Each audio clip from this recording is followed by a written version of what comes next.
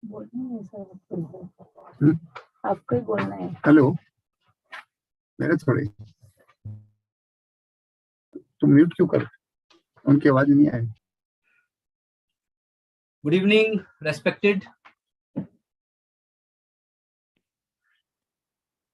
Just a minute.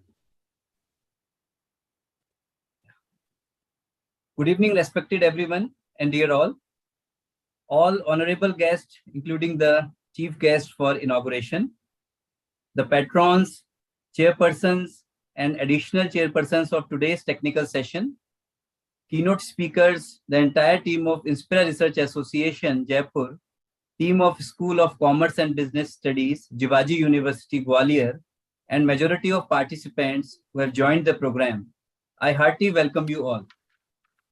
First of all, I invite Professor K.S. Thakur, Head, School of Commerce and Business Studies, Jivaji University, Gwalior, and Conference Secretary, Indian Accounting Association 2022, for the opening remarks on behalf of Jivaji University, Gwalior. Professor K.S. Thakur. Welcome, sir. Thank you. Thank you, sir. Good evening, everyone. I am Professor K.S. Thakur, Head, School of Commerce and Business Studies, Jivaji University, Gwalior. I welcome all the dignitaries and participants to the 11th International Conference on Multidisciplinary Research Practices in Humanities, Business Management, Social Sciences, and Education, jointly organized by School of Commerce and Business Studies, Jivaji University, Gwalior, and Inspira Research Association, Jaipur. We have organized this conference with the aim to provide an interaction and learning platform to professionals, academic experts, researchers, and students to share their views and ideas related to the fields of commerce, business management, economics, education, humanities, information technology, social sciences, applied sciences, etc. In this two-day conference, we will have presentations and discussions on the trends, opportunities, and challenges related to these multiple disciplines and other complementary topics. As we are aware, the world is dealing with COVID-19 pandemic. This pandemic has impacted various sectors and businesses and forced them to innovate. In this conference, we also wish to discuss the opportunities and challenges post this pandemic. We are also providing online publications, opportunities in ISBN, edited books, and national and international peer-reviewed referred journals. I want to thank our Honorable Vice Chancellor, Jivaji University, Gwalior, Professor Avinash Tiwari, for taking the initiative to organize this virtual conference in collaboration with Inspira Jaipur. I request the participants to kindly use this opportunity to increase their knowledge through peer and expert learning. Thank you. Thank you. Thank you. Thank you so much, Professor Thakur, sir. Thank you very much. Thank you, sir.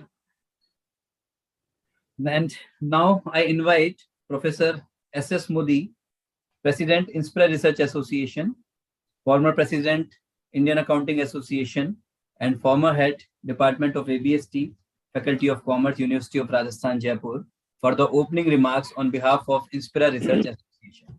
Professor S.S. Modi. Thank you, Dr. Ravikant Modi, General Secretary, Inspira Research Association-IRA. Good evening, one and all.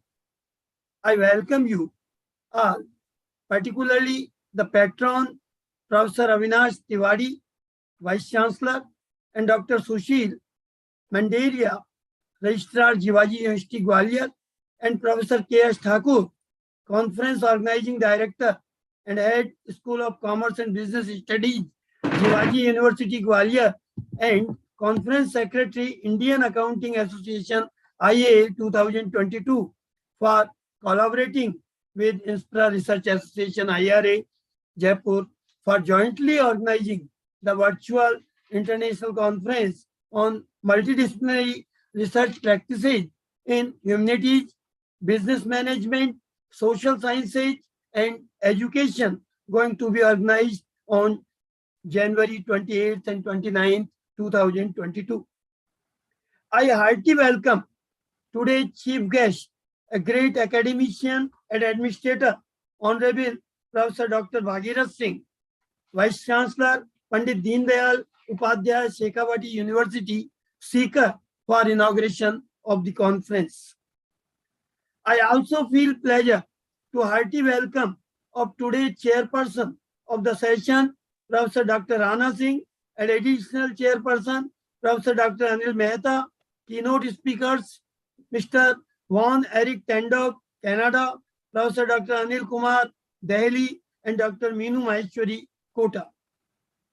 I also welcome to all the guests, entire team of organizing committee from Jivaji University and Inspira Research Association, IRA, and learned participants from all over the country and abroad to give their best and enrich their academic level in the conference. Without them, such conferences can't be successful. The Inspira Research Association is a registered leading organization of academicians, professionals, researchers, and for research development and advancements, established in 2011. It is a non-profit organization dedicated to the promotion and development of research in the fields of management, commerce, economics, taxation, finance, computer science, education, humanities, social sciences, applied sciences, etc. The association regularly publishes 5 peer-reviewed refereed international and national journals with high impact factor and indexed at various prestigious international organizations, namely JMME, JCECS, IJRCMSS, IJEMMA, SSS, and IJIRA quarterly. The IRA also publishes books with ISBN in the above areas and fields.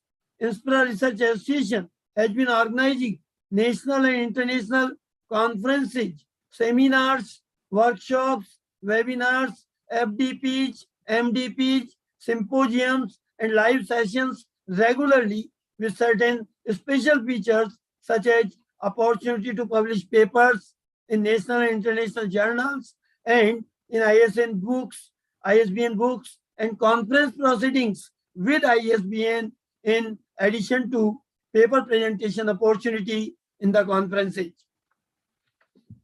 I am happy to inform you that participation response to this conference also is really very, very overwhelming from all parts of the country and abroad. We have received more than 65 papers for presentation on today's session and more than 70 papers for second day's session. For both the days, 12 best paper presentation awards, 6 for each day's session for the conference, would be announced on tomorrow at the valedictory. Inspira Research Association also provide opportunity to participants for availing of academic excellence awards on the basis of their academic achievements during last 3 years, which would also be announced on tomorrow at the valedictory. The main theme of the conference is based on research practices in humanities, business management, social sciences, and education. Humanities research often involves an individual professor researching in a library in order to write a book. The books that result from this study are part of an ongoing dialogue about the meaning and possibilities of human existence that reaches back to ancient times and looks forward to our common future. Research into the human experience adds to our knowledge about our world. Though the work of humanities scholars, we learn about the values of different cultures, about what goes into making a work of art, about how history is made. Out of the key concerns and debates among business scholars is the currency and relevance of business curricula. While core courses and electives follow the organization of business schools in functional silos, the issue is whether boundary spanning courses or cross-disciplinary courses might better address the problem of keeping business curricula up to date. Business education has demonstrated unprecedented growth since the first bachelor's program in 1881 was offered at the University of Pennsylvania in 1881. It is said that through the effects of businessmen, a program was developed that included courses in accounting, mercantile law, economics, finance, and statistics. Such courses are still considered as cornerstones of any modern business education program. Over the past century, business education has held a unique position with business schools serving as knowledge creation institutions, though through research and by delivering substantial amounts of bachelor and master graduates. Educational research refers to a systematic attempt to gain a better understanding of the educational process, generally with a view in improving its efficiency. It is an application of scientific method in the study of educational problems. Educational research involves teaching and learning methods by empowering you with data to help you teach and lead more strategically and effectively. Educational research helps students apply their knowledge to practical situations. Looking to the need of our National Education Policy, NEP 2021, has been introduced to enhance the quality of education equally for strengthening India as a global superpower. The NEP was drafted by a panel of experts by former ISRO Chief Kasturi Rangan, considering every issue from school to college to employment.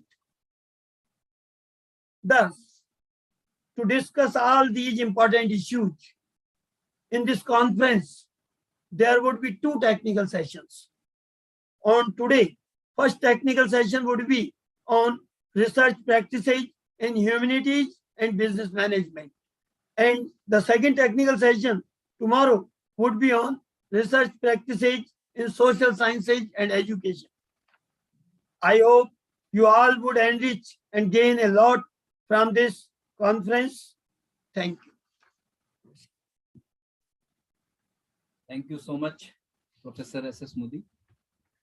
And now I would like to request Dr. R.T. Chopra, Joint Secretary, Inspira Research Association, to invite and welcome our today's chief guest, Professor Rana Singh, Vice Chancellor, Pandit Deen Dayal Upadhyay, Shekhawati University, Sikar. Dr. R.T. Chopra. Thank you so much, sir. Kindly let me know if I'm audible. Yeah, please. Okay. So thank you so much, Captain Dr. R.K. Modi, for bestowing this pleasure to me to introduce our honorable chief guest.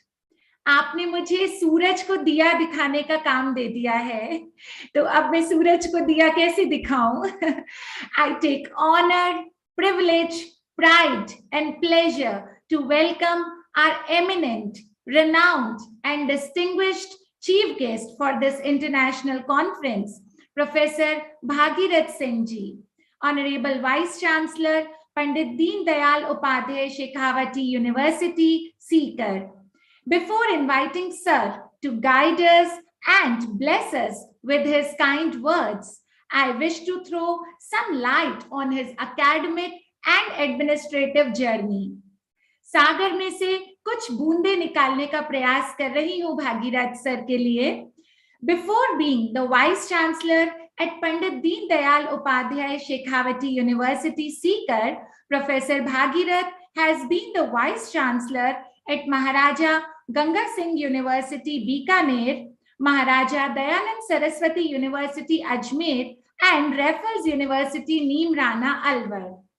Professor Bhagirath Singh has been the President of Indian Commerce Association and Member Advisor at ICSSR, New Delhi.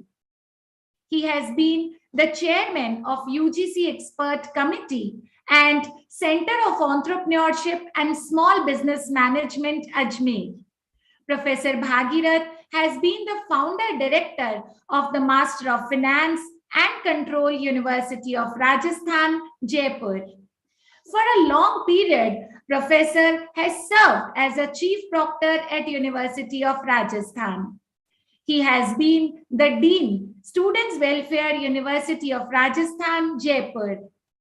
He was the convener of Board of Studies, Department of Economic Administration and Financial Management, University of Rajasthan, Jaipur. All India Commerce and Management Talent Search Examination, and many other academic committees. Professor Bhagirath Singh has over 40 years of teaching and administrative experience, during which 24 PhDs have been awarded under his able guidance. Professor Singh has authored several books on research methodology and quantitative techniques. Professor Bhagirath Singh has visited countries like Singapore and Dubai for various academic pursuits. Sir, with folded hands, we invite you to bless us, to inspire us, and guide us with your kind words. Professor Bhagirath Singh, sir.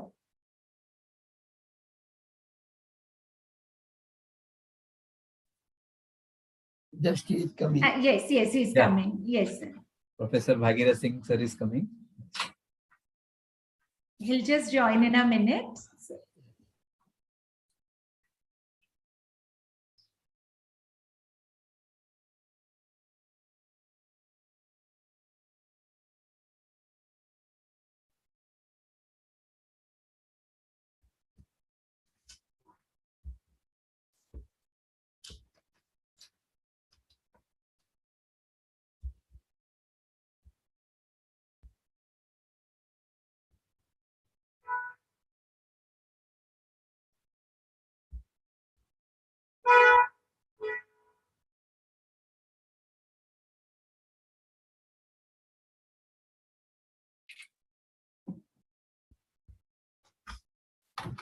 Professor Singh, with folded hands, we invite you to bless us and inspire us with your kind words.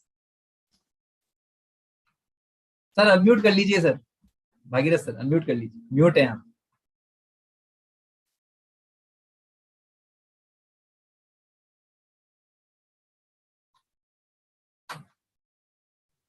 हाँ sir बिल्कुल अब आ रही है. Yes sir.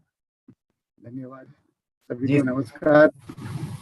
और विशेष रूप से professor Modi जो इप्रा के प्रेसिडेंट हैं, उनको विशेष रूप से मैं बधाई देता हूं कि इस प्रकार का आयोजन किया. मुझे इसके लिए उपयुक्त समझा और मुझे इसके लिए ऑनर दिया. और जीवाजी यूनिवर्सिटी के वाइस चांसलर तिवारी साहब का विशेष जो मेरे मित्र भी हैं, और मैं विशेष रूप से ठाकुर साहब का, जो आपकी इस कॉन्फ्रेंस में आपके साथ जुड़े हुए हैं, इन सभी को आज की इस आयोजन के लिए बधाई देता हूं और इस कॉन्फ्रेंस के जो सक्सेस होने के लिए सफलता की कामना करता हूं। आज का इस कॉन्फ्रेंस का जो आपका टॉपिक है मल्टी डिसिप्लिनरी रिसर्च प्रैक्टिसेस, ये काफी लंबा आपका विषय है और सारे डिसिप्लिन्स इसमें लिए आपने, कॉमर्स, मैनेजमेंट, आपने साइंस, सोशल साइंस, जितने एस्पेक्ट्स हैं। मेरा आपसे ज़्यादा है कि कम से कम अपने को रिसर्च जैसे सब्जेक्ट में माइक्रो लेवल का स्पेसिफिक स्टडी हो तो और भी ज़्यादा अच्छा था, लेकिन क्योंकि आपने बहुत इंटरनेशनल और नेशनल कॉन्फ्रेंस कराते हैं तो आपका काफ़ी अनुभव है और विशेष रूप से जो प्रैक्टिसेज हैं, क्योंकि प्रैक्टिसेज में बड़े अलग अलग मीनिंग्स लिए जा सकते हैं। तो स्टेटस इन प्रेजेंट टाइम में क्या स्टेटस है रिसर्च का, लेकिन प्रैक्टिसेज क्या रिसर्च की है, क्योंकि थ्योरी रिसर्च, जो theory and practices are reciprocal relationship between theory and research and conversational relationship between theory and research. Theory किस प्रकार की होती है और उसे किस प्रकार की रिसर्च निकलती है और उससे कैसे टीचिंग, बेटर टीचिंग की जा सकती है। तो हमारी जितनी थ्योरी बिल्डिंग है वो हमारी रिसर्च से बेस्ड है। तो हमारी किस प्रकार की जो रिसर्च है, तो आज हम ये देखते हैं कि जैसे कॉमर्स सब्जेक्ट है, इकोनॉमिक सब्जेक्ट है या दूसरे सोशल साइंस है, इंडिया में किसी की कोई थ्योरी नहीं डेवलप हुई।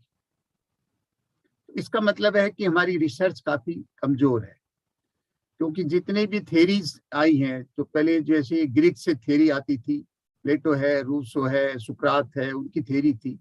उसके बाद जर्मनी जो के लोग हैं उनकी थ्योरीज है।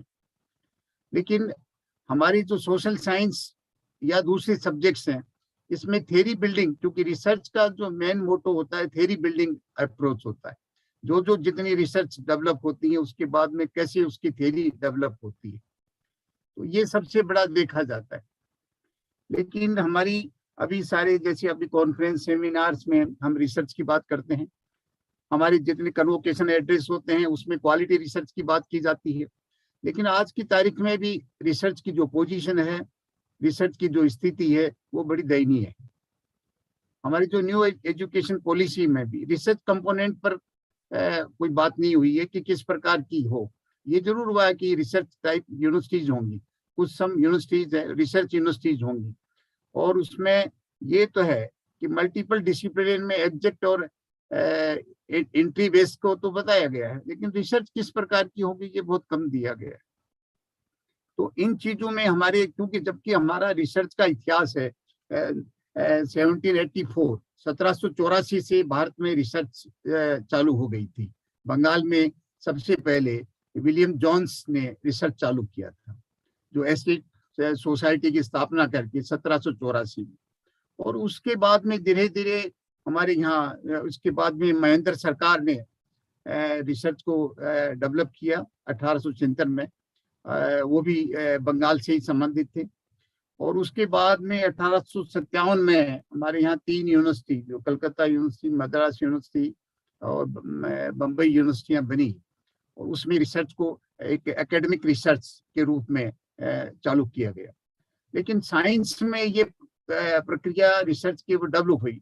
महेंद्र शाह है, होमी जे भाभा है, Tata institute of fundamental research है, शांति स्वरूप भटनागर है, जेसी बोस है, बीरबल सानी है, रामानुज है। ये सारे एक बड़ी फहरिस्त है नामों की जो साइंस में रिसर्च को डेवलप किया।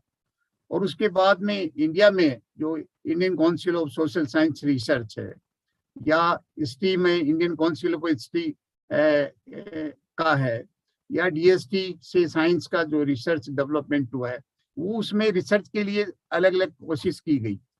लेकिन अभी भी अपने जो एकेडमिक रिसर्च है ये खाली डॉक्टरेट बेस्ड रिसर्च है, कि यूनिवर्सिटीज में केवल डॉक्टरेट की पढ़ाई होती है, लेकिन रिसर्च की जो बेसिक्स हैं कि वो अभी भी बहुत पुअर है कि किस प्रकार की रिसर्च है, कि रिसर्च कौन सी रिसर्च की जाए, और नेचर ऑफ दी आपका रिसर्च का ऊपर निर्भर करता है किस नेचर की रिसर्च है, तो कौन सी रिसर्च होगी, एक्सपेरिमेंट रिसर्च होगी, नॉर्मेटिव रिसर्च होगी, या किस सब्जेक्ट का किस प्रकार एक मल्टीडिसिप्लिनरी रिसर्च को हम डेवलप कर सकते हैं। तो ये सबसे बड़ी चीज है कि हम किस प्रकार जो रिसर्च करते हैं। तो उसमें सबसे बड़ी जो कमी है कि प्रॉब्लम ही नहीं,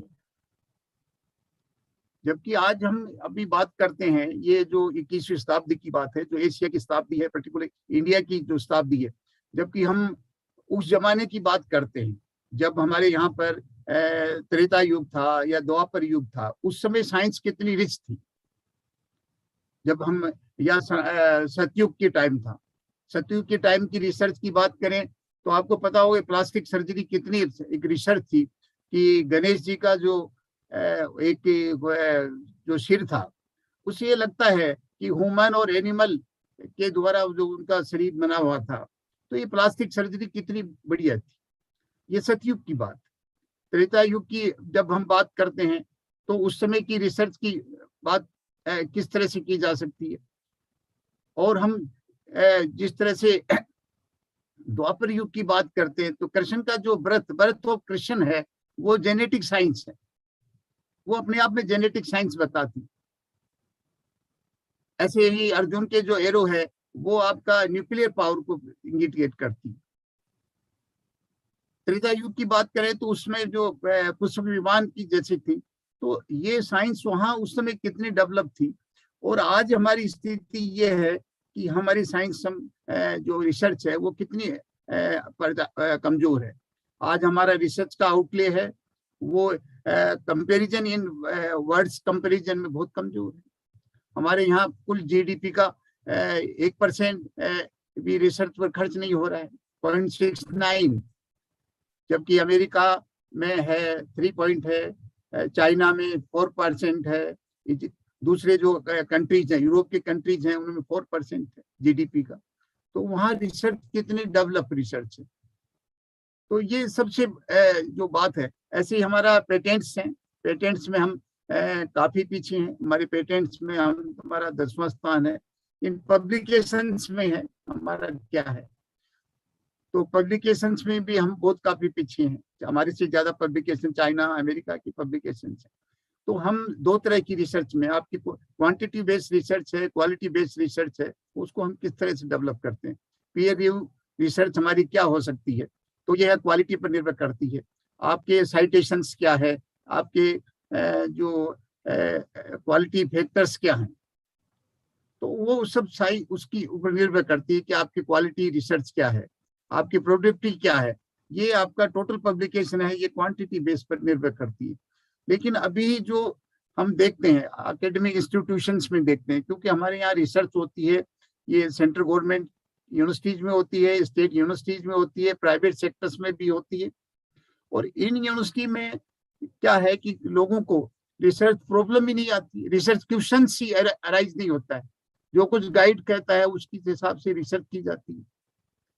तो सबसे पहले रिसर्च क्वेश्चन ही डेवलप नहीं होता, प्रॉब्लम अराइज ही नहीं होती है। जब प्रॉब्लम नहीं अराइज हो तो कैसे रिसर्च की जा सकती। फिर सबसे बड़ी बात है कि सोर्स, रिसर्च के सोर्स है, डेटा सोर्स कलेक्शन ही नहीं है। जितनी रिसर्च है वो सेकेंडरी सोर्स ऑफ हो रही है, क्योंकि कुछ रिसर्च तो हो सकती है, जैसे बहुत सी रिसर्च है, ह्यूमैनिटीज की रिसर्च है आपकी, तो ये लाइब्रेरी बेस्ड रिसर्च हो सकती है ह्यूमैनिटीज की रिसर्च, क्योंकि ये ऑटोबायोग्राफी पे निर्भर कर सकती है, किसी की डायरी है उसके ऊपर रिसर्च हो सकती है। जैसे बर्नार्ड साहब पर रिसर्च हुई है, उनकी डायरियों पर हुई, बहुत से लोगों की ऑटोबायोग्राफी से रिसर्च हुई। लेकिन अधिकतर जो इंपेरिकल स्टडीज हैं, पर्टिकुलर साइंस में और कॉमर्स में, उन स्टडीज को हम केवल सेकेंडरी डेटा पर भी निर्भर करें, ये रिसर्च के अंदर कमजोर स्थिति है। क्योंकि जो प्राइमरी डेटा है उनके सोर्सेज जो इंटरव्यू के माध्यम से, आपके क्वेश्चनर्स के माध्यम से, या किसी दूसरे शेड्यूल्स या इनके ऑब्जर्वेशन के माध्यम से प्राप्त करें, वो बहुत कम होता है। और इस प्रकार बहुत सी हाइपोथेसिस डेवलप नहीं होती हैं।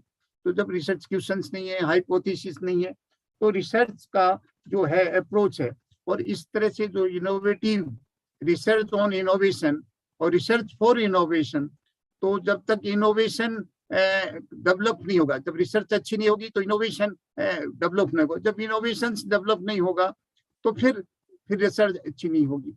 और इसी तरह से रिसर्च से आपको धीरे धीरे आपका टीचिंग भी कमजोर होती है। इसलिए रिसर्च के लिए हमें ट्रेन वर्कशॉप्स होनी चाहिए, ट्रेंड होना, लोगों को ट्रेनिंग सिस्टम डेवलप होना चाहिए, किस तरह से वो अट्रैक्ट हो सकते हैं, रिटेन कर सकते हैं, और इस प्रकार की रिसर्च को हम आगे डेवलप करना चाहिए। और इसमें रिसर्च को ज्यादा से ज्यादा किस तरह से फंडिंग डेवलप किए जा सकते हैं, कैसे स्कॉलरशिप दी जा सकती है, और मल्टी डिसिप्लिनरी जो अप्रोच आने वाली जो न्यू एजुकेशन पॉलिसी में जो आ रही है, और उसको किस प्रकार से हम आगे ला सकते हैं और कैसे कर सकते हैं। इस सोच के साथ अपने को ये सोचना चाहिए कि हमारे यहाँ जो रिसर्च हो रही है वो आज भी ये है कि हमारी जो रिसर्च है उसकी कैसी वैलिडिटी हम डेवलप कर सकते हैं, कैसे उसकी वो हमारी रिसर्च है वो एक तरह की रिप्रेजेंटेटिव रिसर्च है या नहीं, और इस रिसर्च की क्या रिलायबिलिटी है, सोसाइटी में क्या रिलायबिलिटी है, और जो हमारी रिसर्च हो रही है वो क्या लोकल इश्यूज पर आधारित है, क्या नीड बेस्ड उसकी अप्रोच है क्या। जब तक नीड बेस्ड उसकी अप्रोच नहीं हो और सोसाइटी डिजायरेबल रिसर्च नहीं हो, क्योंकि सोसाइटी किस चीज को डिजायर करती है, एकेडमिया और इंडस्ट्री का कोरिलेशन क्या हो, तो उस आधार से लोकल इश्यूज पे, इंडिजिनियस आइटम्स पर रिसर्च होनी चाहिए। और जो पीपल सेंट्रिक रिसर्च पर ज्यादा से ज्यादा जोर देना चाहिए।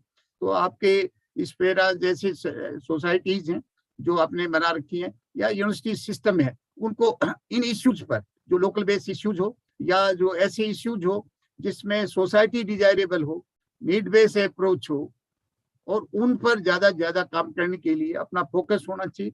और मैं समझता हूं कि आज के जो जिन लोगों ने पेपर प्रेजेंट कर रहे हैं, जो यहाँ डेलिब्रेशन और डिस्कशन होंगे, उस डिस्कशन में जो कंक्लूड होगा वो इस बात पर किया जाना चाहिए कि खास तौर से हमारी जो क्वालिटी रिसर्च है उसको हम कैसे इम्प्रूव कर सकते हैं, उसका इनोवेशन के साथ उसको कैसे टाई अप किया जा सकता है, और उसके साथ में हम सोसाइटी डिजायरेबल रिसर्च को कैसे आगे बढ़ा सकते हैं, और इंडस्ट्री से हमारा क्या रिसर्च से लिंक हो सकता है। इन सब सवालों के साथ में हमारी रिसर्च को अपने रिच बनाने के लिए हमें कोशिश करनी चाहिए।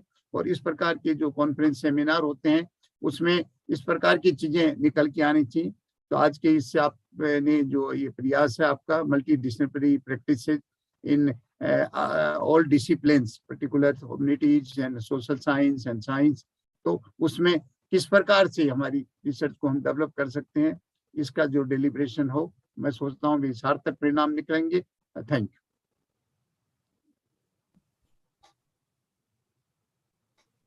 Thank you so much sir. कहते हैं कुछ करना है तो डट कर चल, कुछ करना है तो डट कर चल, थोड़ा दुनिया से हट कर चल।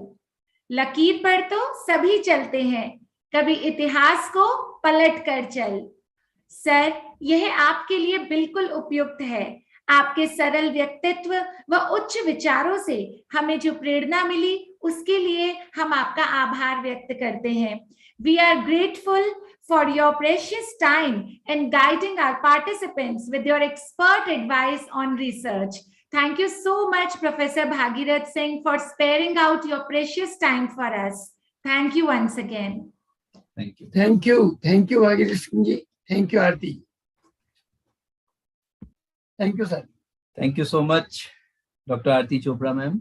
And once again, I would like to thank Professor Bhagirath Singh ji, who spared his valuable time for this event. Thank you so much, sir. And now I welcome our today's chairperson, Professor Dr. Rana Singh, ex-Vice Chancellor and CEO, 3rd E, Sanskriti University, Mathura, and former Director, Institutional Effectiveness, University of Jazeera, Dubai, UAE. Professor Rana Singh is a techno-business professional having over 2 decades of experience in the domain of academics, research, training, quality assurance, accreditation, entrepreneurship, and consulting. He has also been member in NAC committee to review the accredited institutions and University of Himachal Pradesh. Professor Singh is an MBA gold medalist with specialization in finance and PhD in management. He has also trunky experience in setting up and promoting private university and technical institutions approved by national, international regulatory bodies on trunky basis. Professor Singh has authored books on Know Everything About Corporate Social Responsibility, CSR, Case Studies, Best Practices in CSR, Learning and Future Ahead, Insurance, Master Strokes Investments, How to Organize Successful Press Conference, and Treasury Management. He has conducted various MDPs, particularly in finance, insurance, portfolio management, and equity research. He has provided consultancy to various corporate entities in the areas of financial management, technology-enabled initiatives, e-commerce, and related areas.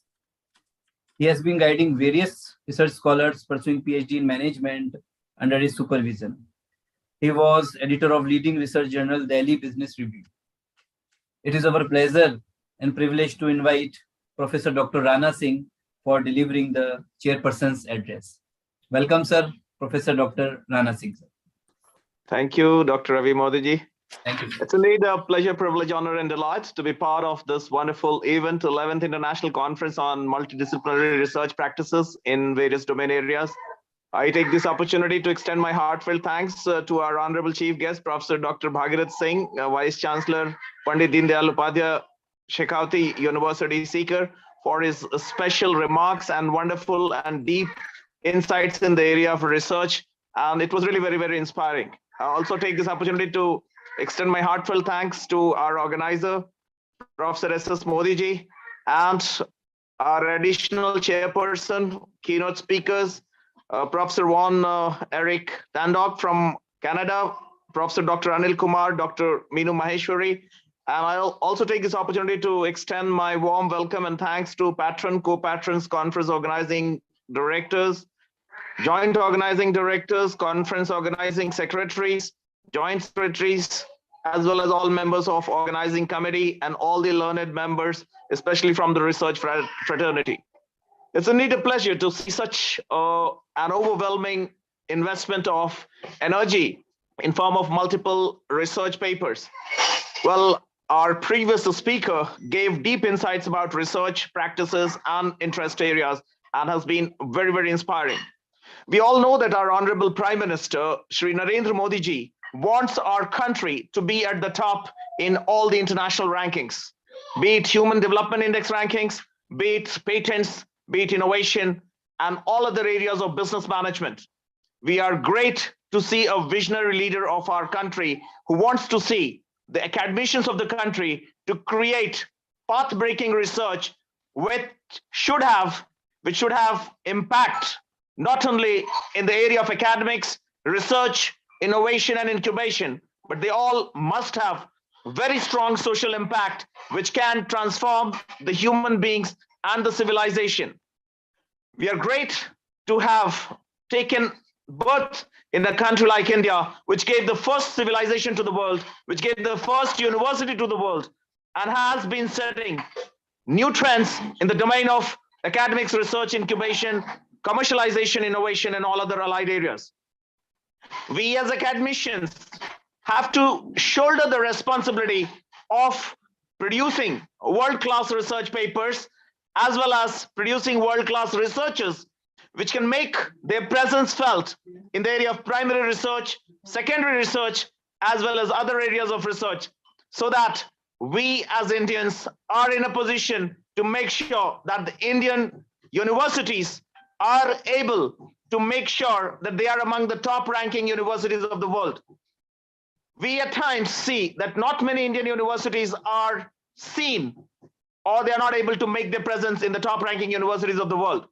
So here is an opportunity for us as academicians to make sure that we inspire the spirit of research at the primary level, secondary level, as well as at the undergraduate, postgraduate, and doctoral and postdoctoral level, so that we are able to see translational research, multidisciplinary research, as well as other areas of research contributing phenomenally to the domain of academics and all other allied areas. Now, here is the opportunity for us to see how we as academicians should make a structured plan to make sure that our researchers are contributing within the country as well as outside the country.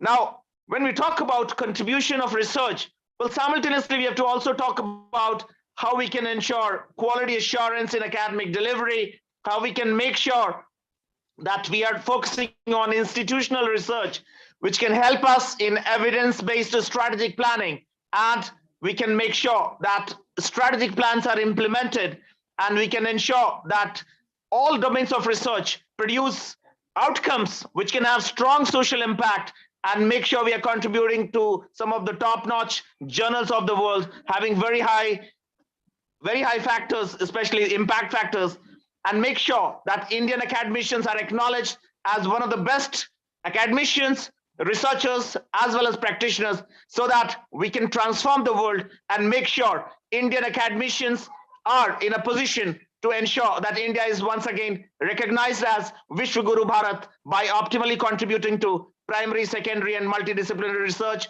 as well as translational research. I take this opportunity to thank all the organizers, as well as all the participants who have taken pains and who have made sincere efforts to contribute to the domain of research, to take India and Indian academic fraternity and Indian universities to newer heights. I wish to see a great success of this event and make sure that this becomes a trendsetter and sets new benchmarks of excellence in the domain of research. Thank you very much, and look forward to all the wonderful deliberations. Thanks, and have a wonderful day ahead. Thank you so much. Thank you. Thank you so much, Professor Rana Singh, sir. I wish to extend my heartful gratitude towards Professor Rana Singh, who has taken out a part of his valuable time to grace the occasion and bless us with his pulse of wisdom. And sir, your presence carries a lot of meaning and encouragement for us, not only today, but you have always been there to support and guide us with your profound knowledge. I once again thank you for accepting our invitation to be the chairperson for today's session. Thank you so much, Professor Dr. Rana. Thank you so much. And now I would like to welcome Professor Dr. Anil Mehta, Professor, School of Legal Studies, Banasthali University, Banasthali, and former head, Department of Business Administration, University of Rajasthan, Jaipur, and the additional chairperson for today's session, and who is also the Vice President of Inspira Research Association. I welcome and invite Professor Anil Mehta for delivering the additional chairperson's speech. Professor Mehta, sir. Thank you, Dr. Captain Ravi Modi. Thank you, sir. Esteemed Chairperson, Professor Rana Singh, Chief Guest, and our senior colleague in University of Rajasthan, and a very good friend, Professor Bhagirath Singh. Keynote speakers, Dr. Eric Tandop, Professor Anil Kumar, and Dr. Meenu Maheshwari. Our patron and President of IRA, Professor S.S. Modi, Joint Secretary, Dr. Aarti Chopra. Other distinguished persons, Professor K.S. Thakur, Professor Avinash, and other friends and dear delegates and participants. Indeed, a great pleasure for Inspira team for continuously organizing wonderful conferences, seminars, and workshops. And this 11th International Conference is perhaps another important milestone. In fact, this association has done a very pioneer work to motivate, to inspire, and to educate young, bright research scholars. And that's the reason why IRA is getting overwhelming response in all its programs. I'm really happy to note that this particular conference has been devoted on research what are the practices and trends in research in different domains. And with this purpose, papers have been invited. As far as number of PhDs are concerned, the number is very, very high. As far as the research papers are concerned, again, because of the career advancement scheme, because of the diagonal growth, every faculty member is contributing research papers in various journals. So as far as the quantity is concerned, no doubt, we are far, far ahead than many countries. But now it's high time that we should focus more and more on the quality of our research papers and the quality of doctoral thesis. And this is not possible unless we follow certain ethical principles, certain norms, rules, and guidelines for research. So now it's a high time that we must focus on particularly on the quality of research, and that is possible only when we are having certain moral values and ethical values as well. In fact, the purpose of research is not merely replication of what has already been done. What is most important is that is contributing something new, something different, and something useful for the society at large. In fact, the purpose of research should not be merely to do the research individually, whether be it social science or education, but now it's a time we should come out with some collaborative research also, and collaborative research is possible only when every researcher is having certain moral and ethical values. In fact, the key role is played by the respondent, those who are participating in the entire research process. So there must be a trustworthy relationship between the researcher and the responses. Unless that trustworthiness is there, perhaps respondents will not respond properly. And the most important thing is that researchers should always keep it in mind that, of course, his or her own goal may be to get a job, maybe for promotion. That is one aspect. But always, researcher must keep it in mind that what will be the value addition, what will be the contribution of his or her research for the society. Of course, nowadays, UGC has made it mandatory that there must be a plagiarism check, whether you are submitting your synopsis or the final thesis. But researcher must practice and adhere to the honesty throughout the research process. He must be very, very objective. There should not be any biasness as far as the conclusions or results are concerned, or the research methodology is concerned. So researcher must be very, very objective, and utmost care must be taken by every researcher in terms of using various techniques and tools of research, even writing of research, even there should not be any minor mistake as far as the final submission of thesis is concerned.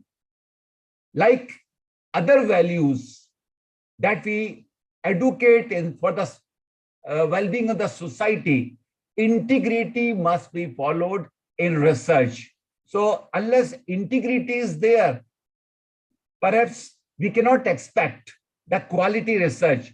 Similarly, research has no meaning unless researcher is very clear that whatever research he conducts, he is going to publish it in leading journals, or it will be bringing out in the form of any book. So unless the final conclusions and results are spreaded, perhaps research will not carry any meaning.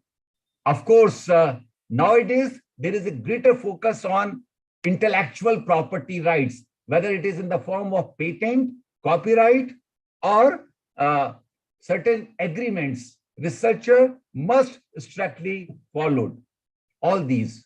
And of course, as already mentioned, that confidentiality must be maintained. Whatever is confidential, whatever is perhaps harming to the respondent, it must not be disclosed in any case.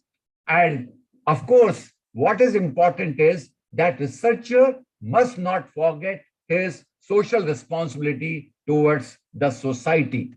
There should not be any discrimination in terms of caste, creed, culture, ethnicity in any way.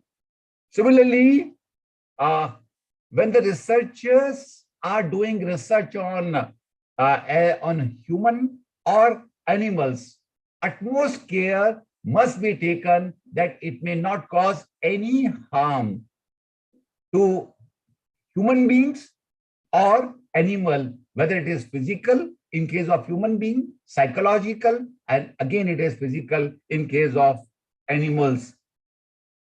Finally, I would say that perhaps doing research contributes in the fund of knowledge, and that is possible only when researcher is a keen learner about the latest advances which are taking place in her or his domain, as well as the latest research tools and techniques which are available.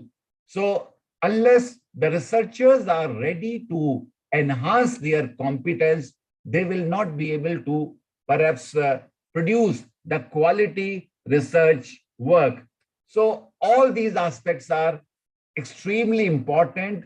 So as Professor Bhagirath Singh and Professor Rana has emphasized, that now the time has come when we must focus on quality of research, value addition in the knowledge and contribution towards the society. That is the need of the hour. I'm quite sure that in this conference, we will see wonderful papers and excellent deliberations as well.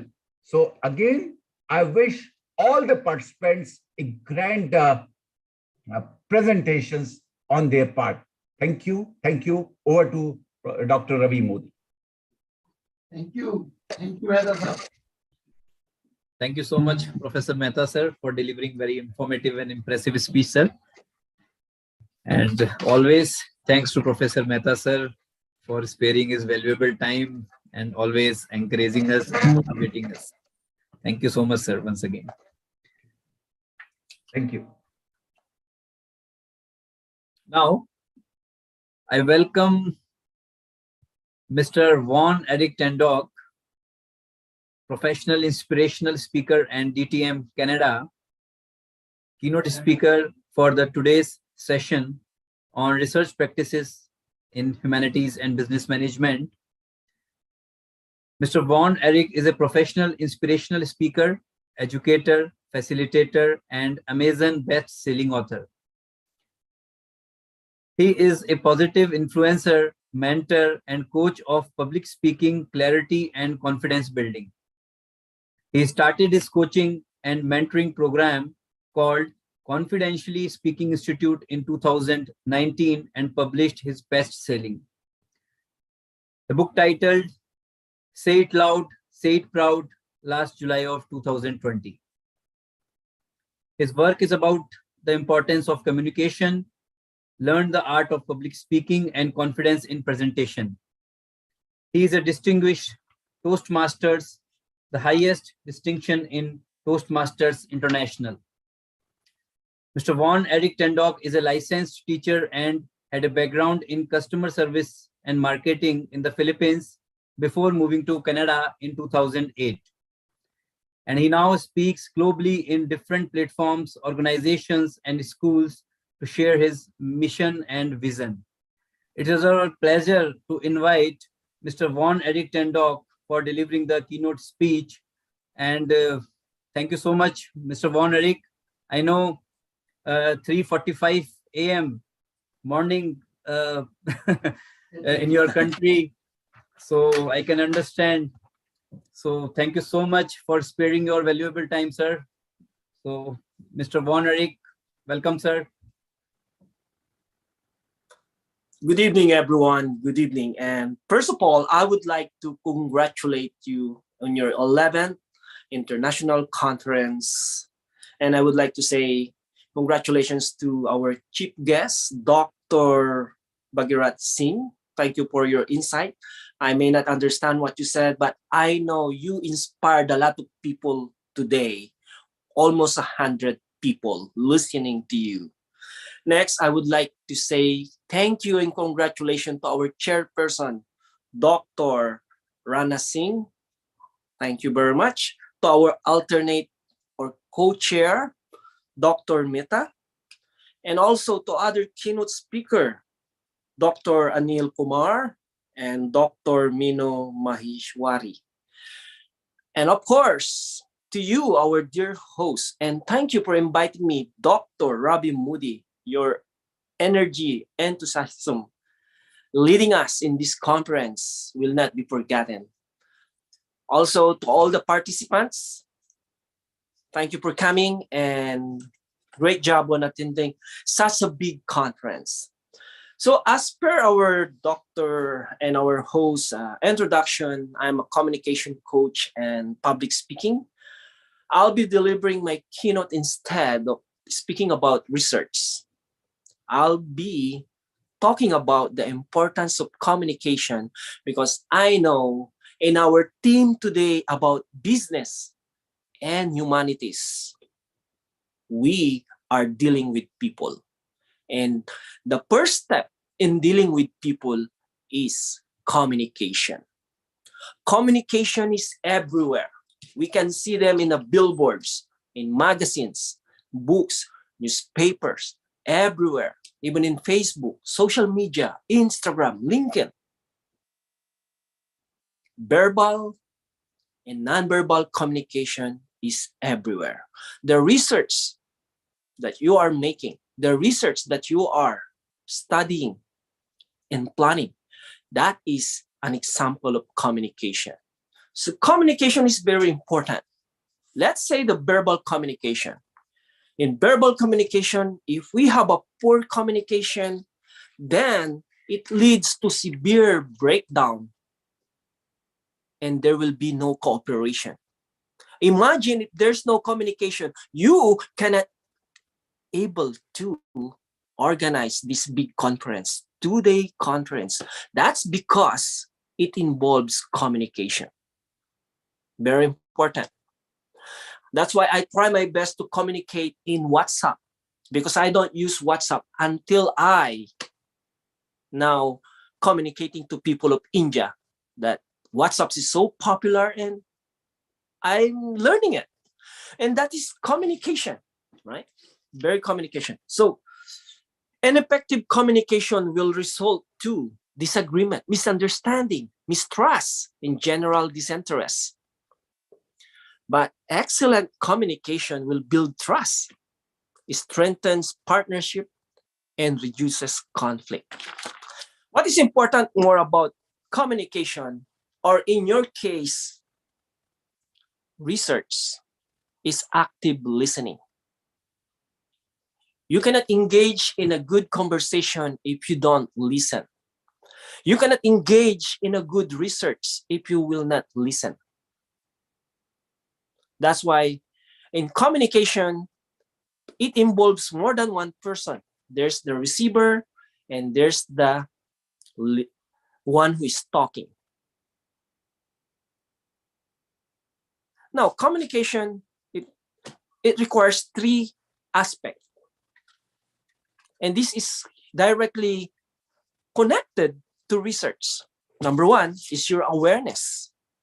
Second one is your practice. And the last one is time.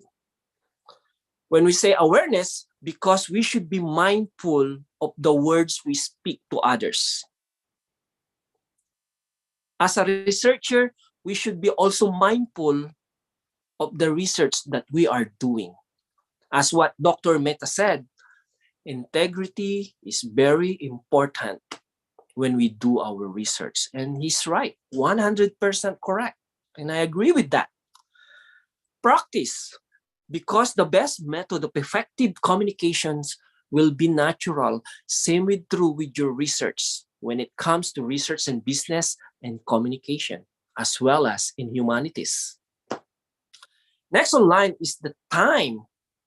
We need time because meaningful messages should not be rushed, and meaningful research is needed to complete that research so that educators, academicians, teachers who will going to read that research, who will going to benefit from that research should not be rushed. So again, I would like to give the importance here of communication when it comes to conference, when it comes to research, particularly in business and humanities. Humanities is one branch of knowledge dealing with people. And as I mentioned earlier, when you deal with people, you deal with communication. With over 90 participants here listening to different speakers today, that is one form of communication because they are actively listening. And when we communicate to them, we should be giving insightful words, insightful wisdom, as what our previous speaker mentioned, like our chief guest, our dear chairperson, our alternate chairperson, and the two more keynote speakers who will going to speak. To sum it up, I would like to summarize what I said.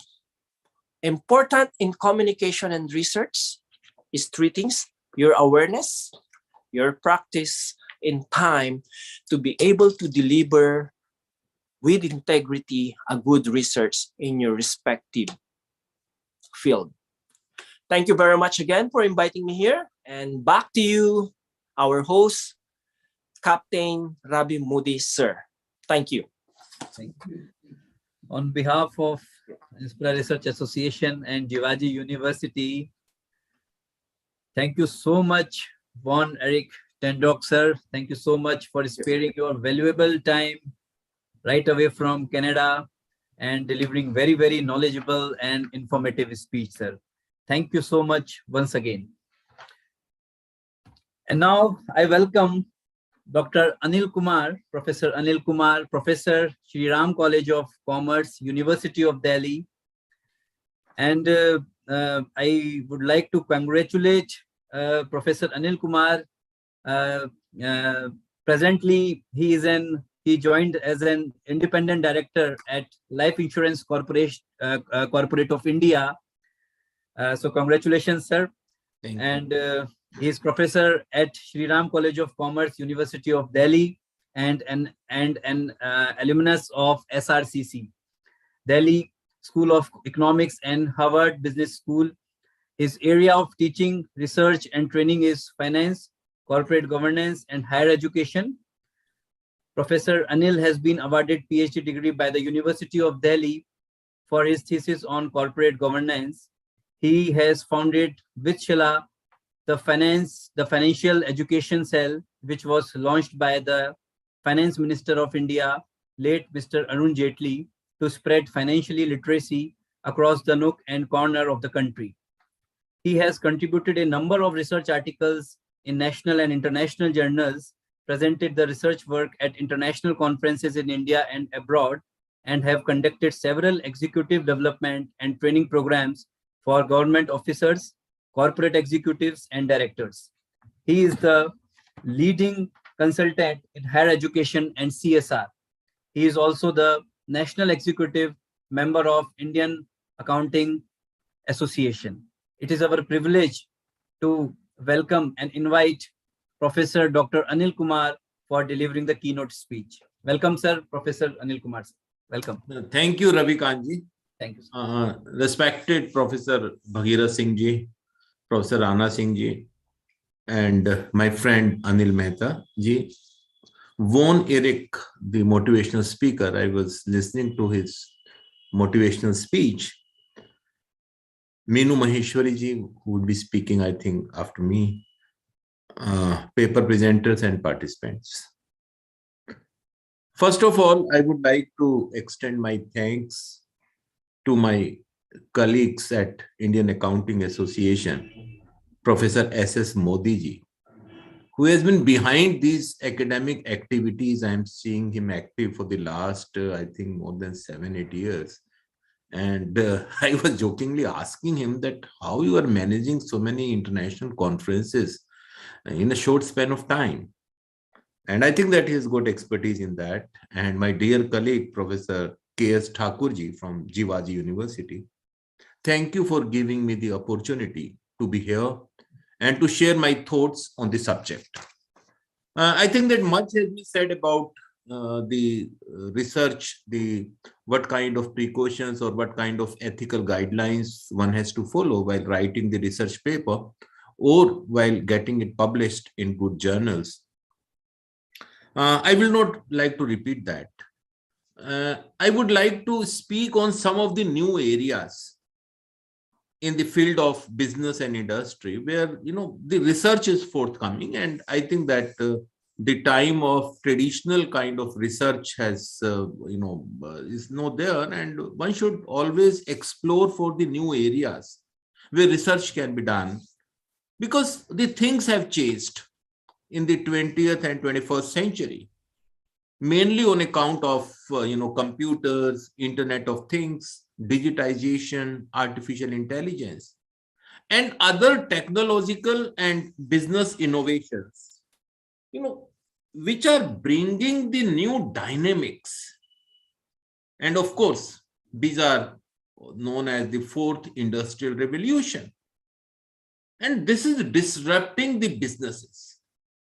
This is forcing the companies to reconsider their existing business models, to reconsider, to organize themselves and to structure the governance of the companies. And the time has come when the researchers will have to reconsider the traditional way of research also. The new business ecosystems are emerging. Everyone is aware of this. All businesses are going digital now. Companies, they have become digital machines, the innovation machines, I would say.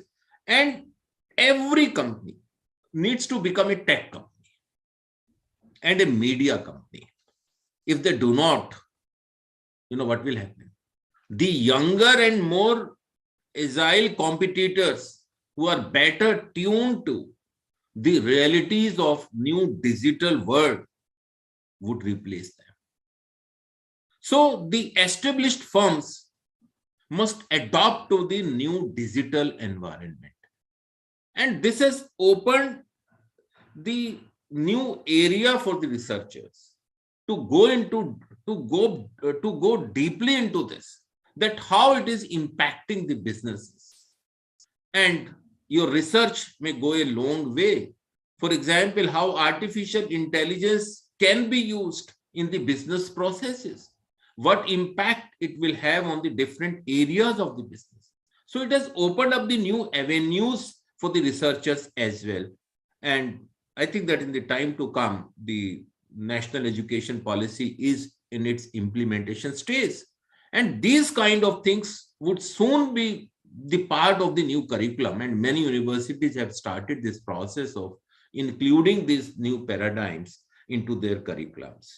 And they are in some professional bodies also as the expert in redrafting their curriculum. And we're doing our best that these kind of new things should be part of the curriculum, even though these are the curriculum for the business and for the industry world. Now, the traditional companies, traditional corporations, it was focused on the accountable board of directors and the management, internal control system, the monitoring processes, the auditing techniques, the transparent disclosure. Many things have been researched on the, the disclosure requirement, the corporate disclosure practices. I think that thousands of theses I've seen come across. These have come on this area, on about the analyzing of the financial statements to predict the financial health of the company, maybe the bank or the insurance companies. Now, this traditional structuring focused basically on creating the value for the shareholders. In the finance also, we have been teaching our students that the goal of finance is maximization of shareholders' value. But now, the new reality, the new ecosystem is emerging, which dictates a new form of engagement with the stakeholders. And all stakeholders, whether these are suppliers, whether these are customers, whether these are employees, these have become very important in taking the business decisions. The COVID pandemic for the last 2 years, it has seen the disruption never thought of. Now suddenly the suppliers have become very important. Suddenly the employees and the health of the employees. This has become very important consideration for every company. What is the health status of the company? How to live with the new realities. So these, that means there is a realignment of the roles of different stakeholders, and these must be taken into consideration. I'll give a simple example. The dividend decision. Many research have been done on this particular area. You know that rate of dividend is recommended by the board of directors and it is approved by the shareholders in the general meeting.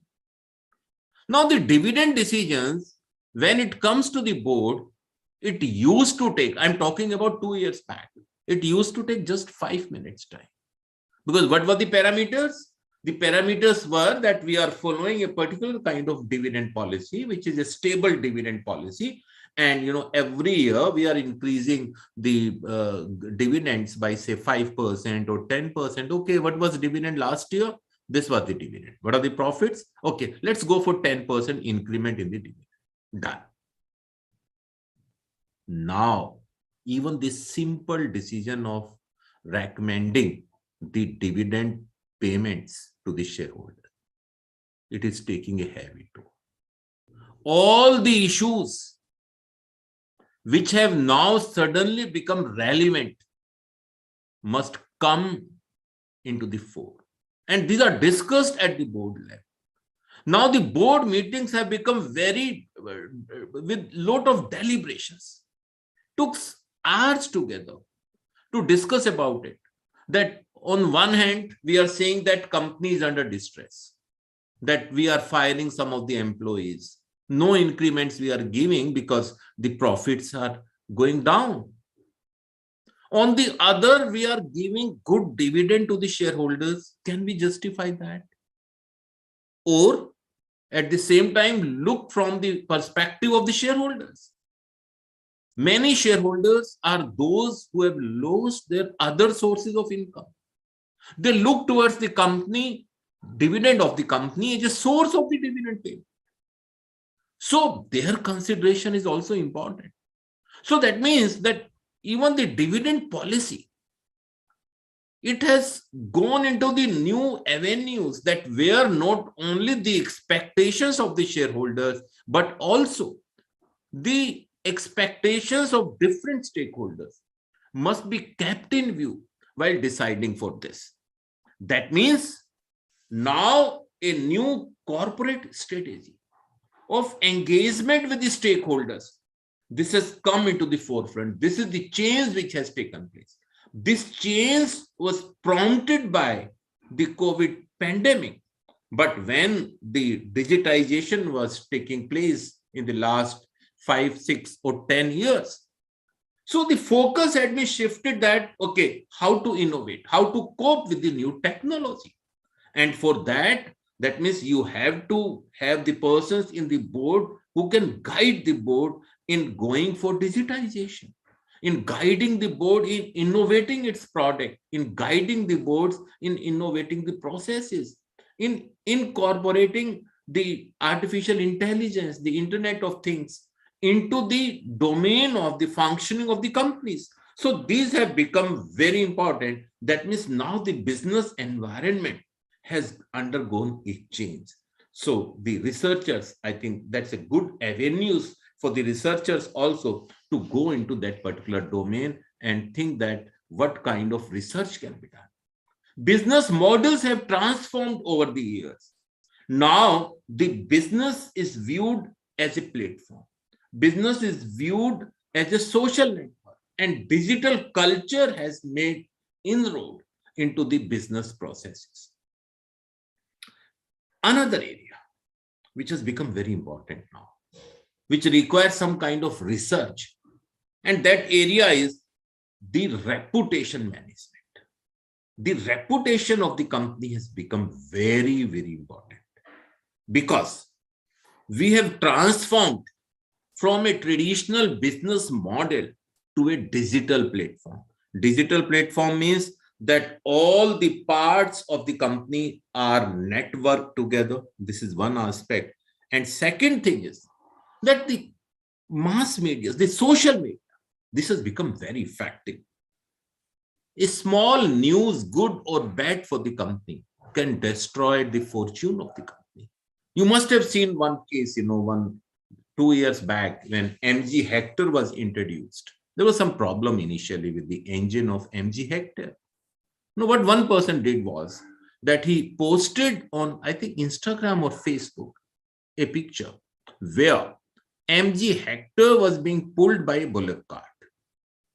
Imagine, it had thousands of likings, thousands of following, and suddenly diminished the image of MG Hector. Those probable customers who were thinking to buy this particular car, they thought twice about it. It had to be managed, and ultimately company managed it very well. So these are some of the issues which have become very, very important. And third point, which I would like to raise is that now data has become very, very important. Someone said rightly that the third world war would not be fought for land, it would be fought for data. So now we are moving from financial capitalism to data capitalism. That means the data has become very important asset for any business. How to protect the data? What kind of ethical factors we must keep in mind while using the data? If we want to share the data, there are some companies which are indulging into buying and selling of the data without the knowledge of the customers. Don't think it is unethical. So these are some of the issues which have come up, and coupled with this is a rise in cyber crimes because of COVID, work from home kind of a culture. Suddenly there has been, tremendous increase in cyber crimes. So what cyber security measures have to be taken? This has become very, very important for the company. And, there are so many cyber attackers. They hijack, they attack your website, they enter into the data system of the company and can do, the harm which one cannot even think of. So these are the factors which have become very important. And as I said in the beginning, the new technologies, that is Industry 4.0, which is prompted by artificial intelligence, prompted by data analytics, Internet of Things, how to integrate the new technology with the humans, how to adopt these technologies for better processes, whether it is HR, whether it is finance, whether it is marketing, and other different functional areas of the business. So I think that we have to keep this in mind, that when we do research, can we gather data through social media? on our websites, we get so many requests that please fill this questionnaire. So how to make use of the WhatsApp and other kind of social media platforms in gathering the data? That has become another important concern for the researchers. So, and of course for the companies also, whatever is there on the LinkedIn, whatever is there on the Facebook.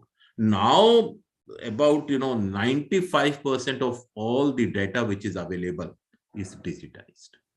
So how to make use of that data?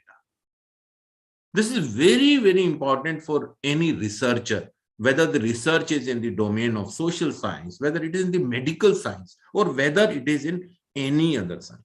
So these are the important changes which have taken place, and I think that which are very much relevant, not only for the academicians as a teacher, but also for the academicians as researchers. So these are some of the thoughts that I thought that I should share with you. And I would like to extend my thanks to the organizer once again, to Inspira, my colleagues, Professor Modi ji and K.S. Thakur ji. And of course, young and energetic Ravi Modi, who has been in the forefront in organizing these kind of events. Thank you very much. Thank you all. And all the participants also for patient hearing. Thank you. Thank you so much, Professor Anil Kumar. On behalf of the organizers of this international conference, I really wish to express the deepest sense of gratitude towards you, sir, for your extremely effective and insightful session. How beautifully, sir, has focused on the contemporary issues in research, digital platforms and the use of AI in research, then ethics in the use of data collection through social media, cyber crimes, and so much more, which are so relevant. So I'm really sure that our participants would have got immensely benefited with your presence and your wisdom, sir. Thank you so much once again. My pleasure.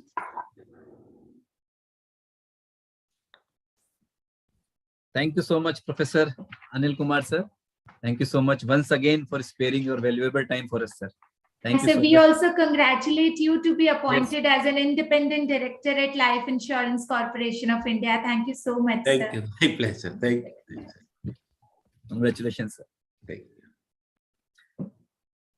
Thank you so much. So now I welcome Dr. Meenu Maheshwari, Associate Professor, Department of Commerce and Management, University of Kota, for delivering the keynote speech. Dr. Maheshwari also possesses professional degree of ICWA from Institute of Cost Accountants, Kolkata. She has been awarded with the National Scholarship from Secondary to MCOM and Departmental Research Fellowship in PhD by University of Rajasthan, Jaipur. Dr. Meenu has completed a UGC major research project entitled Corporate Governance Standard and Disclosure Practices, a case study of BSC Sensex companies. Ma'am has published work includes 98 research articles in peer-reviewed UGC CARE and Scopus Index journals and 20 books, including 4 reference books. Dr. Maheshwari has also presented 84 research papers in national and international conferences, seminars, and webinars. Dr. Meenu Maheshwari has been awarded with the 6 Best Paper Awards for her publications in journals and presentations at various national and international conferences. She has guided 9 MPhil dissertations and 4 research scholars have been awarded PhD degree under her supervision. Presently, Dr. Meenu Maheshwari is guiding 7 research scholars for PhD. She has also guided and supervised more than 100 major research projects of MCOM and MBA students. She is also continuously engaged in shaping quality research in the field of accounting and commerce. It is our pleasure to invite Dr. Meenu Maheshwari for delivering the keynote speech. Welcome, ma'am. Welcome, Dr. Meenu Maheshwari, ma'am. Thank you, Ravi. Thank you. Thank you so much. A very good evening to all. Respected dais, Honorable Vice Chancellor Professor Bhagirath Singh ji, Professor Rana Singh ji, Professor Modi sir, Professor K.S. Thakur sir, Professor Anil Mehta sir, and my co-speakers, Mr. Von Eric and Professor Anil Kumar ji, and dear Ravi Modi. First of all, I wish to congratulate Professor Modi sir and Professor K.S. Thakur sir for an excellent conference with an amazing program and great speakers. Respected Modi sir, really you are doing a great job for the academics and research. This conference is a splendid event, both in terms of intellectual quality and social gratification. My today's topic of presentation is corporate governance and introduction. Corporate governance has become an important policy issue in both developed and developing countries. The researchers, scholars, academicians, practitioners, public men, etc. have envisaged keen interest in this topic. So I have chosen this topic for today's conference. Although Professor Anil Kumar ji is the authority of corporate governance, but I am trying to present my views here.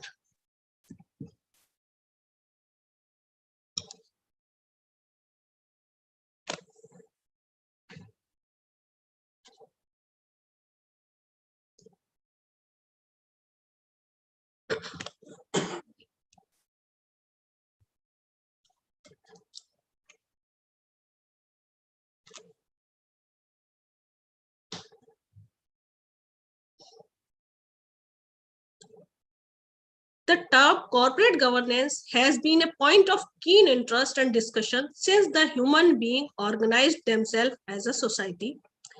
It is evident from Indian ancient literature and scripture, Ramayana, Mahabharata, Vidur Niti, Shukra Niti, Arthashastra, etc., which focus on governance. Indian society has true corporate governance from the past, Ramayana and Krishna, which deeply inspires everyone to be transparent, accountable, which is also the foundation of the corporate governance. The Bhagavad Gita and Indian scripture says infinite opportunity and infinite aspects. In India, it drew attention with the big bull Harshad Mehta scam that was uncovered in April 1992. Though the benefits of good governance have been undertook after years earlier, but the vital need for corporate governance was during the early years of last century when Japan was in recession and US Watergate scandal hit the face of governance. Now the issue of corporate governance came to the force where it is needed to make regulatory framework for the good governance. Now come to the point, what is corporate governance? Corporate governance is a system by which business corporations are directed and controlled in such a manner that it may lay down for the future progress of business. It aims at attaining accountability, transparency, independence, fairness in the business.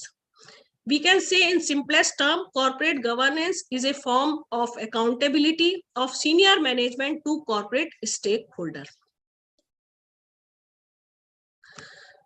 Sometimes we assume that governance and management both are same thing, but when we understand deeply about governance and management, we come to know that governance and management both are slightly different things.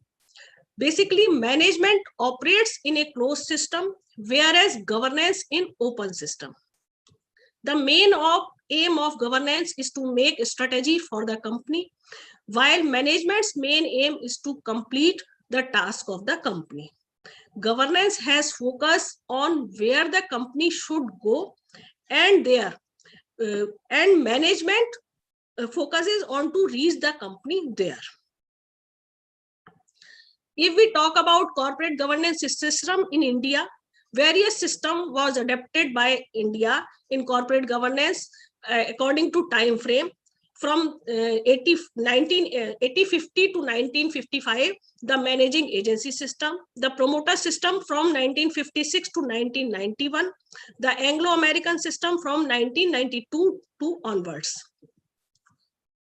If we talk about theories about corporate governance, there are four main basic theories of corporate governance: stewardship theory, agency theory, stakeholders theory, and sociological theory. Stewardship theory is where managers play a role as a steward. Owners and manager relationship is based on trust and belief. Governance system in organization is sociological and physiological. Managers' behavior is pro-organization and trustworthy. There is a great attachment to the company. Whereas in agency theory, managers works as agents. Managers are inspired by their own benefits. Interest of owners and managers are not same. Managers' behavior is opportunistic and self-interest, and there is little attachment to the company. Third, stakeholders theory. In stakeholder theory, according to theory, company is a group of all stakeholders, not only shareholders. The theory recognizes all the stakeholders of the company. Sociological theory. In sociological theory, under the corporate governance, in this theory based where distribution power and wages equitable manner in the society. The sociological theory focuses attention to the equity and fairness in the society. There are various factors which affects corporate governance, which may be internal factors or external factors. Some are internal factors which affects corporate governance, like integrity of the management, ability of the board, advocacy of the process, quality of the corporate reporting, participation of stakeholders, etc., etc. Some are external factors like legal environment of the country, economical environment, institutional setup, competitive changes, the civil society organization, regional cooperation, etc. Now we come to the point, objectives of corporate governance. What is the need of objective of corporate governance? When a business is running very well, manages very well, what is the need of corporate governance? Corporate governance has various objectives like see and improve transparency and disclosure practices in a company, to improve high standard integrity and responsibility, ensure accountability for any act of omission and commission, to facilitate corporate leadership of highest standards, to create risk management system, to ensure fairness and ethical standard of highest standard, define responsibility of the board of director, to attain better corporate performance, to achieve corporate goals by making investment in profitable outlets, and to protect interest of all shareholders as well as all the stakeholders. Corporate governance, various committees. India and all the world has created many committees, and these many committees has presented, suggested various reports, their various suggestions to enhance the quality of corporate governance. Various committee includes at the global level are Cadbury Committee report in 1992, Greenberry Committee, Hempel Committee, OECD Principles, Hicks report, Sarbanes-Oxley Act, King's report second, Turnbull report second, etc., etc. And when we talk about India level, there are various committees in India: Confederation of India Industry, CII 1995, Kumar Mangalam Birla Committee 1999, Naresh Chandra Committee, Narayan Murthy Committee, J.G. Irani Committee, Udayakota Committee, etc. Latest committee is Udayakota Committee 2018. Corporate governance model.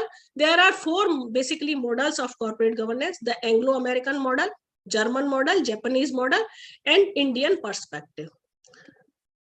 We are not taking much time about various models: Anglo-American model, German model, Japanese model, and last is Indian perspective. In India, ancient time, the king was always considered the representative of the people. The wealth of the state was not the personal wealth of the king. The principle of trusteeship was also followed. Various modern authors have taken tips for good governance from Kautilya Arthashastra. In respect of public enterprise, central government forms the board. This is Indian perspective for corporate governance. Now we come to Sebi's clause 49 of listing agreement. After various committee formed, suggested various rules, various suggestions, various provisions for enhancement of corporate governance, Sebi formed Kumar Mangalam Birla Committee in 1999. After the suggestion of Kumar Manglam Birla Committee, Sebi formed Clause 49. Clause 49 have made various clauses, various provisions related to corporate governance. Mainly are composition of board, definition of independent director, related party transaction, code of conduct, CEO certification, whistleblower policy, etc., etc. After that, after clause 49, various amendment was done in the revised clause 49 in 2009 and 2014 for the enhancement of good corporate governance. After that, the Companies Act 2013 came into existence. The Companies Act 13 also came up upgraded with the corporate governance. The provision of Companies Act 2013 with regard to corporate governance prescribe certain practices that go into building a robust corporate governance structure. Main provisions are these all for the corporate governance under Companies Act 2013. Then came Sebi's LODR regulation 2015. After the Indian Gazette notification 2015, the Sebi's LODR came into existence. Now every company should comply with the provision of Companies Act 2013 and Sebi's LODR 2015. Main following provisions and regulations shall apply for each and every company of India. For related to obligation related to board of director, related to audit committee, nomination and remuneration committee, stakeholder relationship committee, risk management committee, vigil mechanism, related party transactions, subsidiary of listed entity, independent director, etc., etc. Various details are here of Sebi's LODR 2015. Now, every company should comply with Sebi's LODR 2015. These are details of Sebi's LODR 2015. Taking not much time, I am skipping my slides. Now, latest is Udayakota Committee 2018 recommendation. The government of India formed Uday committee under the chairmanship of Udayakota, where this committee has presented its report on October 5, 2017 to Sebi and provided 80 recommendations to improve corporate governance standards. The broad categories of amendments are composition and role of board, institution of independent directors, board committees, monitoring group entities and related parties, accounting and audited related matters, disclosure and transparency, investor participation, etc., to improve corporate governance with very high standards and with world level, global level standards. These are details of board and composition and committee recommendations as per Udayakota committee.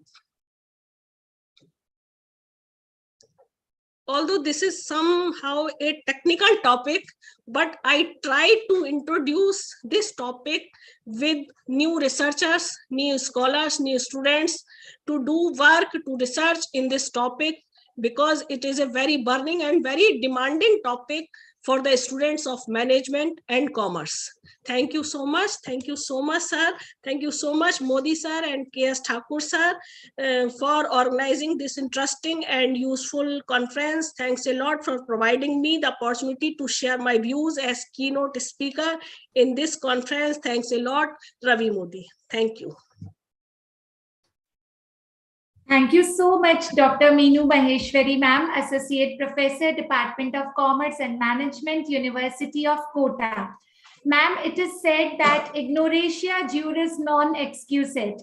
That means ignorance of law is not an excuse. So any businessman, any entrepreneur has to be well aware of the laws, rules, regulations, and amendments in provisions related to business. So beautifully, Dr. Meenu Maheshwari has thrown light on various provisions of corporate governance in such a simple and lucid manner. I am sure, ma'am, our participants must have been highly benefited with your effective presentation. Thank you so much once again, Dr. Meenu Maheshwari, for sparing time for us and enlightening our participants. Thank you, ma'am. Thank you, Aarti, ma'am. Thank you. Thank you. Thank you. Thank you so much, once again, Dr. Meenu ma'am. It was really a wonderful presentation. Thank you so much once again for sparing your valuable time. And now we can start paper presentation by the participants with the permission of Chairpersons, Professor Rana Singh, and our additional Chairperson, Professor Anil Mehta, sir. Can we start, sir? Mehta, sir? Can we start presentation? Yeah, we can start. We can start now. Yeah. One request to all the presenters that please log in with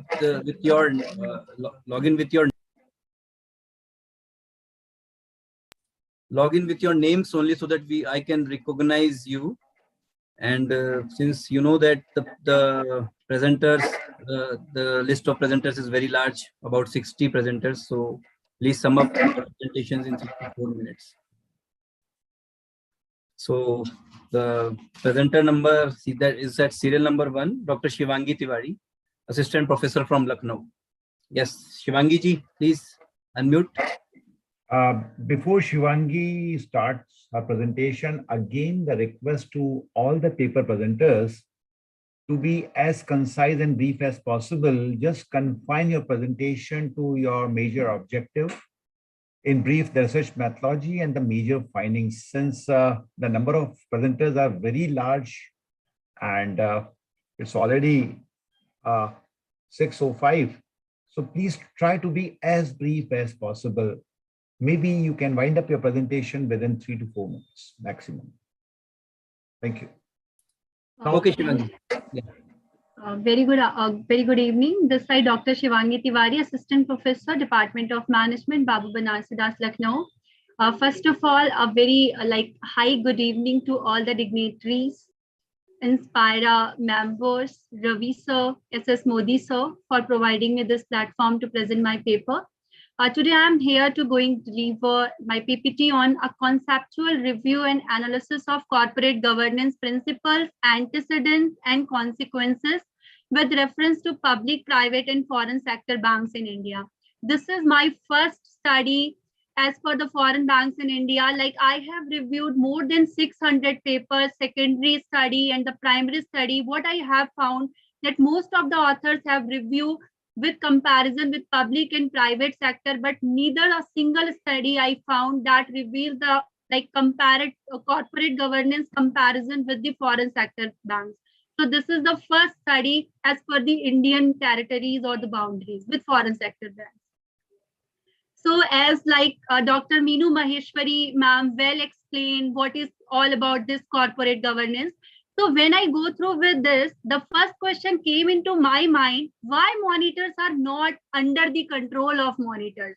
We have Companies Act, we have Sebi regulations, we have number of law. Still there is a large corporate scam, Satyam scam, the very recent IPL scam, Nirav Modi scam. Why all this if we have this much of law? So this provoked me to study that what is the role of corporate governance if we have the monitors and still we are not able to watch or have a complete control on all the scams. So we know the meaning of corporate governance with the explanations of Dr. Meenu Maheshwari ma'am. So how it came, in 1970s, the world-class scam provide the ground for debate and challenge the corporate regulations we know Enron, WorldCam, Tesco, Satyam. So these are the companies who break down the norms of the rules. So corporate governance came into force. I have chosen here 15 banks as per the banking system of the India is entirely different from other industrial systems. For the purpose, I have chosen corporate governance, and this is a face of corporate governance of India, a journey from 1996, 2017, and very soon 2021. Without wasting a time, I move on to my conceptual model. This is the conceptual model I have framed with the reflective scale. This is corporate governance, equitate with accountability, transparency, effectiveness, responsibility, fairness, ISO 26000, CSR, and integrity. What I first did, I have EFA, CFA, I have employed to find out whether all these items form the principle or postulates of corporate governance. Then I have again apply CFA and EFA and CFA to formulate the relationship where CG is good, like where corporate governance is properly followed by the organization, where a corporate cultural values and corporate ethical values are also good or not. This I found. Then the third relationship I found where all the principles are followed, as well cultural as well ethical values are followed. Shall their performance and corporate reputation also improve? With the help of this reflective scale, I have formulated the relationship and find out with the help of EFA and CFA. Dr. Shivangi, please come to the objective and the major point. Right, sir. Like as I already explained in my conceptual model, I have tried to assess the perception of managers and customers in proviso of CG impact on overall value of a bank. As well, I have also tried to assess the CG standard and practices in terms of cultural and ethical values and check out their impact on their business performance and their corporate reputation. Similarly, I have formulated two major hypotheses comprises of 27 sub-hypotheses, like whether CG dimension, antecedents, and consequences are related or not, or there is any kind of impact of all these relationships between CG disclosure practices, attributes, and business performance. I have chosen 30 banks, 10 from each sector. My sample size was 1200. Sampling frame is Delhi, Lucknow, Jaipur, and Dehradun. Generation of scale item totally dependent on the literature review. Construction of the questionnaire based on CG dimensions, antecedents, and consequences. Pilot testing, content validity, phase validity has done to standardize my scale item.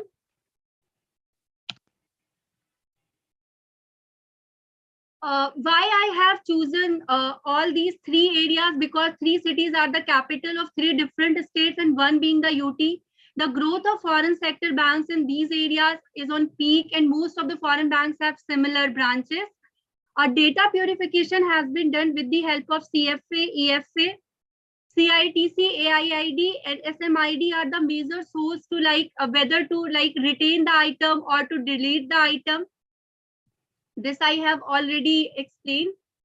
I came to my findings.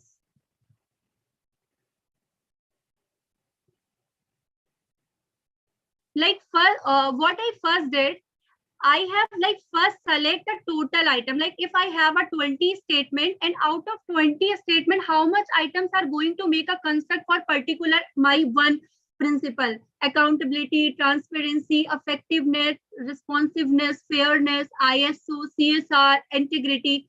Similar a step I have did with the corporate cultural values, corporate ethical values, and business performance, corporate reputations. What I found in in the end, there is an influence of corporate culture, corporate ethical values on corporate governance practices of public sector bank, private sector bank, as well as on the foreign sector bank. This I will as we are shortage of time, I will show you my complete model. Please conclude now. Yeah, yes, sir. Sir, this is the complete model of public, private, and foreign sector bank. You can see with the help of SRW, that is 0.866, which represent if all the banks are following all the principles of corporate governance, there is a direct impact on their corporate reputation, business performance, corporate culture, and corporate ethical value. Like this, I have proved with the help of my conceptual model.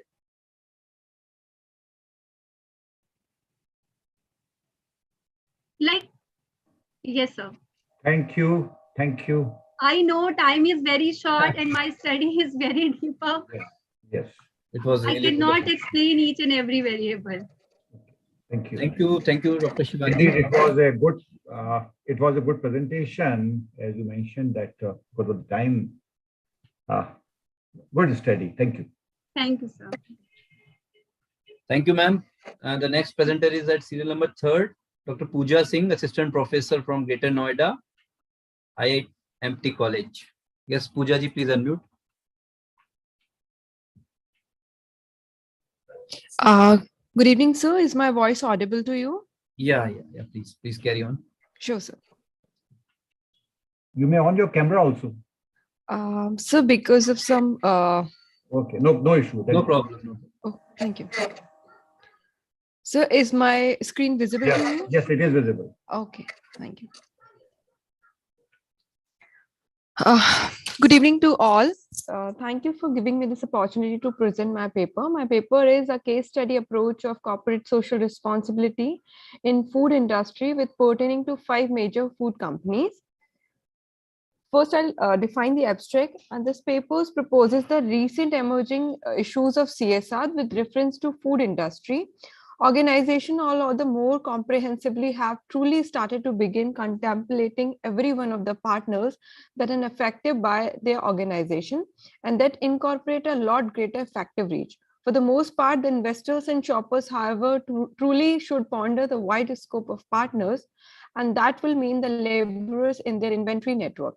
However, it tends to be hard for organization making a completed item to truly screen their whole inventory network. Clearly, detectability is vital and difficult to help provider on the off chance and that they don't have the foggiest idea what their identity is. So basically, I'll conclude this. The conclusion has revealed that the 5 major companies are contributing in a significant manner towards the CSR. Objective of the study are to study the CSR practices in 5 major food companies in a comprehensive manner. And second is to study the recent aspects of CSR in food industry.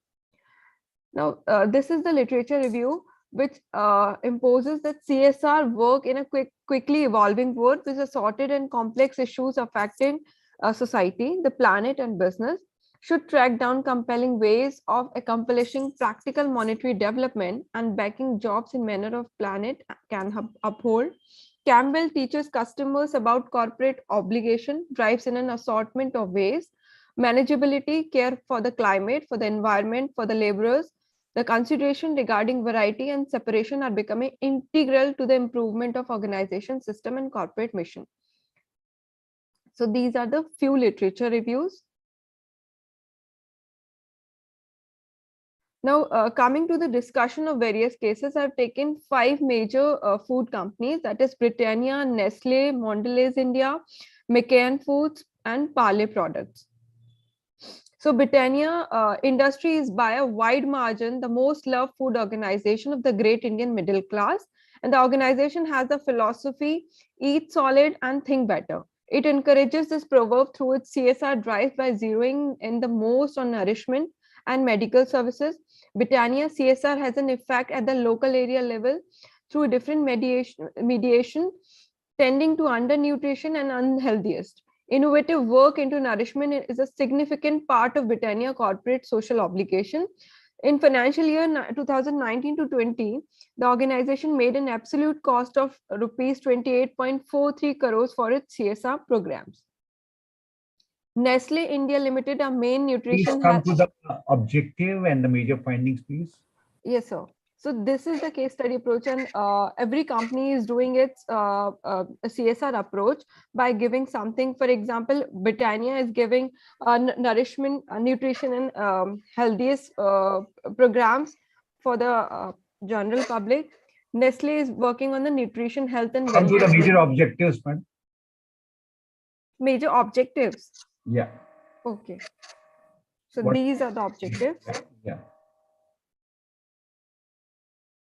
To study the CSR practices in 5 major food companies and to study the recent aspects of CSR in food industry. Okay, fine. Now coming to the findings. So these are the findings which I have written over here.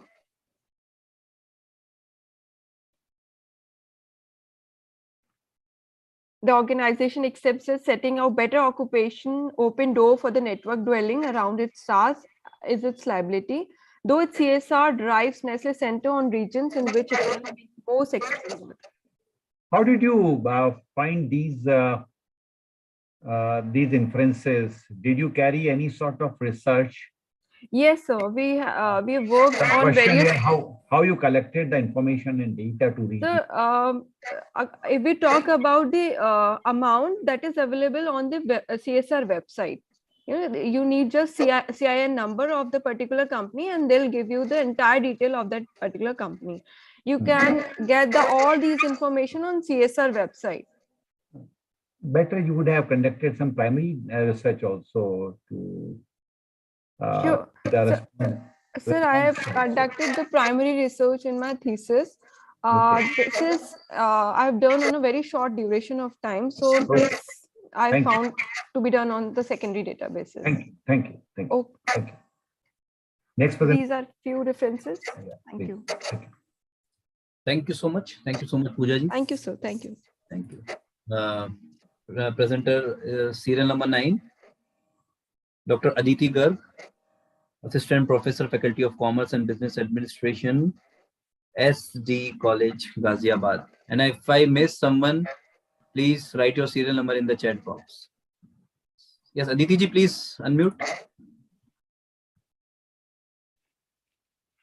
Hello. Yes. Good evening to all. My greetings to all the dignitaries present in this session and all the intellectual gathering. Now I come to my presentation. Let me share my screen.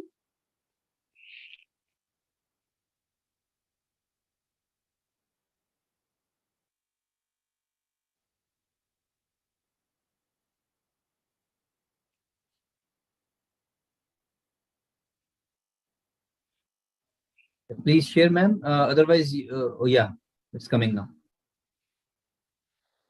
So just a second. No problem. No problem. Now it's okay.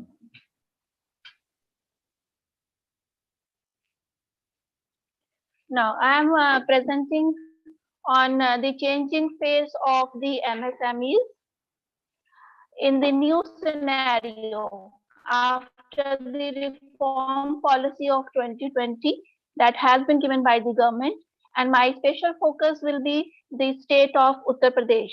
While it is a wide area, in the recent times, I am concentrating on Gautam Buddha Nagar as my study area. I myself, Aditi Garg from SDPG College, Ghaziabad, Assistant Professor of Commerce Department. Now, moving on to the subject area. Now, first I will start with this quote. It is not about making someone perfect. It is about making an effort. And this is my humble effort towards this area.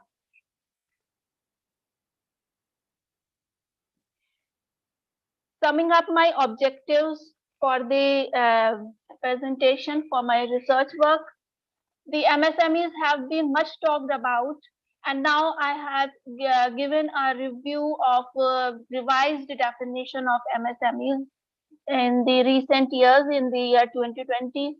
Then I plan to study the plans and schemes that have been given by the government recently.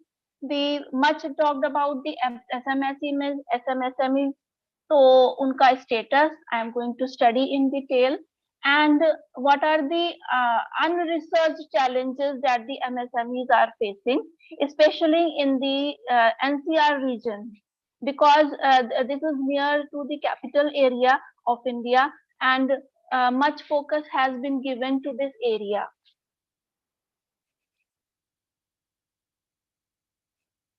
My research methodology will be to study the primary and the secondary data. The primary resources will be the units will be the entrepreneurs in the MSME sector, mostly the unorganized sector. And finally, the secondary sources will be the annual reports that have been published by the government from time to time by the Ministry of SMSME and like.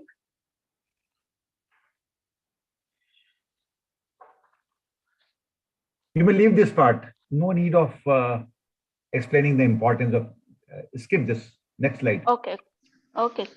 Now, focusing on the schemes, I You have may, you may covered skip them. this part also because it's all available. Yes, sir. Concern about your research, what you have done actually. So I am just focusing on what the No. area, You know, the challenges mainly. focus is I'm on your focusing on research. the challenges. Uh, So I have talked about my efforts. I'm just making an effort toward in this field. So I am focusing on the challenges the SMEs are facing. The small scale industries, the micro, small and medium, they are facing.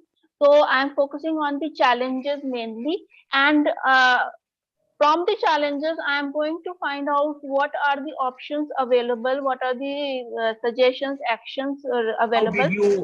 how did you find these challenges? Is there any study? Just a study on from the secondary data. You cannot from the secondary sources find the I have gone challenges. through. See, madam, you cannot find the challenges by merely compiling the secondary data unless you to the entrepreneur. So for that reason, for that part, sir, I am planning to do a research work according to these challenges. I am going to frame my questionnaire for these entrepreneurs and the working class. So hopefully the research, the real research will come later on. You know? Okay. Yes, yes. So okay, concluded. You know? Okay, thank you. Okay. So for the major part, I am focusing on. These suggestions are very, very, very general, not based on. So I am being specific by saying that there is a major problem of scaling up in the MSMEs because major industries fall in the micro sector and they remain in the micro only. They don't move to the small and don't move to the medium. That is the main problem I have focused on. Thank you, ma'am. Thank you. Thank you. Next presentation. Thank you so much, ma'am. Thank you. Thank you so much. Serial number 4. Actually, I left. Serial number 4, Dr. Payal Goyal. She WhatsApped me. Yes, Payal, now you can start your presentation. Assistant Professor from Ghaziabad. Yeah. Good evening to all of you. I am Dr. Payal from VMLG College, Ghaziabad, and my presentation is what we are facing today, work from home. And my study is about the impact of on working women in India. To start with, I start with my abstract.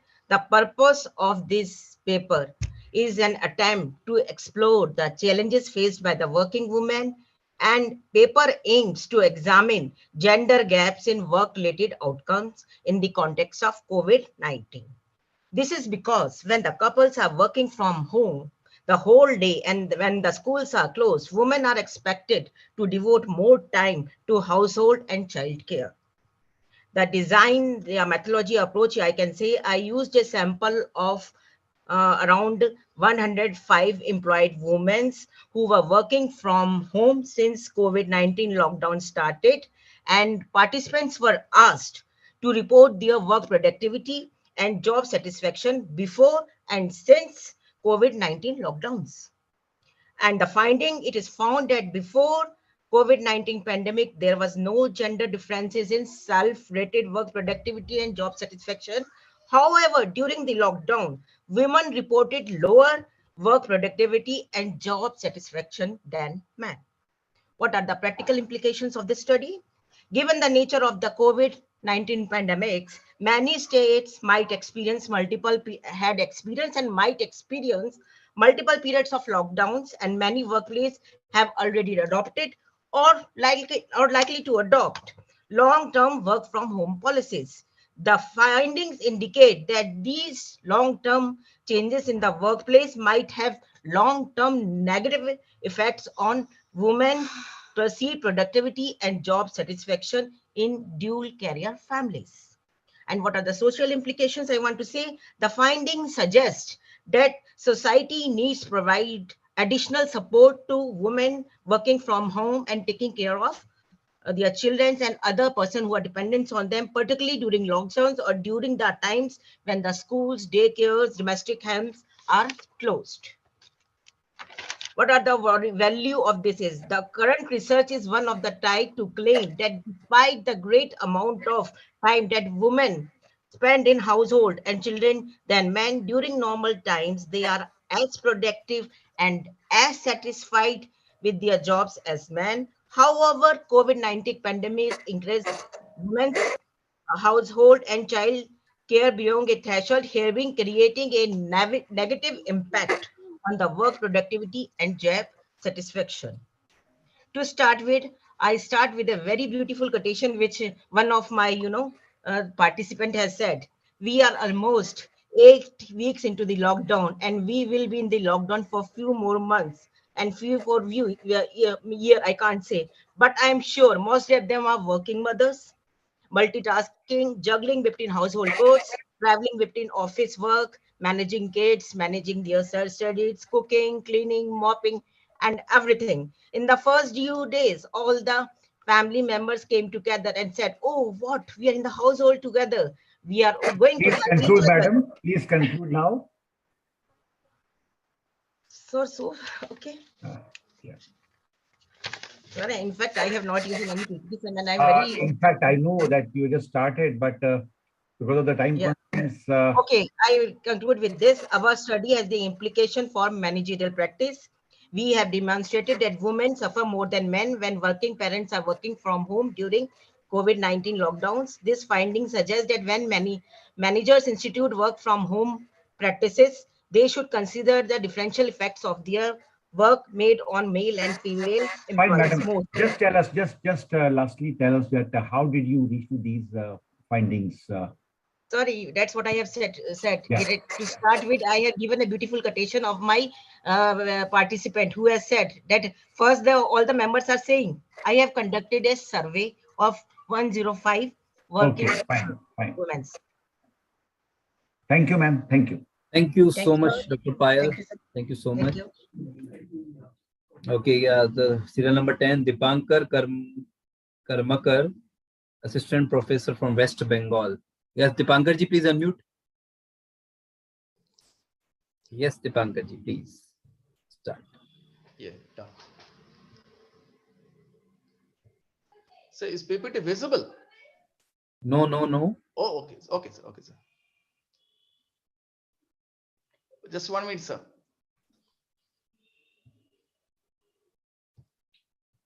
Just 1 minute, sir. Yeah, no problem. You can do oral presentation also. No, sir. Actually, we are running short of time. Na? So many presenters are waiting.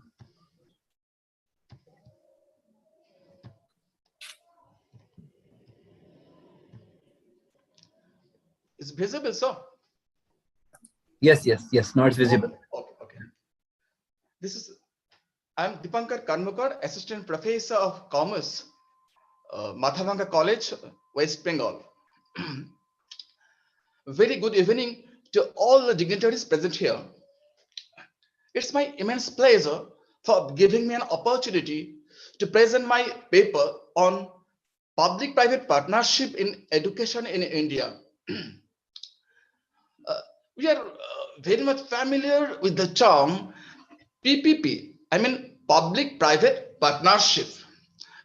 Okay, in today's global competitive dynamic environment, PPP has become a fashionable slogan in new development strategy, particularly over the last couple of decades in many developed and developing countries.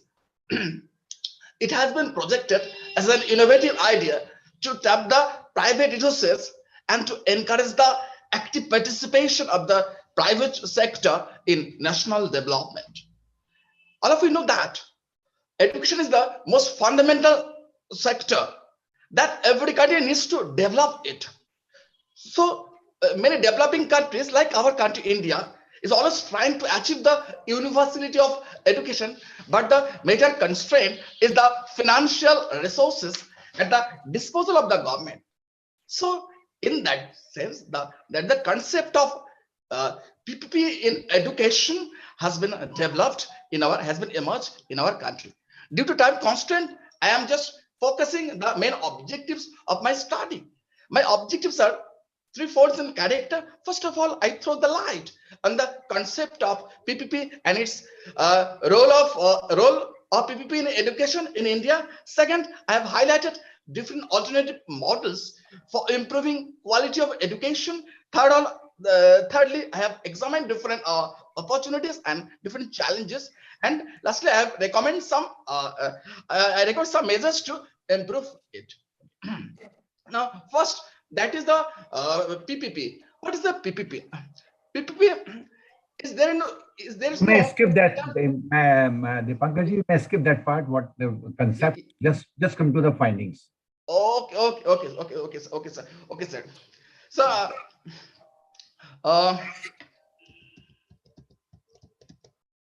okay, sir. Your slides are not moving. Not moving, sir. Okay, no issue. You can just. Yes, sir. Now it's moving, sir.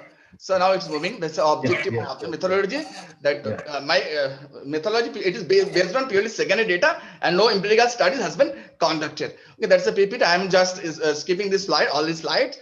And now the role of PPP in Indian education. In India, PPP in education has been proposed as an important strategy in the 11th five-year plan. And I have seen that, I have observed that in the 11th five-year plan, total 11th plan proposed 6,000 new model schools. Out of this, 2,500 are to be under the PPP model. And unfortunately, in the 12th five-year plan period, it's coincided with the implementation of the right to education, and the objective of the right to education was to provide quality education to all the children, irrespective of the gender, caste, creed, or religion, etc., etc. Okay, and for the improvement of PPP, University Grant Commission Expert Committee identified 4 possible models for the improvement of the. This is my crux of the paper. That is the UGC expert committee identified 4 possible models for the improvement of the PPP in education. That first one is was the basic infrastructure model. Second one, that's the outsourcing. Third one, hybrid, and the fourth one, that is the reverse outsourcing model. In first one, I am just please conclude now, Dipankar, please conclude. Okay, sir. Okay. I'm just concluding. I don't come to conclusions. So now I'm come to conclusions. Okay, sir. So skipping all these things, sir. All these things, sir. That's the government and the private sector. Both have different incentives to participate in the higher education market. Same research, we have found the same, previously found the same thing. India is a socialist country, and ideology of Indian education was the social inclusion, access and quality assurance in the higher education institutions. But private sector, the objective of private sector, the private sector wants to participate in the education market for profit, and is driven by the philanthropic interest. To ensure this, the government should choose their private partner by means of a transparent, competitive, and multi-stage selection process. Now. Please conclude. Yes, sir. Yes, sir. The government should assign the roles of purchaser and provider of education services to different entities within the education administrative agencies. Thank you all.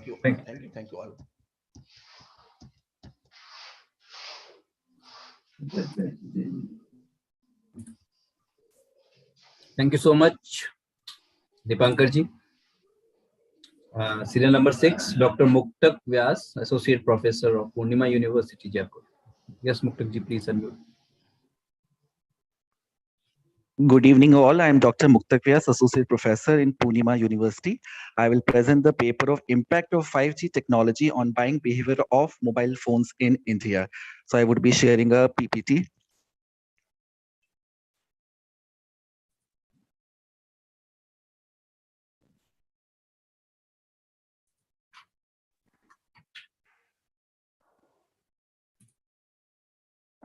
Please, Muktak ji, please share your PPT. Yes. Or you can do oral presentation. Sir, is it visible? No, it's still not coming. Not showing.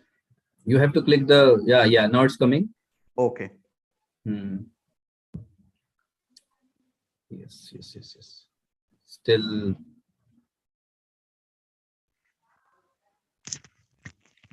Yes, sir. Is it visible now? Yeah, we can see your home screen. Yes, now it's visible. Okay. So basically, this research article is about what is the impact of 5G technology on buying behavior of mobiles in India. Since 5G networks, most of the customer, they are emphasizing upon 5G technology. The customers are becoming gadget friendly, techno savvy. So this particular research paper will identify that what is the future of 5G technology in India and what all determinants are there that will boost up this particular technology in India. Okay. So basically enabling 5G technology trend, there is Internet of Things, there is device to device communication, there is a green communication, there is heterogeneous multi-tier networks. So this data I have taken from 2021 gsmainintelligence.com.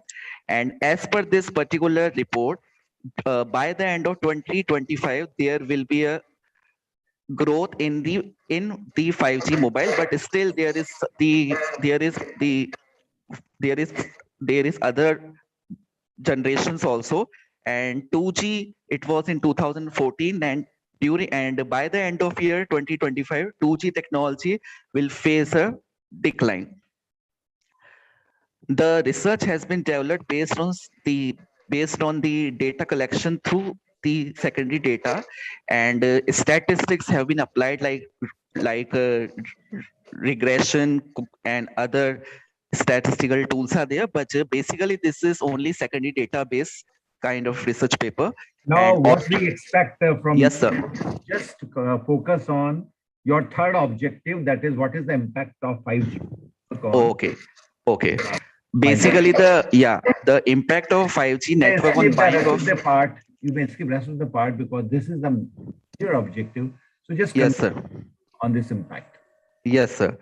The impact of 5G network will definitely be there on buying of the mobile. People want that mobile which has more GB, more RAM, more user friendly, more technology, and it should have a multiple applications. So people are not preferring the 3G mobile phone or the 2G mobile phone. They want a dual SIM mobile phone, and especially with a good Wi-Fi connectivity, internet connectivity. There are many factors, like if I talk about demographic factors, the spending capacity of customer has improved a lot.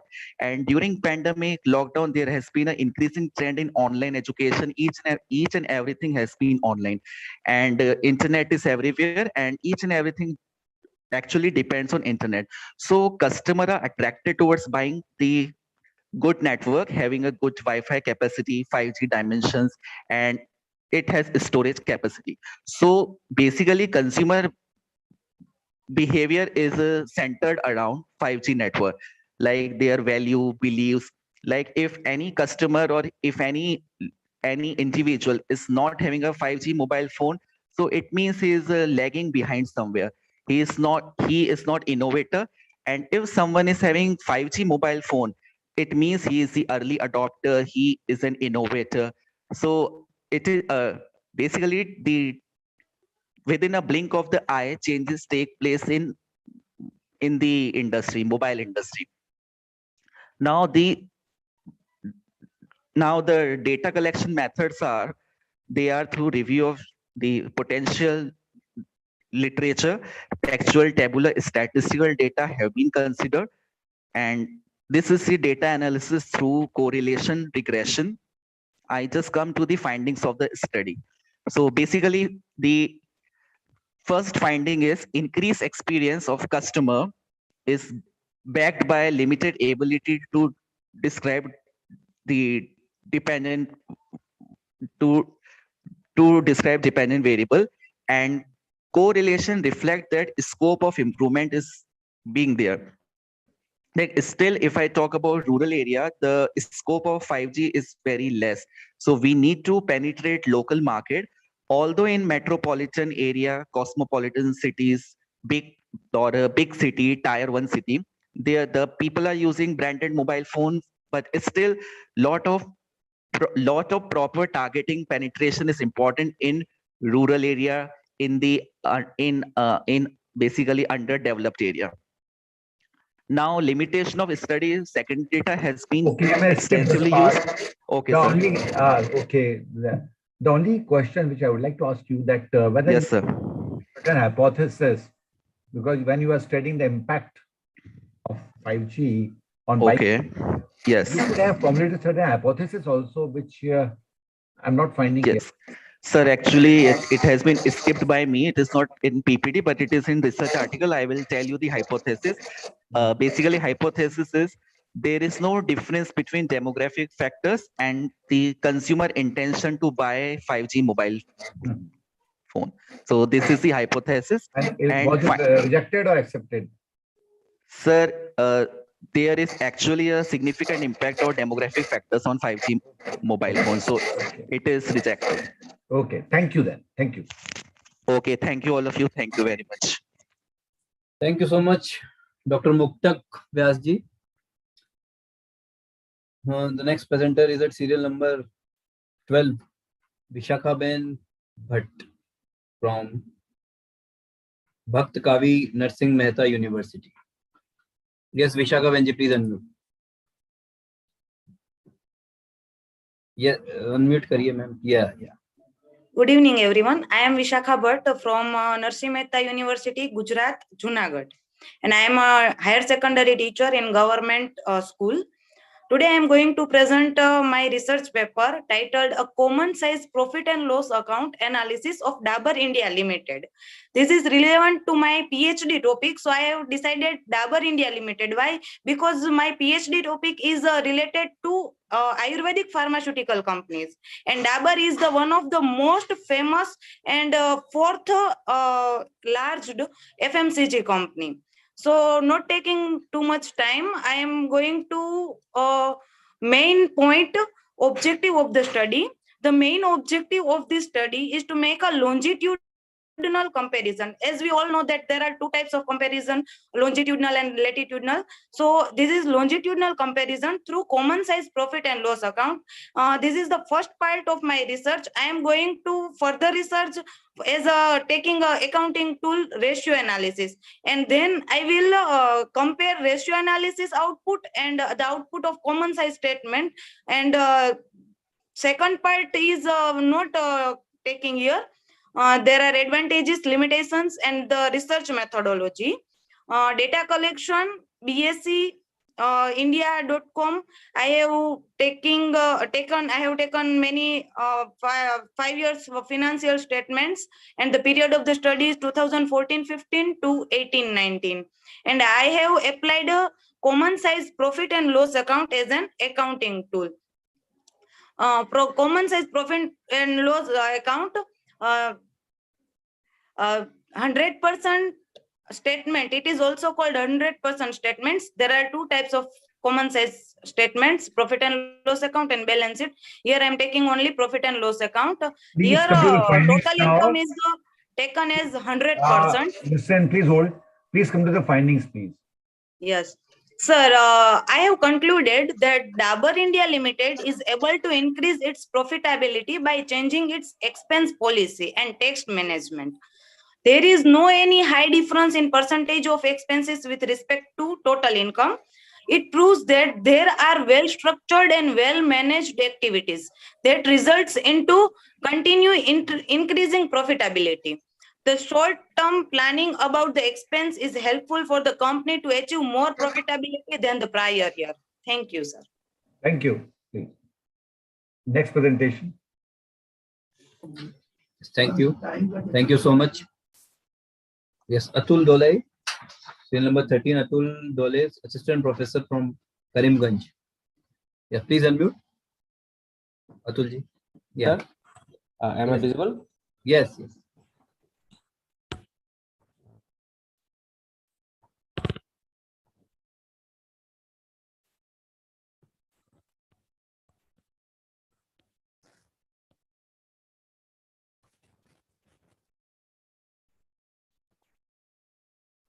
Please start. Yes, sir. My paper topic is liquidity and profitability, a comparative study on selected automobile companies in India.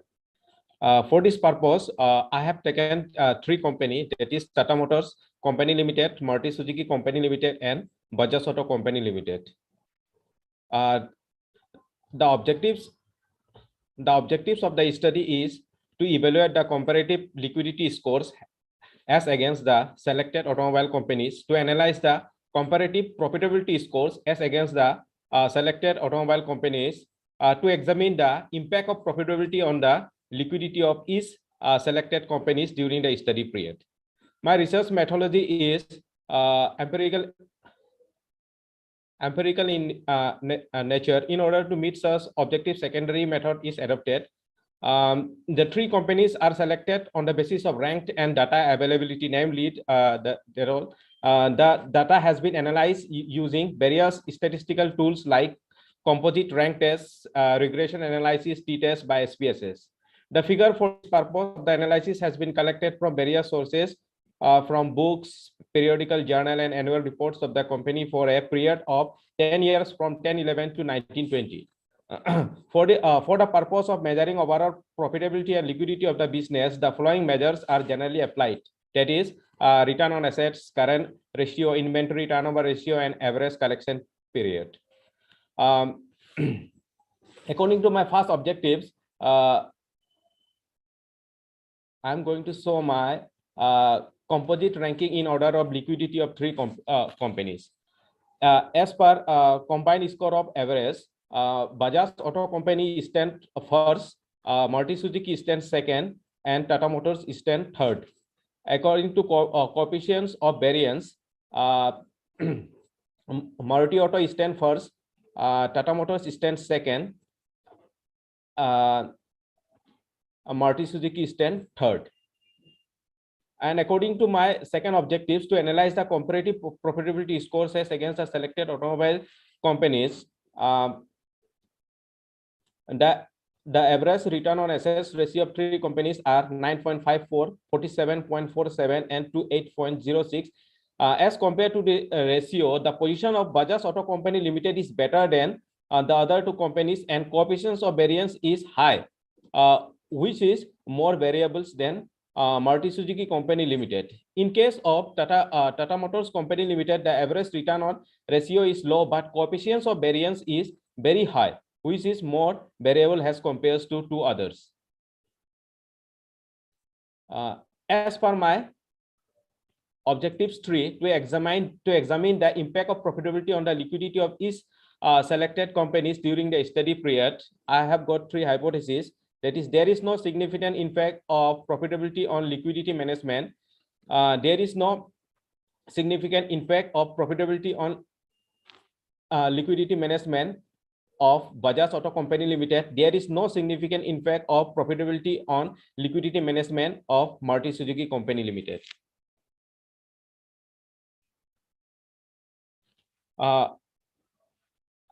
For testing the first hypothesis of the study, the effect of profitability on liquidity of Tata Motors Company was computed and app test was applied to find out the significance of the variance.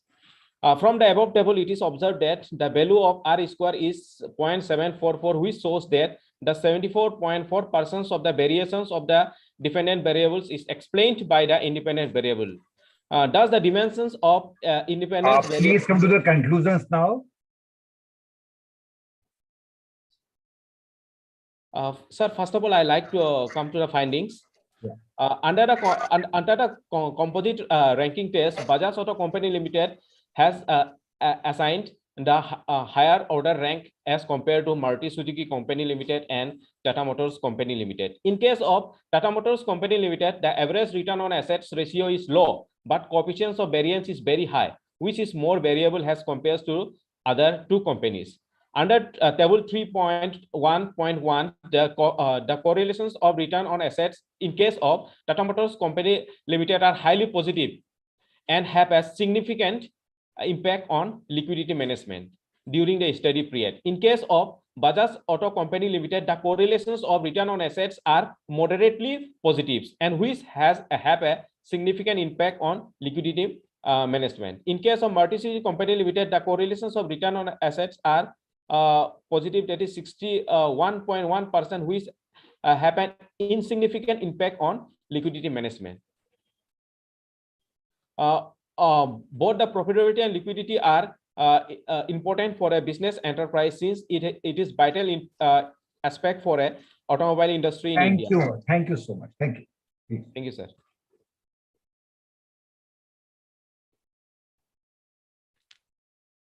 Thank you so much, Mr. Tuldolai. It was really a wonderful presentation. Thank you, sir. Thank you. Serial number 14, Ankita Jaiswal, research scholar from Jivaji University, Gwalior. Yes, Ankita ji, please unmute. Yeah. Yes, sir. Good evening, sir. Good evening. Are you going to present your PPT? Yes, sir. Yeah, it's coming.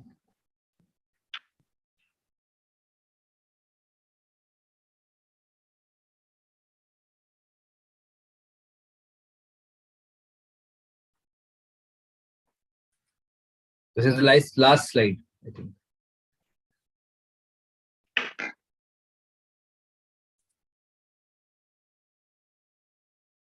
Yes, sir. Sir, it is visible. Yes. Yes, sir. My name is Ankita Jaiswal. Good evening to all of you, respected professors and my colleagues. My topic is boost in e-commerce before and during COVID-19. The research paper written by me and my colleague Mriganka Tripathi and Richa Gupta. If we talk about the e-commerce, we all know e-commerce have so amazing growth in the business in India. This growth is the with momentum in the technology, with provided the consumers a different site for buying the products from the market. We go directly with the objective of the research. The first objective of my research is to examine the boost in e-commerce before and during COVID-19. Second is to analyze the factors affecting the use of e-commerce. Third and last, to understand and examine the consumer behavior towards e-commerce. My methodology is the study is based on both primary and secondary data. The secondary data is collected from various research papers, magazines, and reports, whereas the primary data is collected through questionnaire provided to the target audience, which include students from various universities in the age group of 16 to 25 years. The collected response are 283 out of 300. So this is my findings and interpretation. So first finding is approximately 56% of male are responding for the questionnaire, and approximately 44% of female are responding for the questionnaire. Second is factors influencing consumer buying behavior. So we found that time saving and the distance is very much affecting the consumer behavior to use e-commerce. Third is frequency in use of e-commerce. So we found that out of 283 consumers, approximately 38% consumers go with the monthly basis, and 31% consumer go with the regular basis use of e-commerce. Fourth is e-commerce services preferred by the consumers. So we found e-education was preferred during COVID-19 and e-shopping was preferred in general way. Fifth is mostly preferred e-shopping product. So we found that fashion products are the outperform other categories marginally with 72% in COVID-19. And if we talk about medicinal product, it increased more than twofold from 18% to 39% during COVID-19. 6 is e-banking products preferred more. So we found that bill payment has outshined any other subcategory marginally during COVID-19 and otherwise. 7th is preferences relating to e-education product. So we found that the consumer preferred app-based learning and group-based learning has shown positive growth during the COVID-19. 8th is highly preferred e-booking product. So majority of the customer booking of train tickets during COVID-19 in journal, and we can also conclude that e-booking services are highly preferred by the consumer during COVID. Last is preference among the e-donation. So most of the consumer prefer to donate in PM Care funds and COVID relief fund. If we talk about the scope for the future research, my research is restricted to a particular age group 16 to 25 years, which majority includes students who are studying in various universities. The upper and lower limits of the age can preferred by the future researcher for the broader research in the area. Second is the services include in my questionnaire for the collection of data. We are mainly focusing on shopping, Okay, learning, Ankita, we have read it. Yes. And donation. Conclude, Yes, please sir. conclude. And Please conclude. other services like e-governance, social media can be included for the further research. Ankita More ji, factors relating to consumer behavior. Ankita ji, Yes, sir, please can be conclude. taken in the future researchers. Thank you very much, sir. Thank you so much, Ankita ji. Thank you, sir. Good presentation. Thank you. Serial number 17, Rajshri Dilip Bhai Makwana from SMA English Medium Commerce College. Yes, Rajshri ji, please unmute. Yes. Hello, sir. Yeah. Good evening, sir. Am I audible? Yes, ma'am. Okay, sir. Let me present my screen.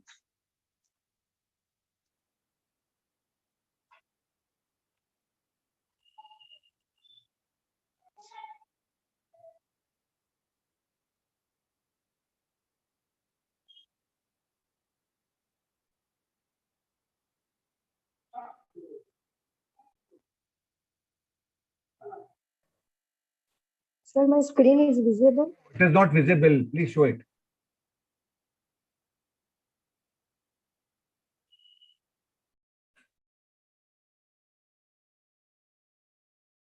Or you can give oral presentation also.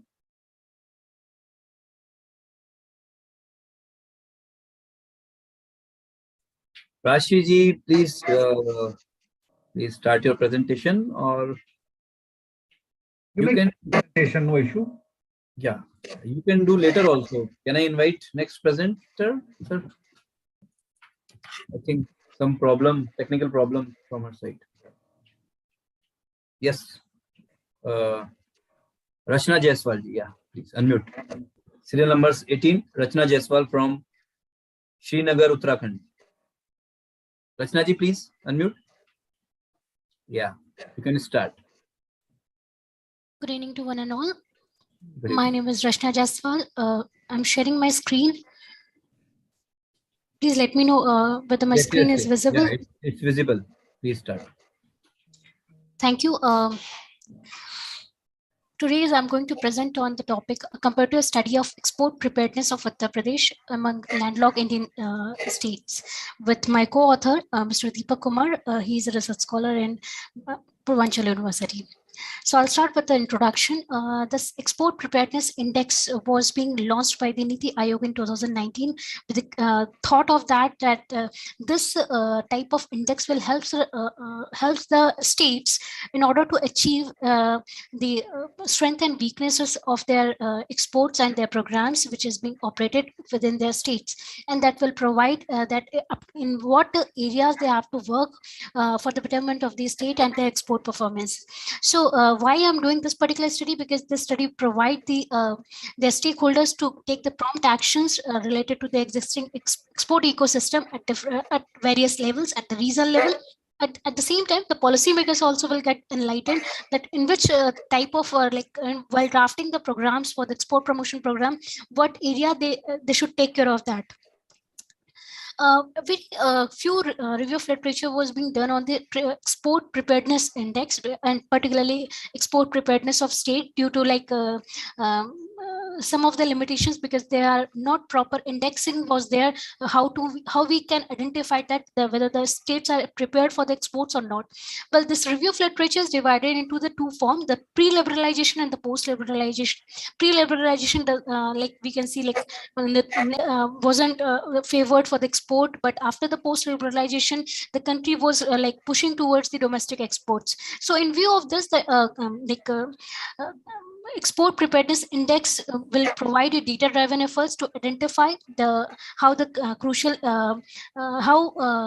this index will help for the export promotion at various levels. The objective of the study is to analyze the export preparedness index, which examines the export ecosystem of Uttar Pradesh in comparison to other landlocked states. For that, data collection has been done on the 4 major pillars, followed by the 11 sub-pillars, having comprises of 55 indicators with all the landlocked states. Here's the particular weightage structure of that pillars, which is showing that policy, business ecosystem, export ecosystem, and export performance, where the policy, export, and export performance carrying a 20% of weightage, while the business ecosystem considered of 40% of weightage. These are the sub pillars of these 4 pillars, and these sub pillars are also comprises of 55 indicators. First, the data collection process has been done, then dealing with the missing values was taking care of that, and then data transformation, like coding process was performed, and then aggregation process was done. The indicators value transformed into 0 to 1, and the export preparedness index used the principal component analysis. So we process into four different steps, and then finally export preparedness index was performed with this particular weightage, where 0.20 was for policy and 0.40 was for business ecosystem, 0.20 for ecosystem, and 0.20 for export performance. From that, export preparedness index was being considered. As the result, that Uttar Pradesh was being ranked 5th among all the 11 landlocked states, where we can see here that the blue line is representing to the Uttar Pradesh, whereas the orange line representing to the frontier state, which is being in the topmost. And these 4 points showing that how far the Uttar Pradesh is from different pillars. Now, what are the findings and conclusions? That Uttar Pradesh ranked first in the business ecosystem pillars, but the Uttar Pradesh also having a worst performance in the export performance pillar, and that shows that this state has to enhance the capacity of exporters, which will result in stronger export. Thank you, ma'am. Thank you. So last was limitation of the study is that it is done on the merchandise export, not in the service export. So future researcher can do that as well.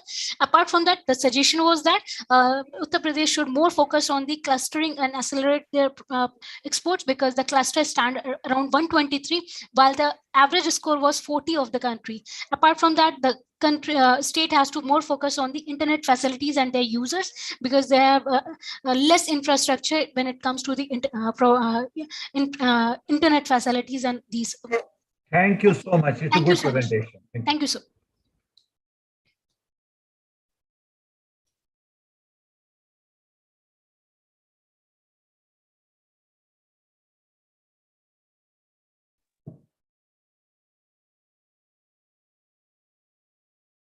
Raviji, you're not audible.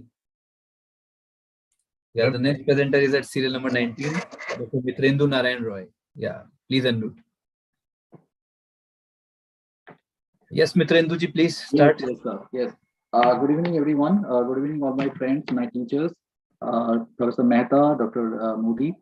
So I'm going to present my paper titled An Exploration of Indian Life Insurance Company's Position in the backdrop of global financial crisis.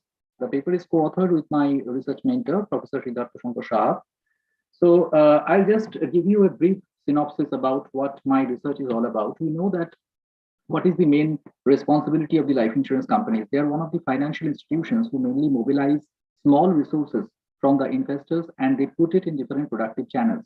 And in this way, they actually develop capital, they generate capital, which is used for infrastructural development of our country. Now, I hope you will agree with me that if this particular process can be done efficiently, then definitely it will hasten our economic growth. Now, the question arises that what is the status of the efficiency of the 24 life insurance companies which are currently working in India, especially in the backdrop of global financial crisis. We know that in 2004-05, when a subprime mortgage crisis occurred in the US, it suddenly had its impact on Indian economy as well. Through the channels of market integration, our country also got exposed to this global financial crisis. So in the backdrop of this global financial crisis, what happened here?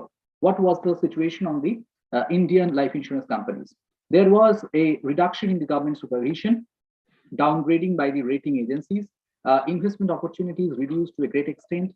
Foreign investors, they have pulled out their fund, and the domestic investors who always believed in the life insurance sector, they also projected their increased skepticism towards this particular sector. So I'm not looking into the review of literature. So my final objective will be to check the efficiency status of different life insurance companies working in India in the post-recession scenario and to rank them. So for that purpose, I have taken into consideration all the 24 life insurance companies, and we are going to call them as our decision-making units. Now you can see that all the companies have not entered during the global financial crisis. One company, India First, it has entered the industry in the year 2009-10, and there is another company, Edelweiss Tokyo, which entered the industry in the year 2011-12. So we will consider all the companies together, but these two companies' information we may not get from the very beginning year. So you know that whenever we have to calculate efficiency, it is basically a function of input and output, right?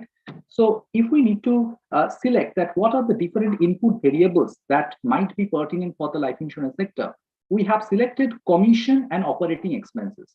And with regard to the output variables, we have selected net premium and benefits paid. Now, how have we selected these variables? Based on review of literature. So based on this particular variable, we have collected the data on this input and output variables for the year 2008-9 to 2016-17. That is the year that we have selected for the post-recession era. So, and we have collected the data from Handbook on Indian Statistics. Now, what we have actually done, we have actually performed one stochastic frontier analysis. The specific technique that we have done, it is called data envelopment analysis. And in this particular technique, our main objective will be to proportionately reduce our input to produce a standard industry output. Now, I just would like to explain the matter to all the respected delegate here in a very lucid language. You know that in a particular industry, suppose we imagine, we assume that the output is fixed. All the companies are producing the same output. Now, which company can produce at the minimum possible input? That company is the efficient company, and all other remaining companies are the inefficient companies. So through a linear programming model, our objective would be to find out that minimum possible input. So once we do that, it will create a frontier, and all the companies which are below the frontier, they are the inefficient units, and all the companies which are on the frontier, they are all the efficient units. So if my efficiency score is equal to 1, then I can call it efficient. And if it is less than 1, then I will be calling it as inefficient unit. So based on this idea, I have calculated the efficiency scores of all the 24 companies that have been operating from the year 2008-9 to 2015-16. So I have shown all the figures, but I'm not getting into the detailed discussion. I'm just straight away going to the findings. My final takeaways. What I can find from my entire discussion that Future generally and DHFL Pramerica, these two companies, they have been inefficient throughout their period, and their efficiency is really low during this particular tenure that I have selected in the post-recession era. So these two companies can actually think about merging with something else, or they can actually revive their internal mechanism. But on the other hand, there are some other companies whose efficiency are very volatile, like Bharti Exa, Canara HSBC, Kotak Mahindra. Maybe in some years they have performed efficiently, but in some other years they have not. So this kind of volatility should also be addressed. And the major turnaround year for Indian LICs was 2011-12, when we have observed that out of the 24 companies, 6 companies were found to be efficient companies. So all of them got a score of 1. And efficient companies during this period are LICI. LICI, you know, is the market leader in the life insurance sector. And as well as we can also find ICICI Prudential. It has also become efficient companies throughout the period. So they have been performing efficiently, but we cannot say the same thing in case of other companies. So during the economic recession, the investors trusted their savings with life insurance sector because it is a comparatively secure investment option. Please conclude. Please conclude now. Yes, sir. It's just the last slide. So leading to satisfactory performance of the life insurance industry, even during the economic turmoil. So thank you so much. A question to you that you have selected year 2007 and 8 and then 16, 17. Don't you think that now the data is quite old? Yes, sir, but actually the purpose of my study, and it is actually a part of a larger study that I am doing right now, and it incorporates the data up to now. My purpose of my study is just to see the effect in the post. It is a need for now a fresh study now, because the data has become obsolete and the results might differ now. Yes, that is true. But we want to see that what is going to happen in the post-recession era. If any recession-like situation comes up, and we are going to compare this with the COVID-19 as well in my larger study. Okay, fine. Thank you. Thank you. Yeah, thank you. Thank you so much. Next presenter, serial number 20, Wakara Ibrahimu Naya Bokra, research scholar from Sardar Patel University, Gujarat. Yes, Wakara ji, please unmute.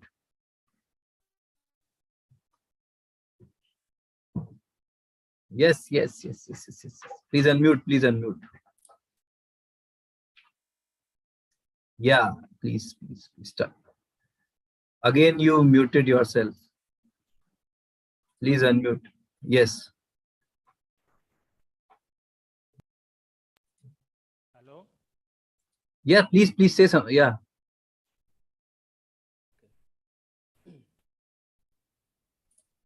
Wakara ji, are you there? Yes, I'm here. Yeah, please start your presentation. Okay, let me start because I see. Yeah.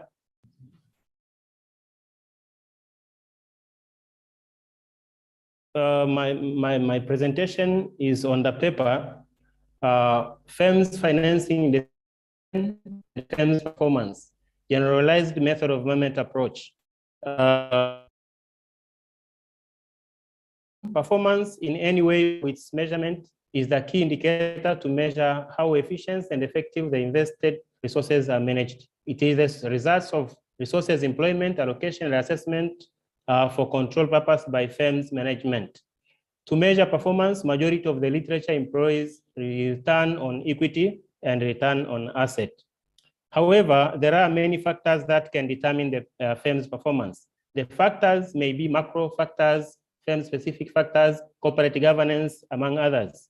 Our study deals with some specific firms factors that may represent the other factors due to the fact that they are the results of all factors. Our study is assessing the effect of firms' leverage and asset structure on firms' performance for East African listed non-financial firms. How the leverage can affect firms' performance is researched by many other authors. Regardless of the East African be reported in AFDB 2019 that have fastest economic growth in sub-Saharan Africa countries, but it was actually had no such kind of research. Stakeholders use generalized findings from the developed and emerging economies for its conclusions. Our uses population of 6 East African countries as a unit and not individually, having related economic status, infant capital markets. Further, we use panel generalized method of approach that can account for indigeneity problems, employing total debt ratio, long-term debt ratio, and short-term debt ratio as proxied for by firm financing mix decision, studying the variables for 15 years, 2005 to 2019. Our hypothesis developed here is long-term leverage ratio lowers the return on equity. Increase in leverage ratio raises the financial presentation is performance. not coming. See, let's hold. So please just tell the major finding, the conclusion, please. Okay, sir. Okay, this is our conclusion.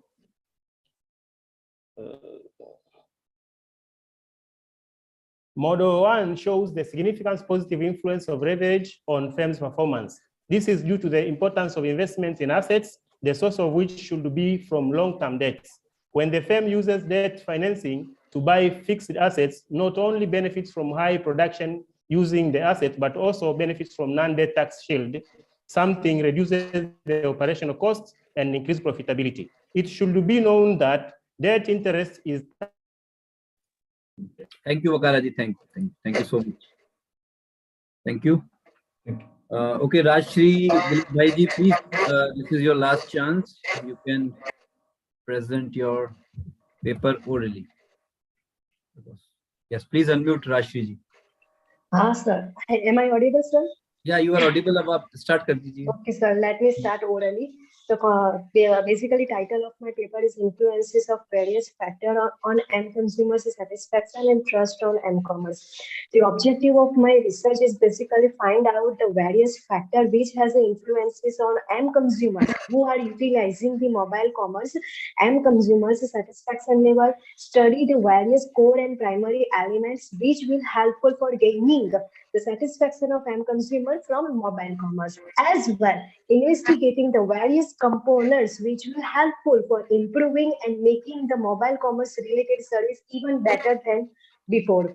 So first of all, let me give you the little introduction about the mobile commerce. The mobile commerce was originally coined by the Kevin Duffy in 1997 globally, and in India, the Airtel was the first Indian telecom service provider which introduced the 4G service in 2012 through the dongles utilizing the modems with the help of application of TD-LTE technology, which will provide us the faster speed and better signal. Then after, what is the mobile commerce? Mobile commerce is nothing but basically the utilization of the mobile device which make us the possible to communicate. Please, just hold. Rajshri ji, please, Raji, sir. Major findings and conclusions. Okay. Through my research paper and the hypothesis testing analysis of the data, I have found out and concluded that there are the number of the factors which will affect to the consumers' satisfaction, and those are the factors like design of the mobile commerce, mobile application, quality of mobile application, the product quality, the type of services they are providing, the delivery time, the type of the brand category they are providing, and the attractive additionally discount offers which they are providing will definitely affect to the satisfaction level of the end consumer. Higher the consumer's satisfaction level builds the higher level of the trust among the end consumer on the mobile commerce, while lower level of the satisfaction of end consumer will reduce the trust level of end consumer from the mobile commerce. Thank you, sir. Thank you, Rashid ji. Thank you. Yes, number 21. Shrestha Sharma, Research Scholar, Department of Business Administration, University of Rajasthan, Jaipur. Yes, Shrestha ji, please unmute kar lijiye. Good evening, everyone. Sir, please allow to share my screen. Please share. Is my screen visible? No. It is not visible. No. Second, sir. Share screen. Yes, yes, sir. What's coming? Yes. Yeah, you can start. Good evening, everyone. My name is Shrestha Sharma, and my today's topic for presentation is online education, challenges, opportunities, and future prospects. Looking back at March 2020, when lockdown was imposed, but learning and teaching process did not stop by the virtue of internet and development in information and communication technology. In simple terms, online education is gaining or imparting knowledge over the technology. in today's presentation, I would state its challenges, opportunities, future prospects, and also a code of conduct for online education and a blueprint to make online education effective. There are various resources that are needed for online education, like a device, internet, and electricity. And when these resources are unavailable or inaccessible, then it creates an obstacle. And the environment in virtual classroom is more liberal in a way that students can engage in any sort of behavior other than study. So more cases of indiscipline are more visible in virtual classroom. And also students might involve in some unfair means to get good grades, which can also create an obstacle in evaluate how well they have learned in a legitimate manner. And also online education has taken a toll on our health, like excessive screen time is resulting into eyesight problems, headache, obesity, etc. To look at the opportunities of online education, first of all, online education is helping us to prevent the spread of dangerous coronavirus. And without leaving the comfort of our homes, we can learn without any restrictions. And fortunately, this is one of the sectors of Indian economy that is growing and it is generating employment opportunities. And government is also taking various initiatives like PM E-Vidya program and Swayam Diksha platform to promote online education. A report by KPMG India and Google has also presented very optimistic facts and figures for the bright future of online education in India, especially the test preparation market. And also National Education Policy 2020 has taken various initiatives like installing virtual labs and uploading e-content. And also an autonomous body will be established to enhance experience and evaluation. Please come to the conclusions. Yes, sir. So I've attempted to provide a code of conduct for online education, appropriate behavior. Before login, it's very important to check for the errors, and students must also give their 100% concentration when the classes are going on. Location should be such where the internet location should be such that is free from internet connectivity issues and any kind of background noises. And participants must be very watchful whatever they are sharing, so that any kind of discomfort or embarrassment can be avoided. I've also provided blueprint to make online education effective. It says that it's very important to maintain self-discipline and avoid any kind of distraction. And government must also develop digital infrastructure and a regulatory framework. Recorded lectures can be provided to the students so that they can revisit their class again. And also it's important to provide frequent breaks between the class so that students can retain the information that they have gained from the previous class. In concluding lines, I would like to state that we should not disregard the importance of offline classes, because in offline classes, there were more structured learning environment and it was less distracting. But online classes are need of the hour because of the new variants are coming and troubling our lives, and coronavirus cases are escalating. So institutions may resort to hybrid model where there is a blend of online or offline mode. Irrespective of the model of education, everyone must follow the COVID appropriate behavior and the guidelines set by the government for the pandemic and online education and offline education. Thank you so much. Thank you. Did your conclusion based on certain data? Sir, actually, I've studied the secondary data, the articles, and then some informal discussion with the teachers and the parents and the students. Okay. Fine. Thank you. Thank you so much, sir. Thank you, Sheshtaji. Thank you. Thank you. The next presenter is at serial number 22, Pranit Satyavan Nayak. Yes, Pranit ji, please unmute.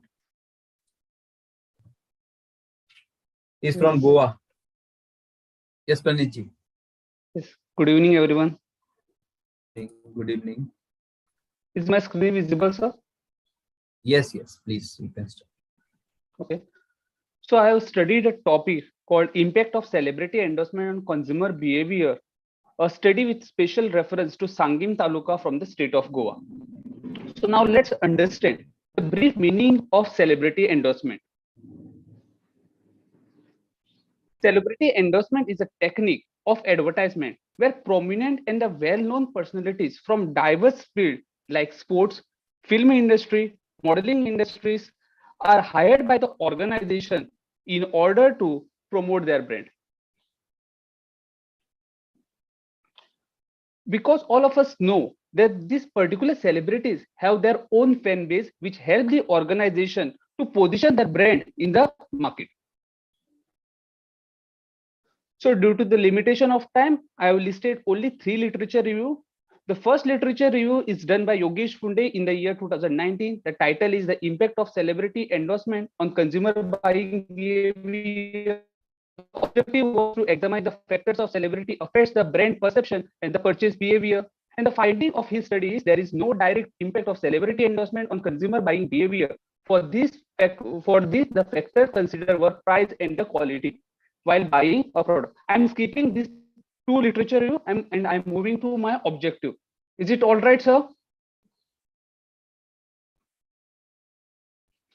So I have 2 objectives. The first objective of my study is to analyze factors of celebrity influencing consumer buying behavior. And the second one is to examine the impact of celebrity endorsement on consumer buying behavior.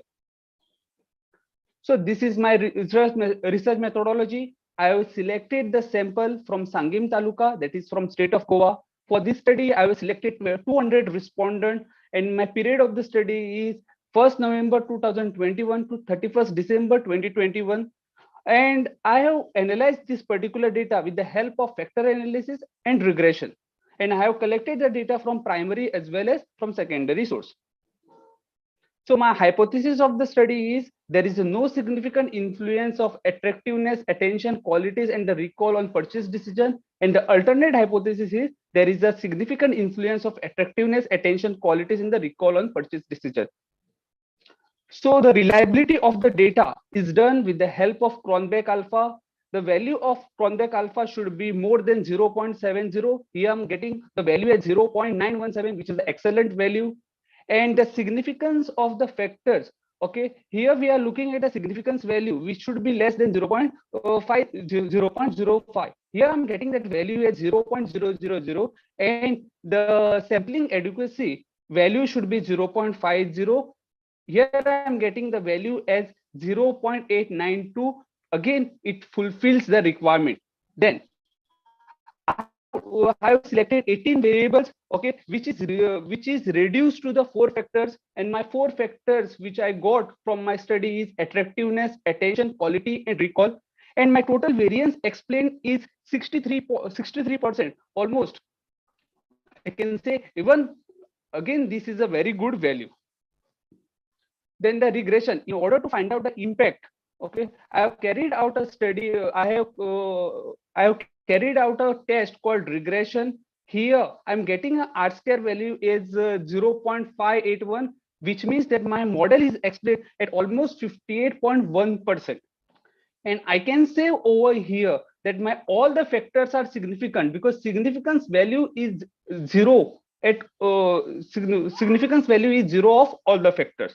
So my 4 factors are attractiveness, attention, quality, and recall. So this is my equation. So the dependent variable is over here is purchase decision, and these 4 factors are the independent variable. So I can conclude over here that from this study, I got to know that there is an impact because I have rejected the null hypothesis. And we come to know that there is an impact of attractiveness, attention, quality, and recall on the purchase decision. So now organization should pay attention to these particular factors while hiring a celebrity for the endorsement. Okay, thank you, sir. Thank you so much. The next presenter is at serial number 23, Neetu Sharma. Yes, Yes, sir. Any questions? Mehta sir, any question? No, I think it's okay. It was good presentation, Paniji. Yes.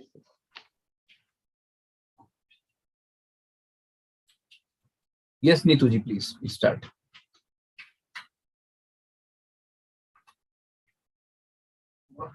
Okay.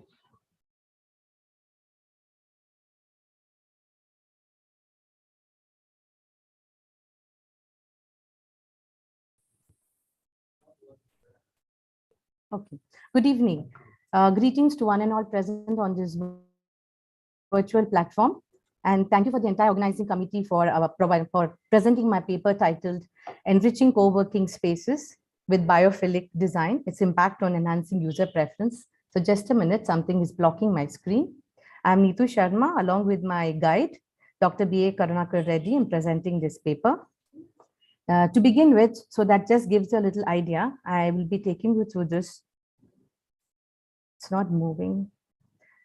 To some of the co-working spaces so that people get a little idea as to what it is. So to begin with, co-working space, as shown in the other images. Yeah, it's a localized workspace that allows people to utilize both the tangible as well as the intangible resources. Tangible resources are very clear from the picture. It gives you a lot of tools which provided, looking at the current pandemic situation, people are working from home and there's a lot of fatigue. And co-working space definitely provides a lot of respite. It provides you all the kind of support, which sometimes even in the house we cannot. And there has been an upsurge. Looking at co-working, yeah, it's a new way of looking at working and sharing, because these are designed and for a very productive and collaborative environment. Because of the paucity of time, I will be moving into the next screen. These are some of the different definitions, operational definitions that I've used, the diverse uses. These co-working spaces are being used by digital nomads, web designers, freelancers, entrepreneurs, corporate employees, startups, so on and so forth.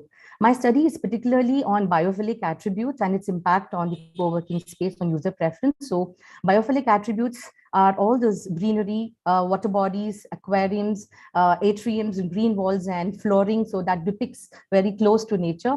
Biophilic design is using these designs in the places so that it satisfies our fundamental need to be connected with nature. Occupancy rate is one of the variables that I have studied here. It is a ratio of the rented or used space to the total amount of the available space. And skipping to the main aim of the study aims to understand the attributes of biophilic design in co-working spaces, a response to the benefits of users' response to the benefits of biophilic elements, to analyze creative potential of the users who are using such spaces, and also to evaluate the user preference for higher occupancy rates in co-working space, which incorporate these biophilic design. Due to a paucity of time, I have restricted my review of literature, but the review of literature runs around saying about the creativity, productivity, and also well-being, and also how this well-being, because being connected to nature allows us to be having better performance and therefore greater. Looking into the objectives, yes, I have emphasized on 3 objectives. Firstly, to investigate the benefits of incorporating biophilic design in co-working spaces, to analyze the creative potential of occupants at co-working space which have incorporated these biophilic designs, and to evaluate the occupancy rates of co-working spaces designed with biophilic elements.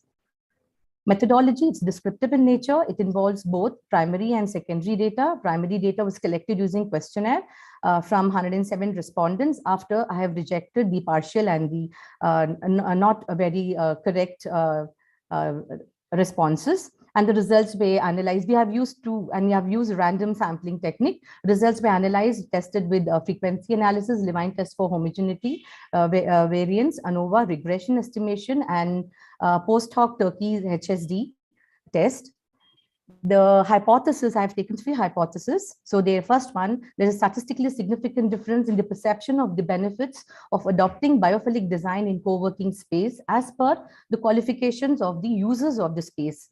And the findings reveal that there is no such a great perception difference between the users, irrespective of what their qualifications profile or the variables, education variables.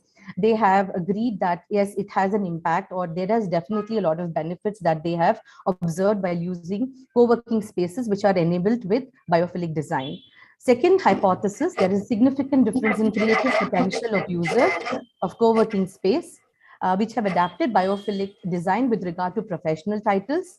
Even this, that the findings have clearly Here we have accepted the alternate hypothesis and rejected because it is inferred when I've studied this. Try to be as brief as possible because of that. Yes, sir.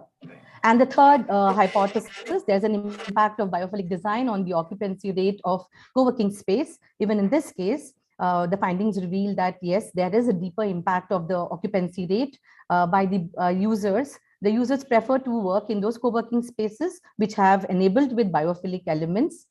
Coming to the conclusion, the research has tested the interrelationship between biophilic elements in the co-working spaces, the impact of natural elements on the creative potential and the occupancy rate of the users. And the outcome of this study strongly states that there is an interrelationship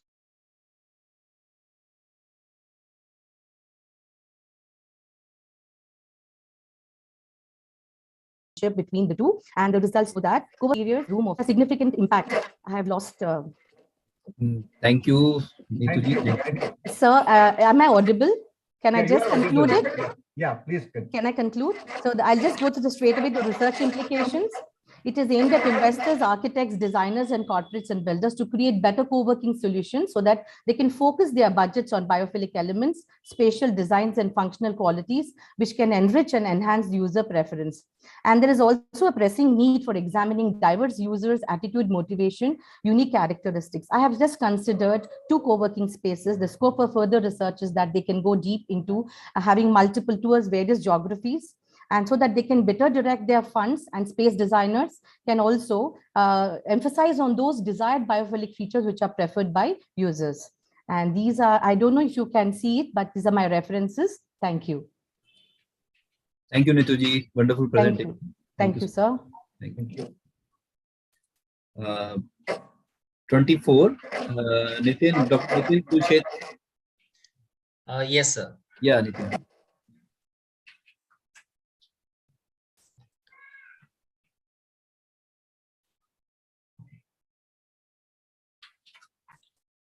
Sir, is my PPT visible? Yes, sir. Yeah. Okay, thank you. Thank you very much. Sir, I am a Sebi certified research analyst and a merchant banker and an assistant professor in Christ University. So my topic is pre-launch analysis of T1 settlement cycle on Indian stock market multi-factor exploration analysis through Smart PLS. So this is the settlement cycle. So Sebi has announced that T+1 settlement cycle will be implemented in the beginning on February 25th, 2002, which is a very big news for the stock market participant and enthusiast, which means that earlier somebody is buying and selling the shares, then he needs to wait for 2 days for the settlement purpose. Now he needs to wait only for 1 day, T+1 day. So my objective for this research is to identify the variables of settlement cycle. What are the variables which may impact on the settlement, and the quantify the relationship of variables and settlement cycles. So I had developed the hypothesis. So T+1 settlement cycle is positively and significantly explained by the liquidity as well as explained by the volatility. And T+1 settlement is positively and significantly explained by the combined two volatility and liquidity. So our research methodology includes almost 200 sample sizes from different countries, India, Australia, and Singapore. I have been to the Singapore, so I have a good connect, and I'm a professional trader and managing portfolios of my clients. So we have a good connect of risk managers, fund managers. So I use their thought process, approach, to fill the questionnaires, and Smart PLS structural equation model, SRMC, model fit, R square, and Cronbach alpha I have used in my research. So this is my questionnaire for this research, and this is the model which I have framed, which includes the endogenous variable, which is settlement cycle impact by the liquidity and the volatility. So liquidity have impacted on somewhere around 0.25, which means 25%, and volatility impact on 0.5, which means almost 53%. So they both have a very heavy variables when it comes to the settlement cycle. So inner path model, we have used Cronbach alpha as well as model fit. So our model fit is 0.17 and research says, literature review says the value should be less than 0.8. So this is the Cronbach alpha, which is more than 0.7 in all the conditions, liquidity, settlement cycle, as well as the volatility. Now our findings and conclusions says that the liquidity and volatility practice have been significantly contributed in T+1 settlement cycle, and T+1 settlement cycle may increase liquidity and volatility in the medium to long run as well as the participation too. So this is all from my side. The only question to you is that you have not mentioned the sampling method. Sir, sampling method is sir 200 sample size I have. Yeah, it is 200, but yes, sir. Method you use for your sampling? Sir, method means I forget the name, sir. How you selected your respondents? Sir, those people who have experience more than 5 years in the financial markets, like risk manager and merchant bankers, those fund managers, those are my respondents. And convenient sampling is there, sir. The answer is convenient sampling. Okay, fine. Thank you. Thank you very much, sir. Thank you, Nitinji. Thank you, sir. Nidhi Jain, serial number 25, Nidhi Jain, JRF from Jain and Ras University, Jodhpur. Nidhi ji, please unmute.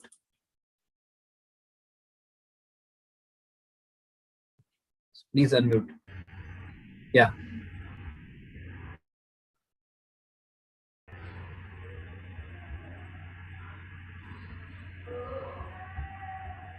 Yes, Nidhi ji.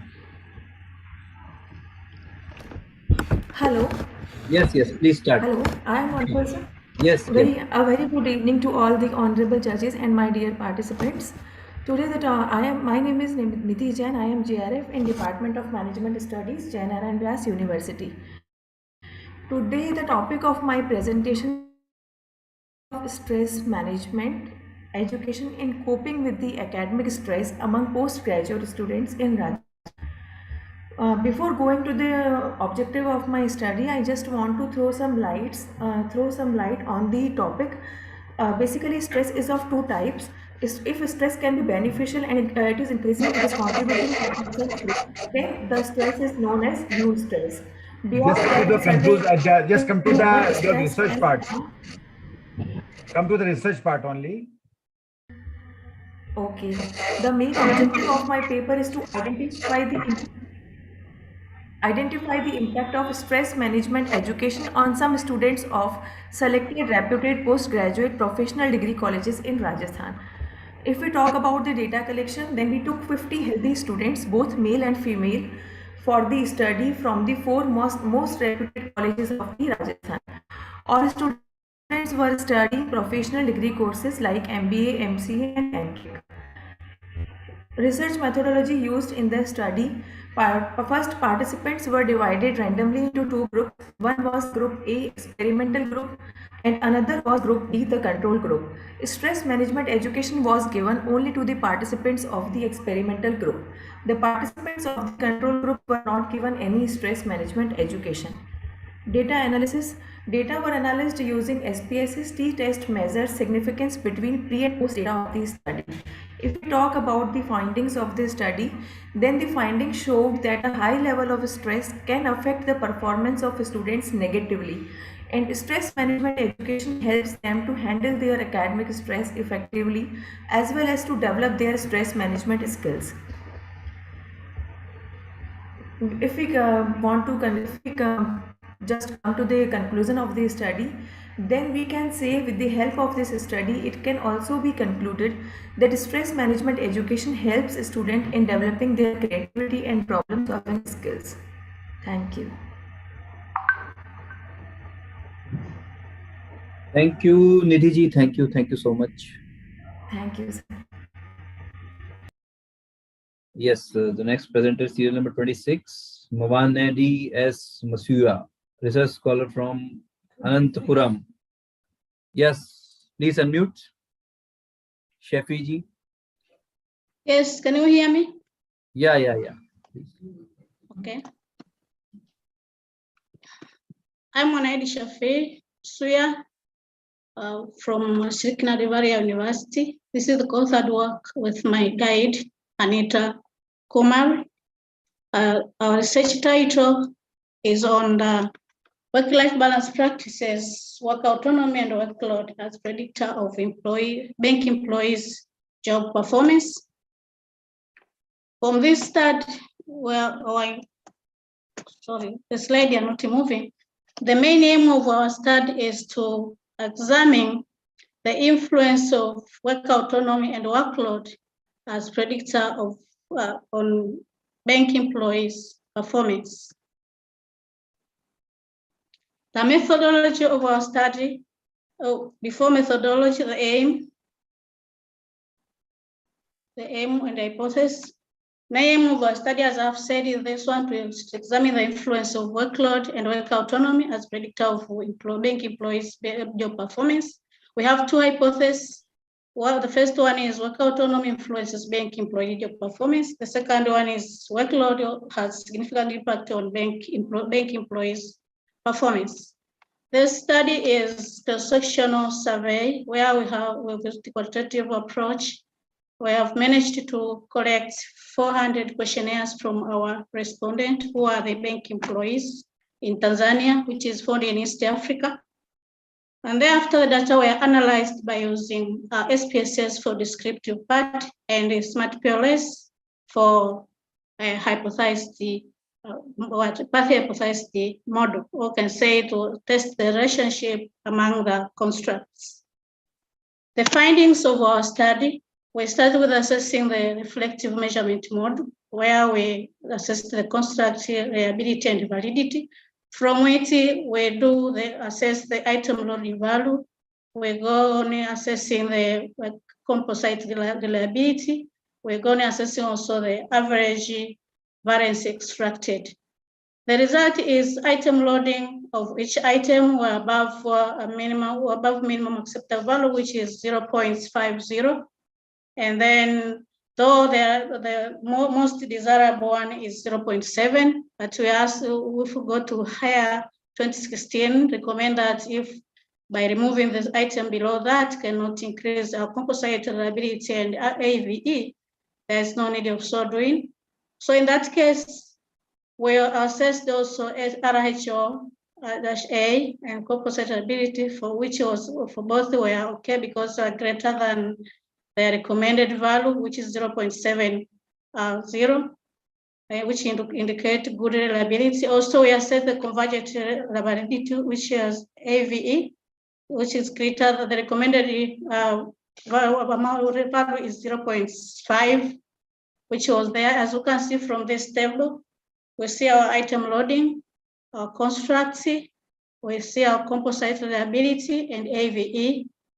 They are there, which are also all okay. But also in the measurement model, we assessed the discriminant validity, where we assessed by using Fonera-Laka criterion and the HMT, which is hetero-traits, monotraits ratio, which is supposed not to be supposed to be less than 0.85. And according to our analysis, which are found in table 2, Fonera-Laka criterion it was established the correlation between variable, which we will do calculate by using the square root of AVE.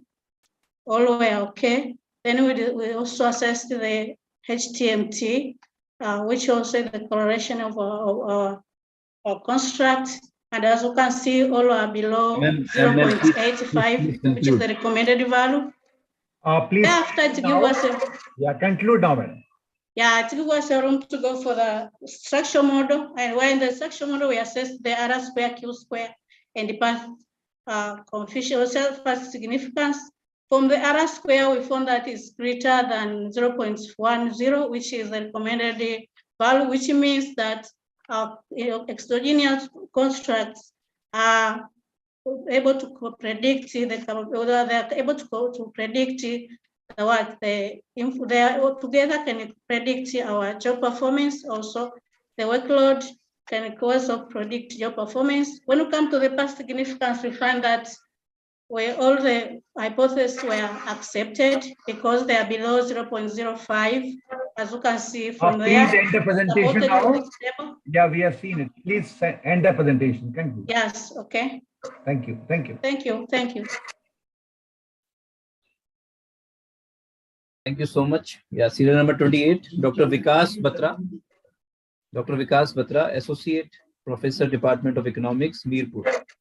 Thank you, sir. Thank you so much. Am I audible, sir? Sir, am I audible? Yes, sir. Yes. Yes, sir. Thanks for the chair for providing me the opportunity to present my paper. And may I request the chair to allow me to present without presentation, without PPT. Sure, sure. It is allowed, but please. Thank you so much, sir. Please confine to the major findings. Yeah, within 2 minutes, I will complete my presentation. Within 2 minutes, please. Thank you. Okay, sir. It's promised, sir. The topic of my presentation is vocational education and training in India, evolution, policies, employment outcomes, and issues. It's a review paper, and after NEP, I found that this kind of paper and this kind of understanding should be gone up in our academia because of the urgency of this particular topic. In our country, the large section of labor market is unskilled and unemployed. And on the other side, there are so many persons who are skilled, but they are not in accordance with the requirement of industry. So clearly there is a mismatch between demand and supply. As a student of economics, I feel that if demand and supply is there, there should be some sort of quality also there. So vocational education in a sense is based on occupation and employment. In our country, we have 3-tier system like graduate and postgraduate specialists in IITs, NITs, IIMs, engineering colleges, then diploma level graduates in polytechnics, and then certificate level institutions like ITIs, etc. There are some schemes also and programs like craftsman training scheme, apprenticeship scheme, polytechnic colleges also. Now, the main point of my area of discussion is the major issues and problems which are being faced in the country because of there are less number of vocational institutions in the country. So many scholars and find out that there is acute shortage of skilled instructor and teacher in the country, and there is a high dropout ratio at secondary level. There is a non-responsive skill demand and supply mechanism, huge demand supply gap here, and there is rigidity there is a structural rigidity in syllabi, in their curriculum activities and their applications. And above all, the monitoring of these exercises and these practices not so prevalent in our country. And the main aspect of my ideas and my paper is that how we can correlate with the vocational education with NEP, new education policy. Now, new education policy is more innovative and open towards this kind of education in our country, where there is no literal gap or distinguish between vocational and academic systems. There is affordability and there is access of all institutions, including vocational education from preschool to higher level with multidisciplinary approach. There is a flexibility of subjects, choice, curriculum, and one very important aspect of NEP with regard to skill education and vocational education, Lok Vidya, where the local education, the local knowledge can be strengthened with the help of this kind of training. And there is a specific emphasis on how to fill up that particular gap between demand and supply. And for that, National Skill Qualification Framework has been developed. Last but not least, there is a need for a public-private partnership to create a systematic model in an innovative model for this particular exercise. Then there is this need for micro and grassroots level issues where the need-based assessment should be there based on that particular local requirements. Some specific kind of training should be provided to those people like in tribal areas, rural areas, and informal sectors also. Please conclude now. Yeah, just the last line, sir. So there is need a comprehensive approach to sort out this particular issue for employment generation and inclusive development in our country. Thank you so much, sir. Thank you very much. Thank you. Thank you. Thank you, Dr. Vikas. Thank you, sir. Thank you, sir. Yeah, Miss serial number 27, Miss Nanita Mistry, PhD scholar from Parul University, Gujarat. Yes, Nanita ji, please unmute. Yes, please.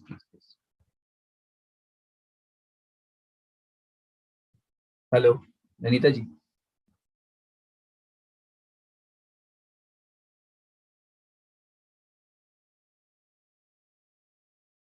Your voice is not audible.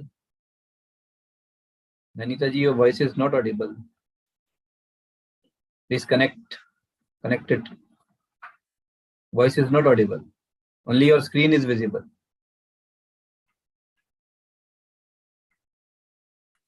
No, still. We are not able to listen. Okay, you can try again later on, or we will consider your presentation. No problem. Your voice is not audible actually. Yeah, the serial number 29, Dr. Sumona Bhattacharya. Sumona. Sir, is it audible? Yeah, it's audible now. Hello, is it audible, sir? Yes. Now it's Yes. audible. I'm presenting my paper on effect of COVID-19 pandemic on women entrepreneurial sustainability, challenges and post-pandemic opportunity. COVID-19 is a unique in its severity of its impact as it humanitarian disaster that has caused both a supply and demand shock to the global economic system. This study basically aimed to examine the effect of COVID-19 pandemic on women entrepreneurial sustainability, challenges, and explore the post-pandemic opportunity for women entrepreneurs from the informal sector belonging to Patel community, Gujarat, Vadodara. The method that I have selected for my study, we have conducted a survey using a survey questionnaire to explore the impact of the COVID-19 pandemic crisis and the subsequent lockdown to women business operations and to get their perspective. Data were collected from the 40 women entrepreneurs and variables like action taken, preferred type of assistance that they require for their business, the new opportunity that they have identified after COVID-19, business operations, business preparations, cost-cutting actions taken, and expected time to recover their business. These are the part of my questionnaire. I will be moving to directly my conclusion and my result. The sample was selected from the population of the informal women entrepreneur who were engaged in home-based business. That is 40. I have taken my sample size of the Vagodia Taluka, Vadodara, Patel community. 3 types of businesses I have included. Dairy product, who are involved in cosmetics and clothes, were selected because of the large number of the women that were engaged in the business.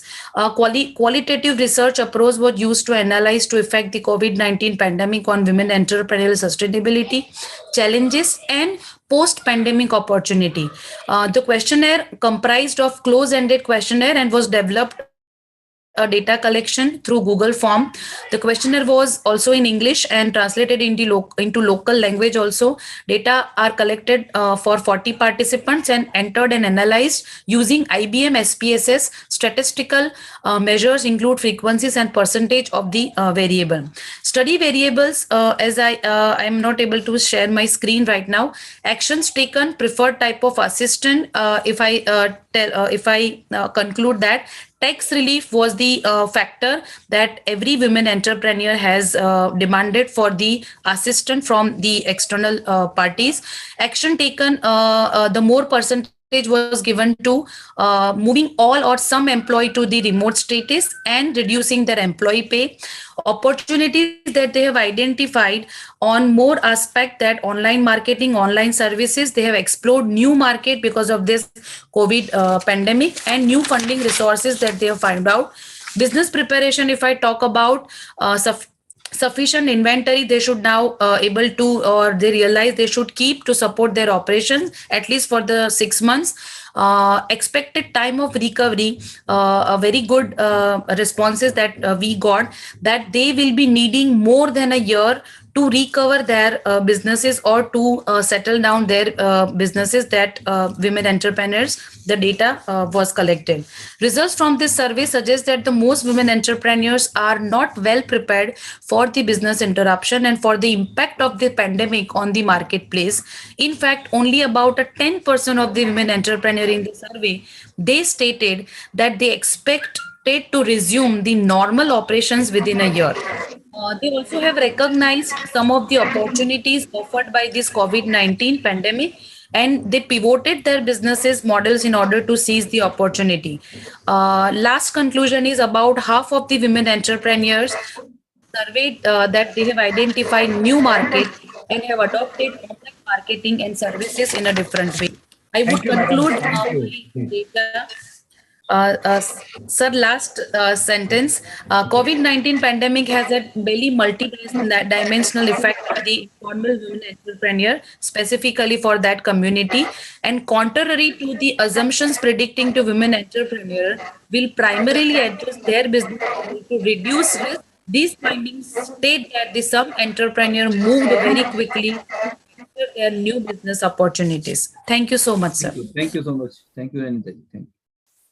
Yes, Dr. Sumuna Bhattacharya from Chhattisgarh, serial number 29. Yeah, please unmute. Yes, ma'am. A very good evening to everyone. Am I audible properly? Yes, ma'am.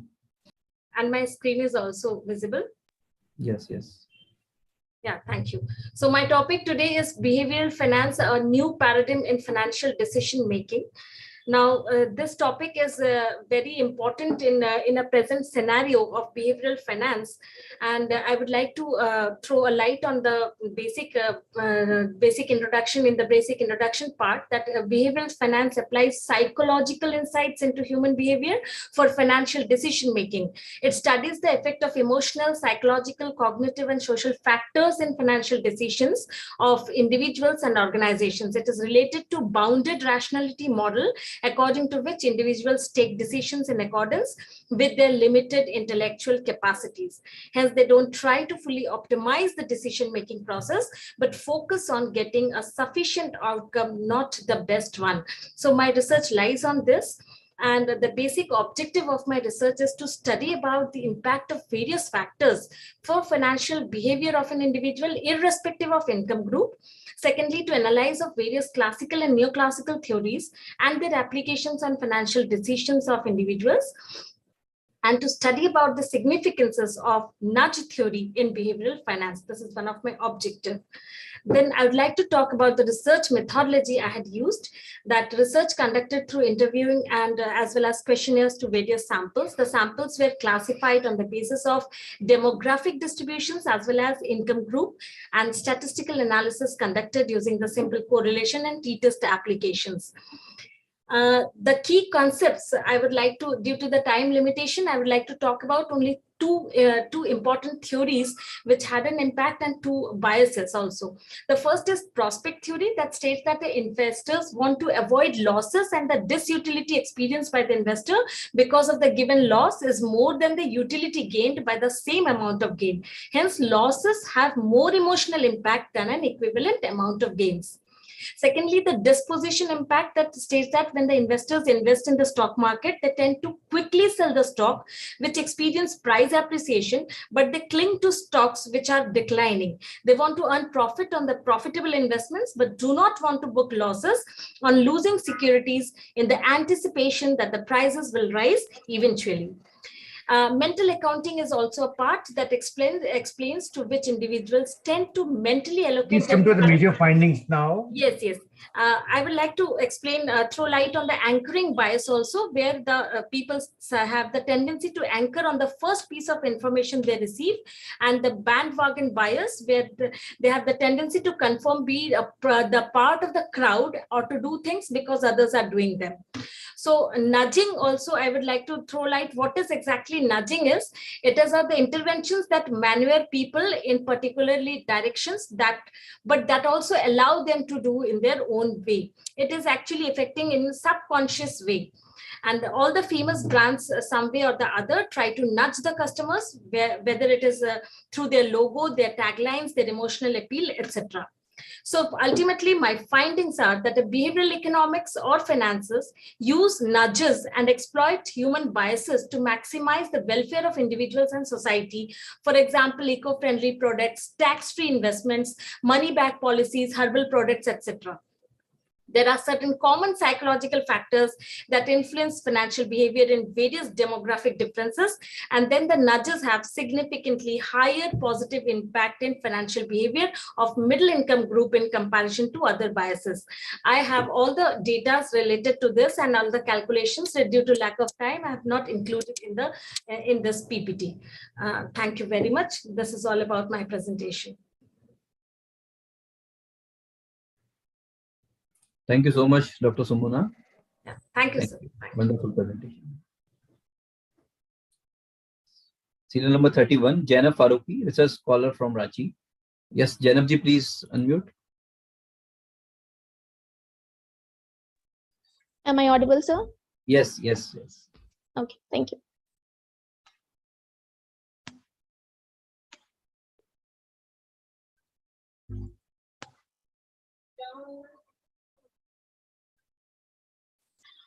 Is my presentation visible, sir? Yes, ma'am. Yes. Okay.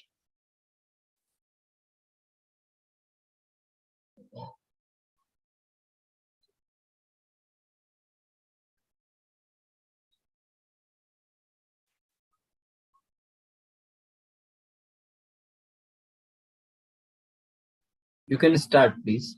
Okay. A hearty good evening to everyone. Firstly, I'm highly grateful to the School of Commerce and Business Studies, Jivaji University, Gwalior, and Inspira Research Association for providing an opportunity to young researchers like me to share this virtual platform with such experienced intellectuals, and providing us a chance to present the paper is definitely a cherry on the cake. So myself, Jainab Faruqi, a research scholar from Ranchi University, and my research paper is on the topic Central Public Sector Undertakings, an overview of performance.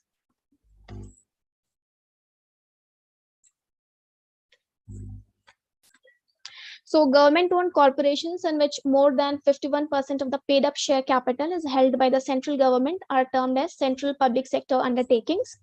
And I am in my research paper bringing the index of 8 core industries, which are namely coal, crude oil, natural gas, refinery products, fertilizers, steel, cement, and electricity. Needless to say, these industries form around 40.27% in the index of industrial production. So index of 8 industrial production is a composite indicator that monitors short-term changes in the volume of industrial products in comparison to a base year. And the magnitude of index of industrial production level shows the status of production in industrial sector for a certain period of time as compared to a reference period. Now addressing the elephant in the room, definitely, this is the report which is provided by the Economic Advisor of India with all the data. Keeping in view the time limitation, this is the report analysis. I'll be directly jumping to conclusion. The refinery products, fertilizers, steel, electricity, all definitely saw a good output growth, whereas the coal, crude oil, natural gas, cement also a negative growth. And the overall index of these industries fell by about negative 11.4%. So definitely I'd like to say the slowdown can be due to the spread of COVID-19 pandemic, which resulted in a nationwide lockdown, and also it can be due to the loose industrial policy.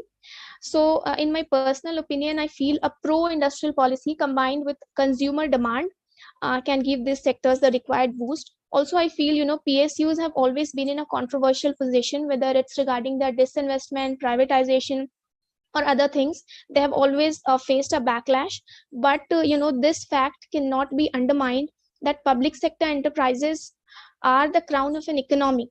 They support it just like a skeleton does to our body. This is all I want to say. I think I did bring a crisp and informative presentation with the desired time limit. Good presentation. Okay. Thank you. Thank you, sir. Thank you so much. Again, wonderful presentation by Jainab Farooqi ji. Thank you so much. Thank you.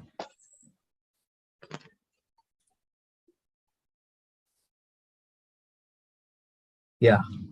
Dr. Charmi Chetan Parekh, serial number 32. Yes. Charmi ji, please unmute.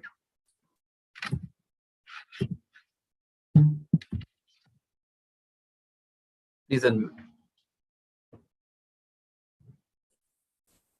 Yes. Am I audible, sir? Yes. Please carry on. Okay, namaskar everyone. My name is Dr. Charmi Parekh. Today my topic is work from home, the new normal. Just a second, sir.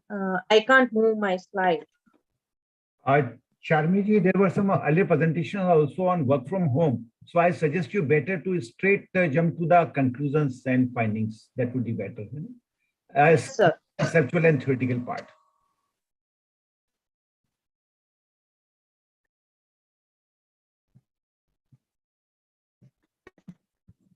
You can read out, no problem. Okay. Yeah. Now. In research, Monte Carlo chi-square significance value is more than 0.05, except the test between job satisfaction and marital status. So it is concluded that there is a significant association between job satisfaction and marital status of primary school teachers of Jamnagar district during this COVID-19 pandemic. And this slide shows the statistical data. Next result is there is a significant job performance. There is a significant association between job performance and gender of the respondents. So this is the statistical data for that. And there are some suggestions for the effective work from home system. Determine proper work schedule, supply enough technical equipments, provide technical training, arrange regular interval meeting within group, supply security breach preventing softwares, organize regular motivational lectures, appropriate reporting of work. I'm keeping that limitation part. And the final conclusion is that work from home culture has both merits and demerits. By keeping in view all benefits derived during this pandemic period, this system definitely should be given credit, but all the limitations and threats should be reduced in effective and efficient ways. That's it from my side. Thank you, sir. Thank you. Thank you, Charmi ji. Thank you. Serial number 34, Priyanka Kirit Kumar Desai from Gujarat.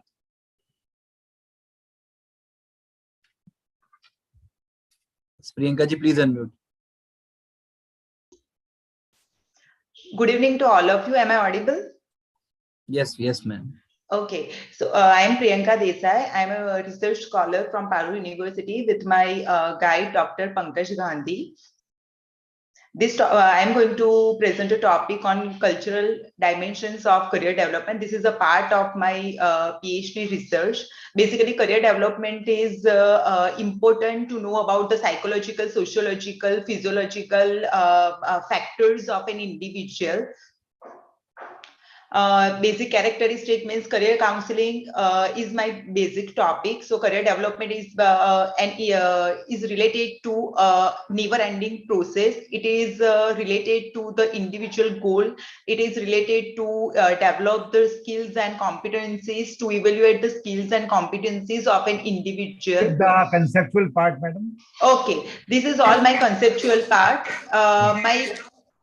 Main objective of the research to understand the career development plan of college. I am going to the research part. Skip all these. Yes. Okay, this is my research. I will do, this is just a conceptual part. So I am going to do a research that is descriptive research. The survey method will be applied. Sample survey will be there. Non-probability sampling I will use, and the purposeful sampling. I have chosen the 5 universities that are private universities in Vadodara. and the research is for diploma degree engineering students, and sample size is 3,100. I will choose 310 samples. The collection will be from primary as well as secondary.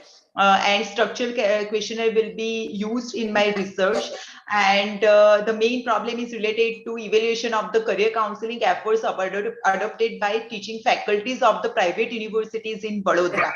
And my main objective is to understand the importance of career counseling, the factors which affect a lot, especially to students, and to know about the how they can develop the skills and where are they lacking actually.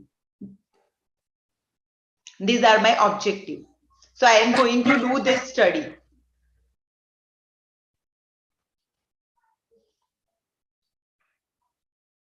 Now come to the major conclusions only.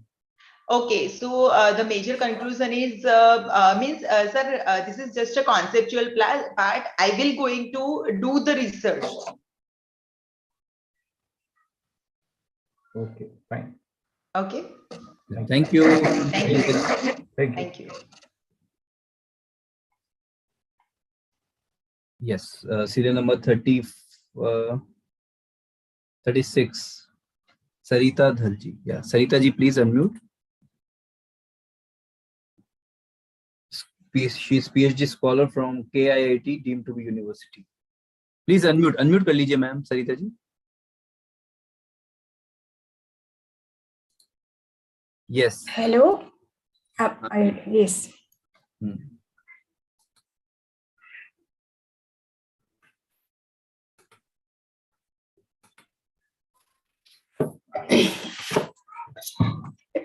Respected esteemed chairperson of this technical session, Professor Dr. Rana Singh sir, additional chairperson Professor Dr. Anil Mehta sir, and all participants.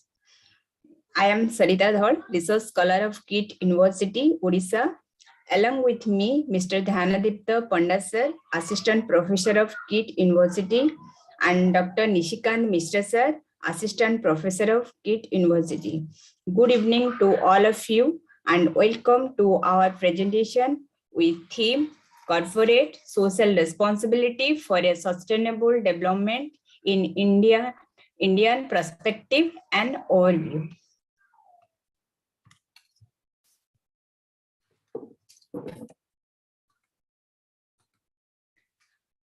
Corporate social responsibility is accompanied by corporate citizenship, social responsibility, business obligation in the corporate world. It is obligation of the business houses to voluntarily objectives and conclusions, ma'am. Okay, sir. Okay. These are my objectives. The importance of corporate social responsibility, opportunity for stakeholders of the business, challenges faced by Indian firms while performing CSR, measures for CSR activity. Collected from Sebi data, magazines, published article, and website. This is my review. Just hold. Come to the objective again. Yes, objective. Just show us the objective. Yes, sir. Okay, sir. Objective, please. Yes, sir. Madam, objectives must be very, very concise and precise. Like it's a statement, the importance of corporate social responsibility. It can't be the objective. Objective should be always quite specific, like to evaluate, to examine, to assess, to measure. So always write objective in that terms. Otherwise, these objectives cannot be achieved, and you cannot measure the effectiveness of these objectives also. So I strongly recommend you to draft the objectives in very concise manner. Now coming to the findings, please. Come to the findings and conclusions only.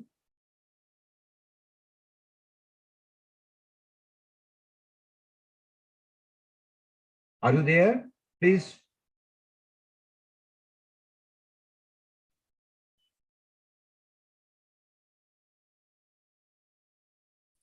I think that's a network problem from our side.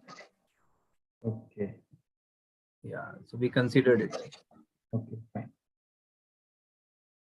Okay, sir. Okay, sir.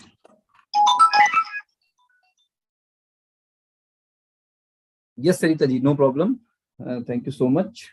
So now the serial number straight away 40, serial number 40, Dr. Rishudeep Bhatnagar, lecturer in education, SIT RL Saharia Government PG College, Kaladera. Sir, please unmute. Yes, sir. Is it audible, sir? Yes, please. Honorable Chairperson, distinguished members, and the participant of the seminar, good evening to all. I am presenting my research paper titled Scientific Temper Among Low Scientific Creative Students. Due to the limitation of the time, I am just presenting the conceptual part of my paper. The present study was... Skip the conceptual part, you can present your research part only. So, okay, sir. The present study was undertaken to compare the scientific temper of high and low scientific creative students. The study was carried out on a randomly selected sample of 600 students of science belonging to Senior Secondary School of Jaipur, Bikaner and Ajmer Division of Rajasthan. Self-made scientific temper scale was used to collect data for scientific temper. Dr. V.P. Verma and Dr. J.P. Shukla verbal test of scientific creativity has been selected to collect data for scientific creativity. Mean, SD, and T-test were used to analyze and interpret the data and test the hypothesis. The finding of the study revealed that the difference between the means of scientific temper of high and low scientific creative boys and urban students are not statistically significant. It further revealed that the difference between the means of scientific temper of high and low scientific creative girls and rural students are statistically significant. High scientific creative girls and rural students have high scientific temper in comparison to the low scientific creative girls and the rural students. Thank you very much, sir. Okay, thank you so much, Dr. Rishuji. Thank you so much. Okay, serial number 47, Yasmin Khan, research scholar from Jivaji University. Yasmin ji, please unmute. Good evening to one and all. My research paper title is A Critical Study on Non-Performing Assets of Microfinance Institutions in India with a special reference to pre and post COVID-19. In this present scenario, we can observe a sea-level change in the microfinance sector. So microfinance is an important instrument for both lenders as well as borrowers. So this paper is an attempt to find out the various factors for the growth of microfinance during pre and post COVID-19, to examine the various reasons for effect on non-performing assets of microfinance institutions during pre and post COVID-19, to assess the critical analysis on non-performing assets of microfinance institutions and examine the impact of pre and post COVID-19, and to suggest various parameters for better control on non-performing assets of microfinance institutions. And I have gone through various number of research papers. After that, I'm going to take the objectives of the study. First, to find out the various factors for the growth of microfinance during pre and post COVID-19. Second, to examine the various reasons for effect on non-performing assets of microfinance institutions during pre and post COVID-19. Third, to assess the critical analysis on non-performing assets of microfinance institutions and examine the impact of pre and post COVID-19. Fourth, to suggest various parameters for better control on non-performing assets of microfinance institutions. My research methodology, that is, present research work, is descriptive as well as exploratory in nature. Present paper is related to primary as well as secondary data sources. Primary data has been collected from interview of lenders and borrowers of MFI. Secondary data has been collected from various reports of MFIs, NABARD, Sebi, etc. And tools used for analysis of data are mean, trend analysis, regression analysis. Now, the reasons for growth of microfinance during post-COVID-19 are: first, strong capitalization among most MFIs mitigates the risk of insolvency, and the second, government funding to various microfinance institutions enhances the growth of microfinance. Now, the findings. First one is post-COVID-19 performance indicates that the demand for microfinance would increase in near future. Due to this reason, the non-performing assets may decline. Second, it is required to concentrate on the growth trend of non-performing assets. And third one, the borrower's short-term economic crisis thus produced a liquidity crunch for lenders. Now, recommendations. First, Investment education must be provided to the loan seekers so that they can utilize the loans properly in a profitable way. Second, training and development should be provided to the borrowers in more appropriate way so that they can utilize the funds properly in productive areas. Third, MFI should prefer group loans over individual loans because the risk of non-payment reduces in group loans. And the fourth one, group lending can reduce the rate of non-performing assets in the institutions as groups behave more rationally in comparison to individuals. Conclusion. First one, the growth in the number of microfinance institutions in India is fairly good in recent years, but still there is a scope for more to be done. According to a report, there are a large number of unregistered MFIs working in different states of India, and with increasing transparency requirement by the government, more unregistered MFIs are getting registered now.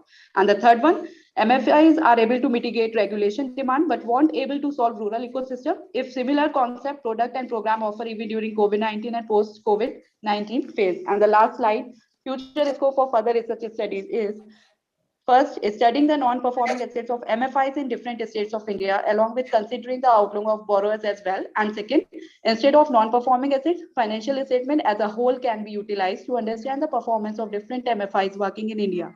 Thank you. Thank you.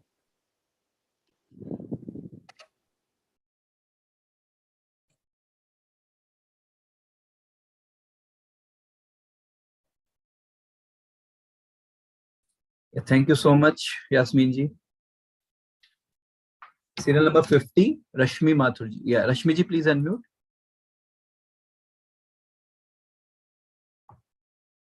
Rashmi ji, are you there, Rashmi ji? Yeah, hi. Good evening, Yes. everyone. Yeah, good evening. Just give me a minute.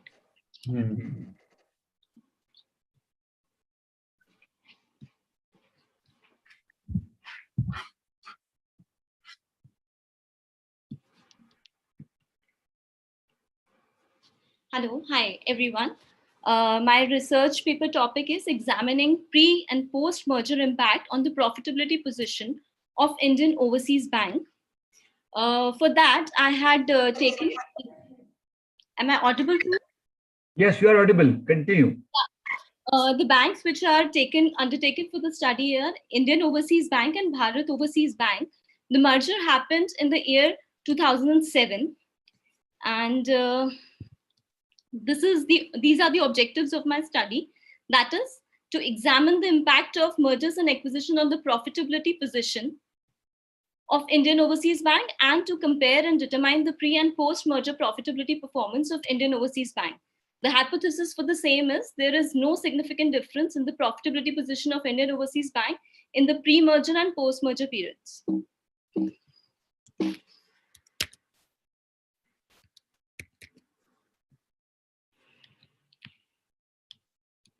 Yeah, this is the theoretical framework where mergers and acquisition, it is linked to profitability performance, and in order to evaluate profitability performance, 4 financial parameters are being undertaken, that is net profit margin, operating profit margin, return on assets, and return on equity. This is my research methodology, the detailed research methodology according to Mark Saunders' onion model, wherein research philosophy which is used for the study is positivism and interpretivism. Research approach is deductive. Research design is exploratory, descriptive, and empirical. Research strategy is experimental, and methodological choice are qualitative and quantitative both, and the time horizon is cross-sectional. These are the variables for the study. In descriptive statistics, these 4 major financial parameters for evaluating profitability analysis is being undertaken, where 5 years pre-merger and 5 years post-merger average values are being undertaken. The descriptive statistics states that the research suggests that Indian Overseas Bank had maintained their cost structure and pricing strategies to maintain similar profit margins as before its acquisition. NPM IOB has increased from 23.06% to 23.20%. That is, there is a slight increase in the profit margins, net profit margins. For the operating profit margins, there is a slight increase in the ratio, which suggests that sales volume and wider customer base has increased sales volume and reduced operating cost and operating incomes. As operating profit margin has also increased slightly from 50.35% to 52. Return on assets, there is a slight decrease in return on assets from 1.10% to 0.85%, and which suggests that there is asset optimization, which has slightly decreased in the post-merger period from pre-merger period. Please come to your final conclusions now. Okay, fine. Good analysis. Good. The statistical analysis wherein text has been used, and the overall crux of this analysis states that there is no significant difference in profitability performance in the overseas bank. Overall, my conclusion states that the results indicates that there is a slight increase in net profit and operating profit margins. However, there is a decline in return on assets and return on equity compared to post-merger values, which states that the null hypothesis is accepted, as there is no significant difference in the profitability position in the before merger and post-merger period. It can be recommended that the banks should induce their investments and resources in the expansion of their network in spite involving themselves in merger deals, as it is a costly affair and could influence their market position as well as profitability position in the future. And what was the period of your study? The period of study is 10 years. I've taken data of 5 years before the merger and 5 years after the merger, and then values are being calculated. And t-test has been conducted for empirical. Okay, fine. Thank you. Thank you. Thank you so much, Rashmi ji. Thank you so much.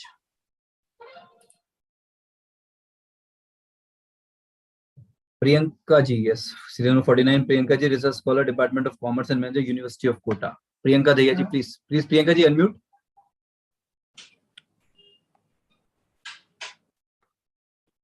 Am I audible, sir? Yes, yes, yes. Yes, sir. You are not sir, visible. my top... 1 minute, sir.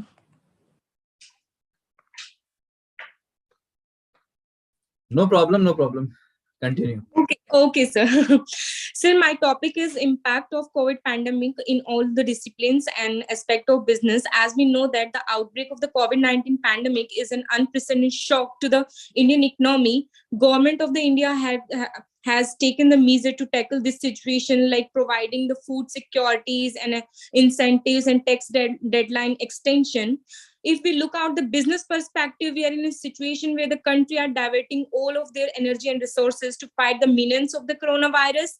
As we know that during the lockdown, cross-border, cancelled travel, closed shopping. So these perspectives slow down their economy. And if I'm looking forward my objective due to this research paper, the main objective for this research paper to understand the impact of COVID-19 on overall the Indian economy, and also to understand the impact of COVID-19 on the different sector for the perspective of the business, like social sector, political sector, manufacturing, services sector, all the sector I covered in this, to find out the challenges for the different sector in our economy. And after the COVID-19, what were the opportunity and what are the challenges faced by the Indian economy? If I'm talking about the research methodology, in this study, I have taken survey reports and study reports by the various agencies like the CRISIL, FICCI, PWS, McKinsey, and the CARE rating reports, and also taken the published reports to understand the impact of the COVID-19 of the economy. If I'm talk about the conclusion, what are the findings after this research paper, the main conclusion is the moving away from the China, because trend is now accelerating, because after the disruption of the COVID-19, the demand supply chain disruptive, and many companies in the US and Europe will move outside China and for their manufacturing and sourcing facility. That's why the India has the great opportunity here. India promote their Make in India product.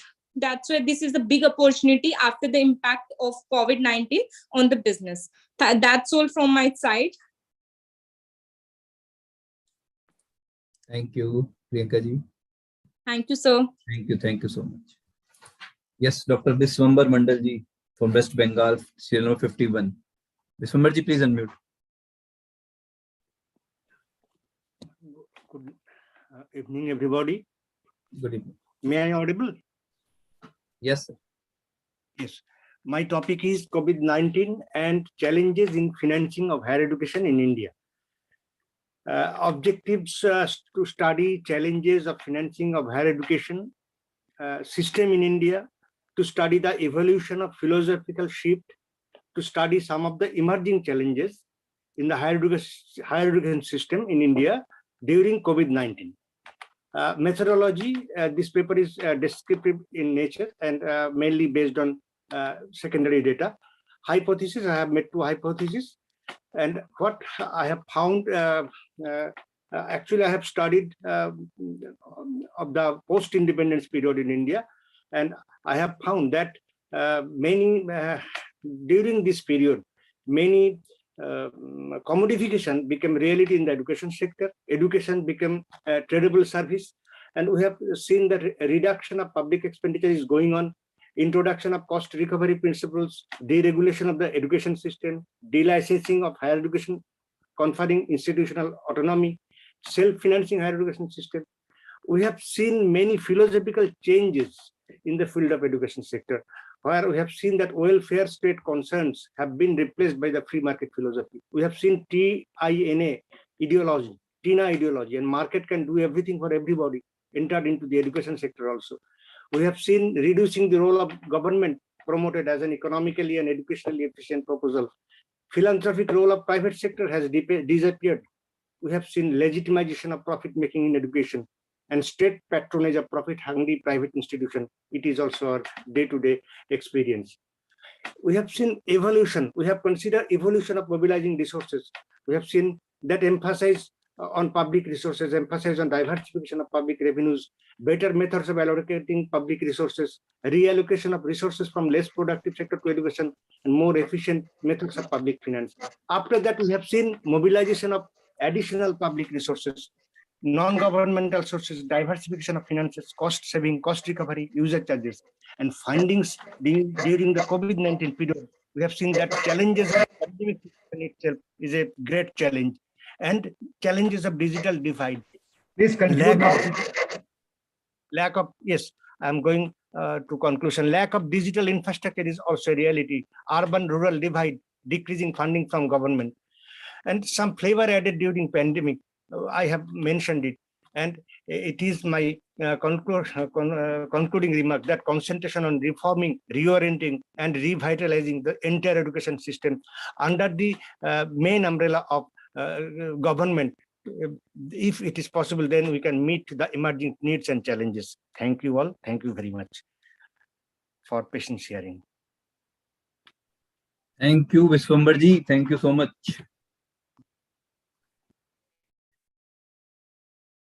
Serial number 54, Kavita Kamboj, Ms. Kavita Kamboj, Assistant Professor, Shri Ram College of Commerce, University of Delhi. Yes, Kavita ji, please unmute. Yes, Kavita ji, please. Yeah. Good evening, everyone. Am I audible? Yes, ma'am. Okay, I'm going to share my screen.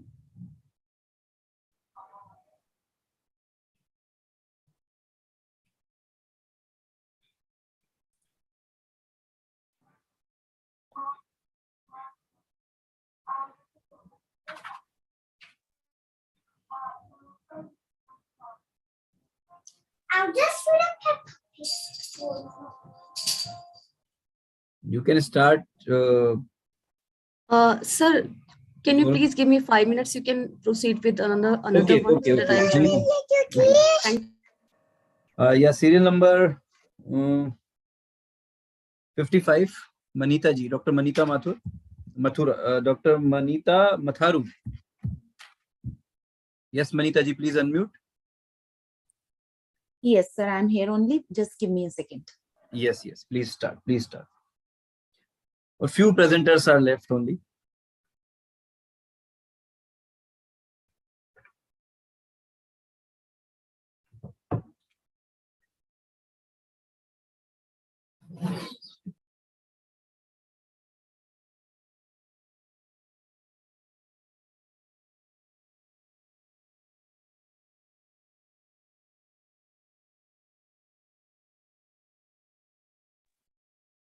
Manita ji, please start. We don't have time.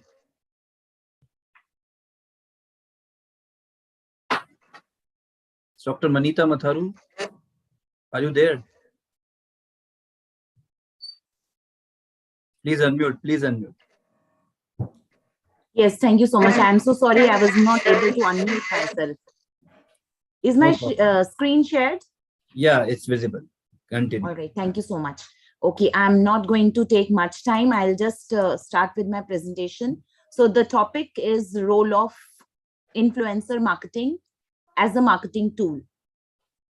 This is the presentation plan. I'll be starting with a brief introduction to the topic, giving the background of the study.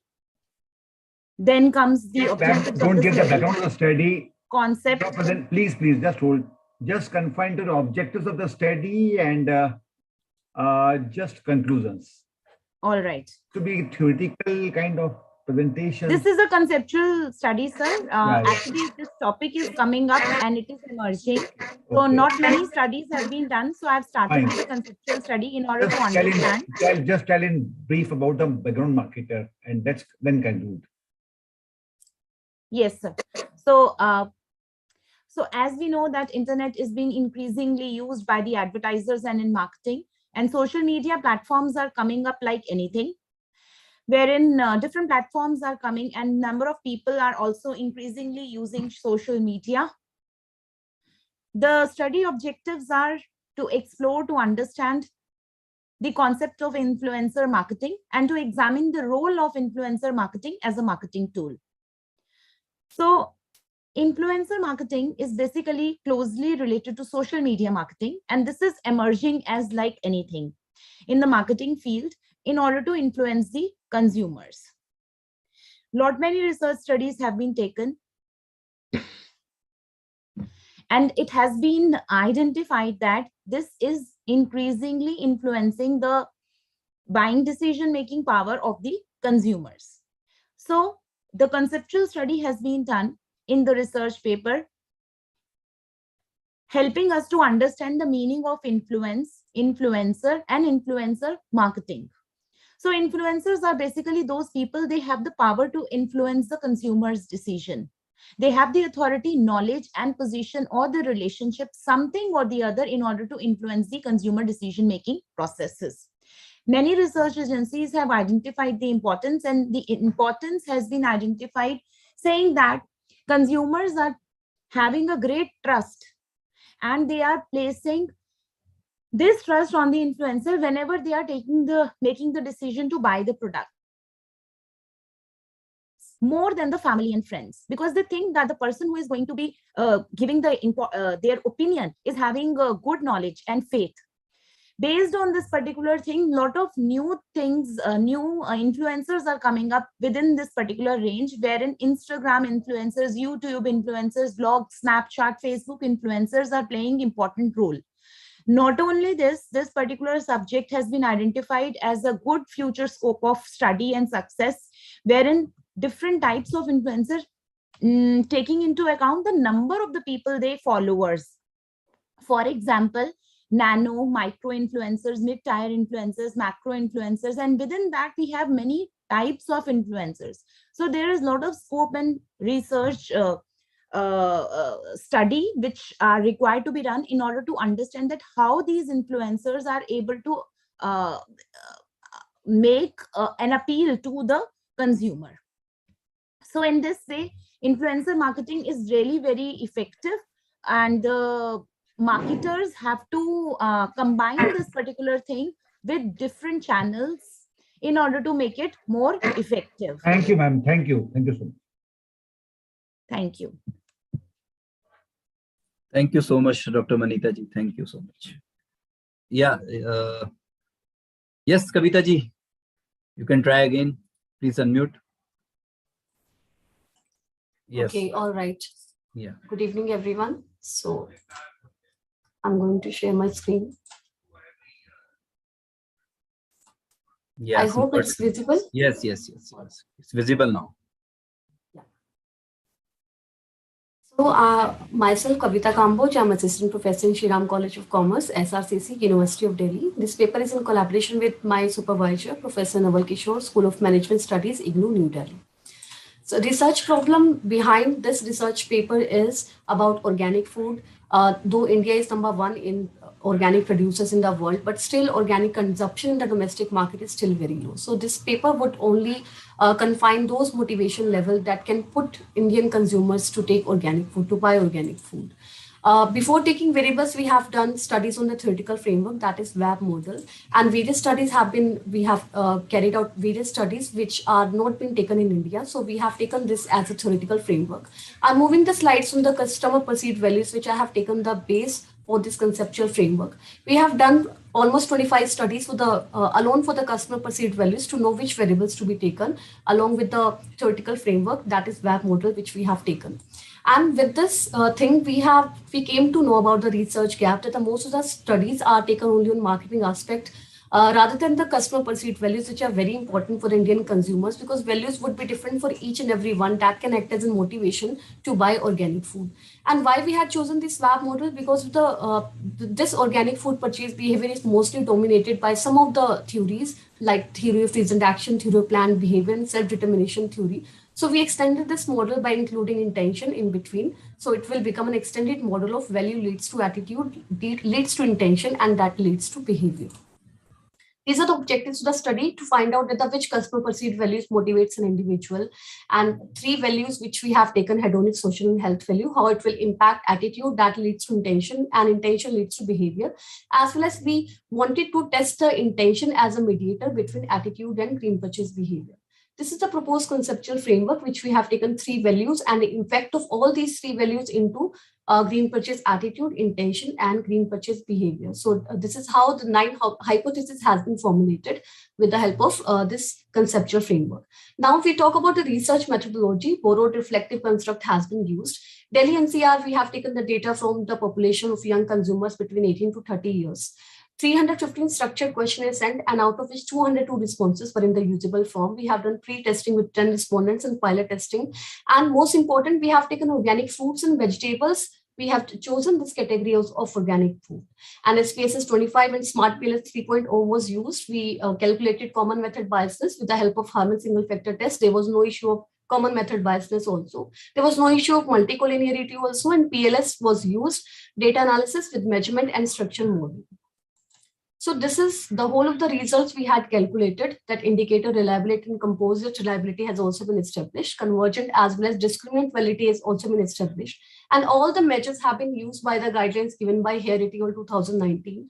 And all the reliable measures have been established in the model. And the variance was found for the attitude is 52.5% and for intention 66.8%. Though for green purchase behavior, it was not much. It is only 39.6%. Predictive relevance is also very good. Now, this is a summary of findings we had formulated in form of table for a better understanding. All of the hypotheses were accepted, but only 2 or 3 were rejected. Like hedonic value doesn't lead to green purchase behavior, though it leads to attitude and intention. In the similar way, social value leads to attitude, leads to behavior, but it doesn't lead to intention. So it was a major finding of this study that people do purchase organic food, but only because of the social pressure of the family. Please conclude now, madam. Organic food. So theoretical implication would be that the VAB model has not been used in the study. We have taken the VAB model and we have taken customer perceived values, which were not sufficiently studied in the Indian. This is the limitations and the future research that though data is collected through the responses, so the biasness would be there, might also be there.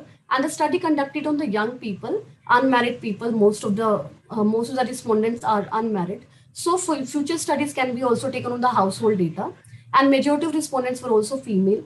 And more specifically, we have taken only on organic fruits and vegetable categories. So other researchers can also take other non-perished organic fruit, organic fruit. Okay, madam. Please. Thank you. Thank you so much. Thank you, ma'am. Next presentation. 56, Mr. R. Prabhakar. Yes, Prabhakar ji, please unmute.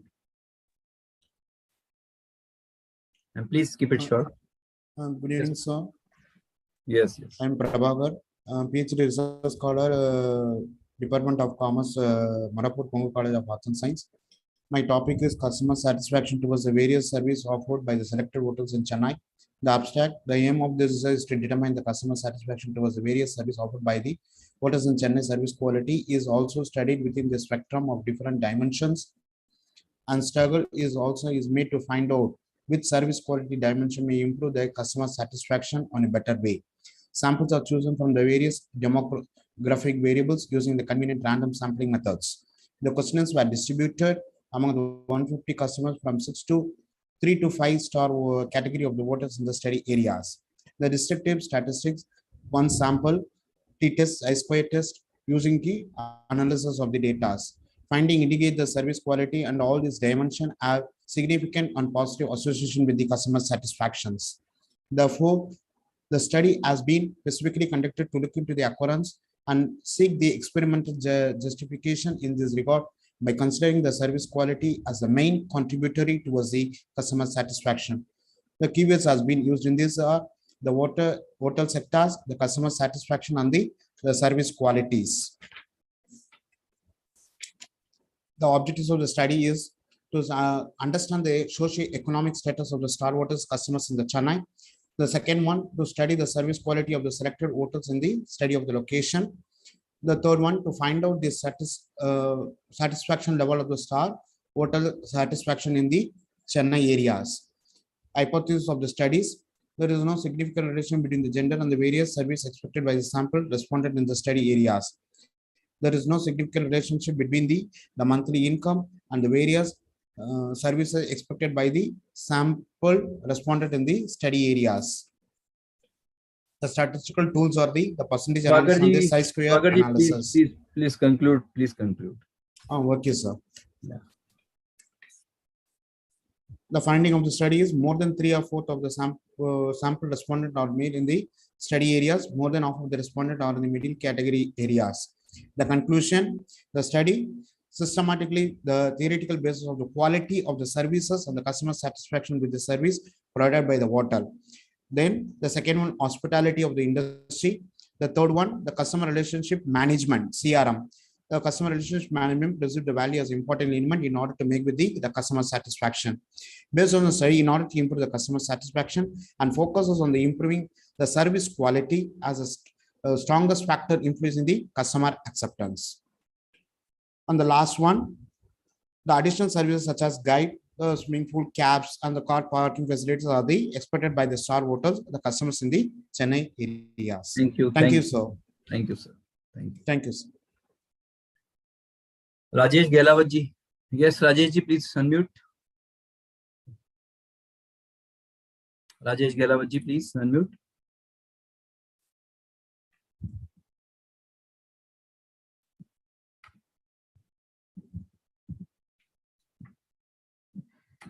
Yes, Nandram Meena ji.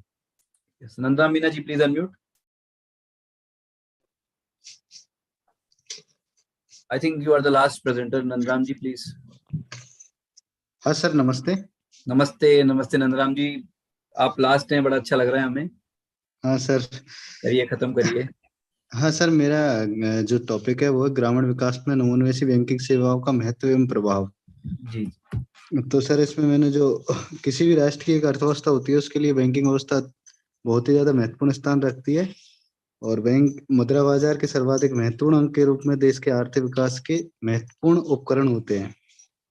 पूंजी निर्माण, व्यापार, उद्योग एवं कृषि के अर्थ प्रदान तथा देश की आर्थिक सामाजिक नीतियों एवं कार्यक्रमों के क्रियान्वयन में उनकी भूमिका सर्वाधिक महत्वपूर्ण है। भारत की लगभग आधी से अधिक जनसंख्या गांवों में निवास करती है। यदि देश की ग्रामीण जनसंख्या के विकास पर कोई ध्यान नहीं दिया गया तो 20% शहरी लोगों की उन्नति के बल पर राष्ट्रीय उन्नति के सपने देखना बेईमानी है। 1969 में बैंकों का राष्ट्रीयकरण भारतीय अर्थव्यवस्था के इतिहास की एक महत्वपूर्ण घटना थी और आज बैंकिंग कार्य और व्यवहार, सिद्धांत और अवधारणा, प्रक्रिया, परिणाम आदि में महत्वपूर्ण बदलाव आया है, जिससे व्यापारिक बैंक का रूप विभिन्न नजर आने लगा है। ये परिवर्तन न केवल बहुआयामी है, संरचनात्मक एवं अवधारणात्मक है, बल्कि संख्यात्मक एवं गुणात्मक भी है। तो सर, ये मेरा इसका एब्स्ट्रैक्ट था इसका। बहुत अच्छा प्रेजेंटेशन। हम तो चाह रहे थे आपको देखना भी, लेकिन आपने फोन भी किया। चलिए, खैर, anyway. Okay sir, thank you. So I think we have done all the presentations, and those who did not give their presentation due to some technical reasons, they can send their PPT on our mail ID. We will consider it as presentation. And now I would like to invite Professor Anil Mehta, sir, today's chairperson, for his chairperson's remarks. Yes, Mehta, sir. Yeah. Friends, indeed, it was a very good attempt by most of the participants. I found that most of the research papers were research-based. And qualitatively also, in all, papers were up to the mark. However, while writing a research paper, there are certain guidelines which should be followed by the researchers. The first one is the title of a research paper. The title of the research paper should not be very general, but it must be research oriented. There is a difference between the journalistic articles and the research-based article. Title should be quite a concise one, not the lengthy one. As we have seen that in some of the papers, number of objectives have been written. When you are writing a research paper or giving a presentation, I think maximum 2 or 3 objectives are sufficient because it is not a thesis. And you cannot do justice with more than 2 or 3 objectives in a research paper. And the same thing applies in case of hypothesis also.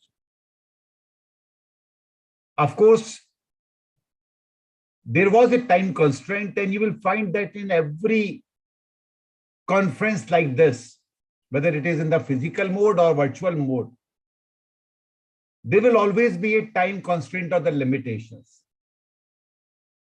So, while preparing your presentation, please keep this point in mind that the conceptual aspects should be dealt as limited as possible, and the major focus should be on your findings.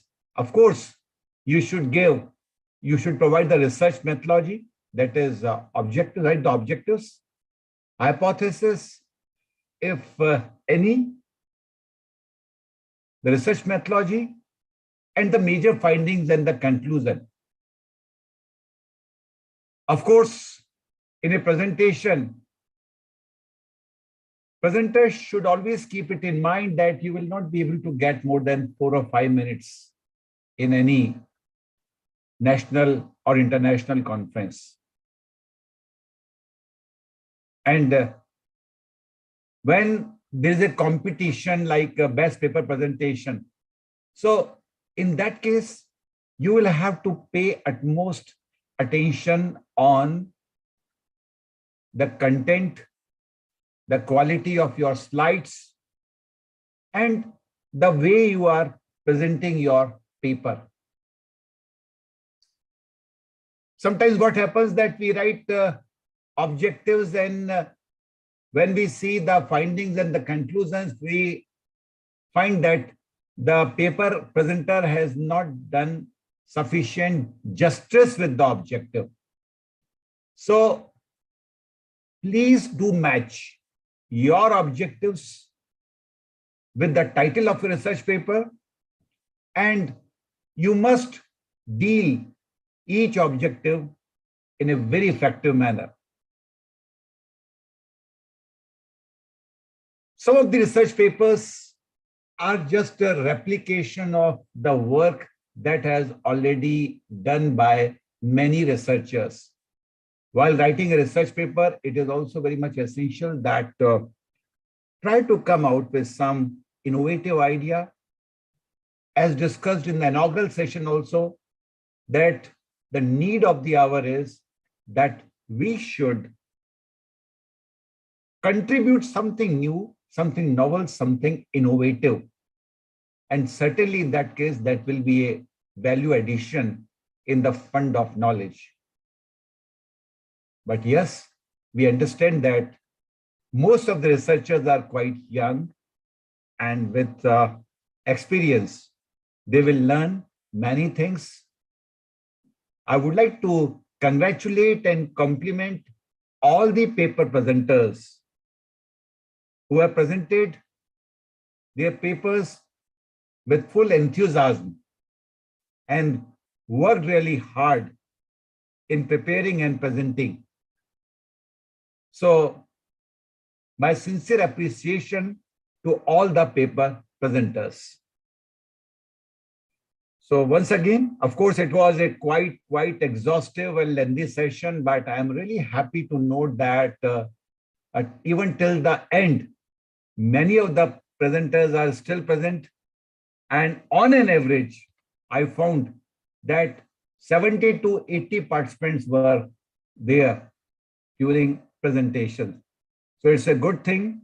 I'm quite sure that it was a great learning exercise for all the researchers and participants.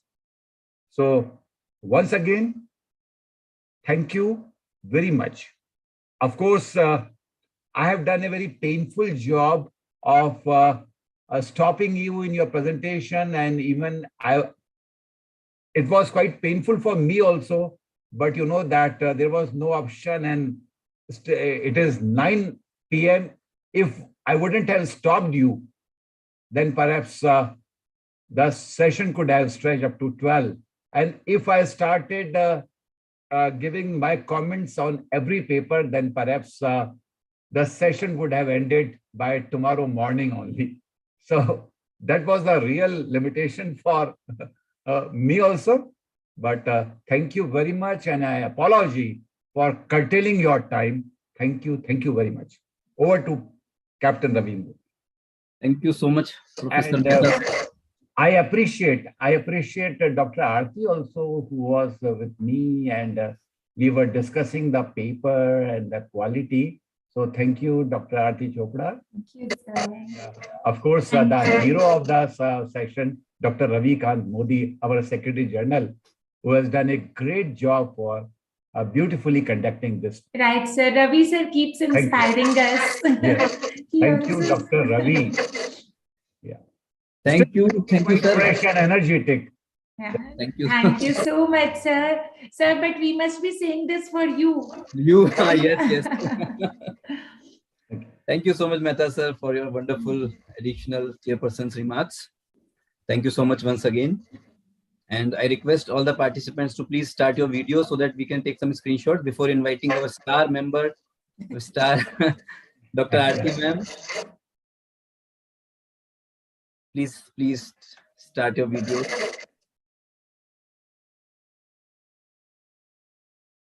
So now I would like to invite हमारी association की star, Dr. Aarti Chopra, Joint Secretary, Inspira Research Association and Principal, Bhavans College of Communication and Management, for delivering vote of thanks.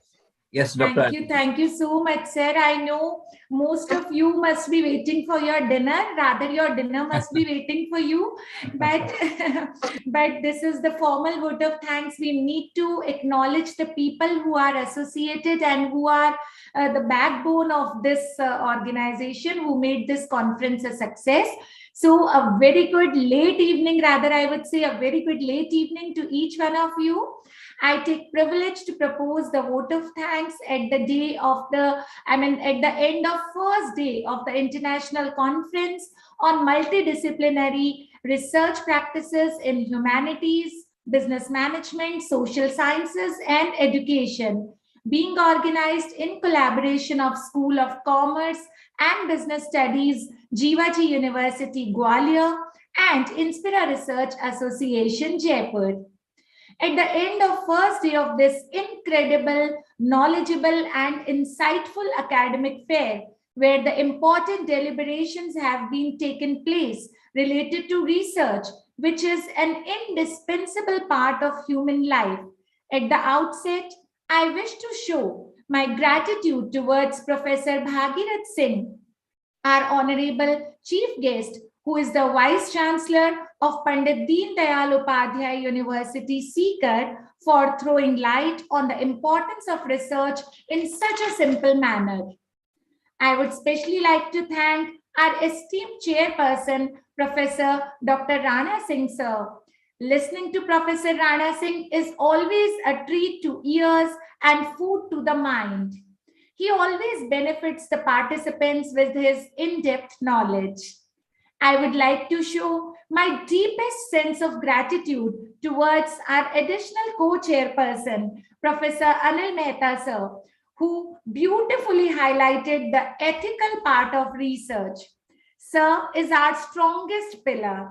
And sir, there is no exaggeration if I say that you're the strongest pillar, and no words in the dictionary seem to justify your dedication and zeal for Inspira conferences. Thank you so much, sir. Thank you, Dr. Aarti. Thank you. Thank you, sir.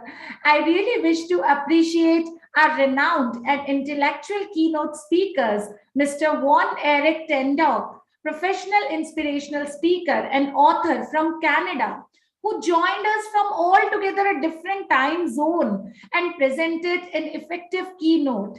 I need to mention here that it was 3:30 a.m. when he delivered a session for us. So for that, he really deserves a great round of applause.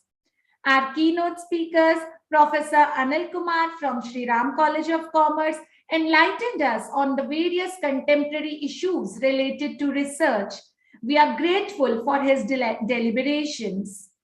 I would like to thank our keynote speaker, Dr. Meenu Maheshwari, University of Kota, for her words of wisdom and her presentation on corporate governance.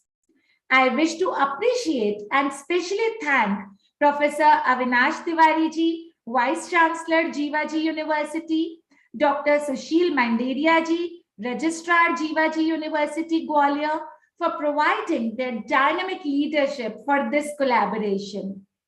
I wish to thank Professor K.S. Thakur, sir, Joint Organizing Director, to coordinate well with Inspira Research Association and with constant communication made this conference a success.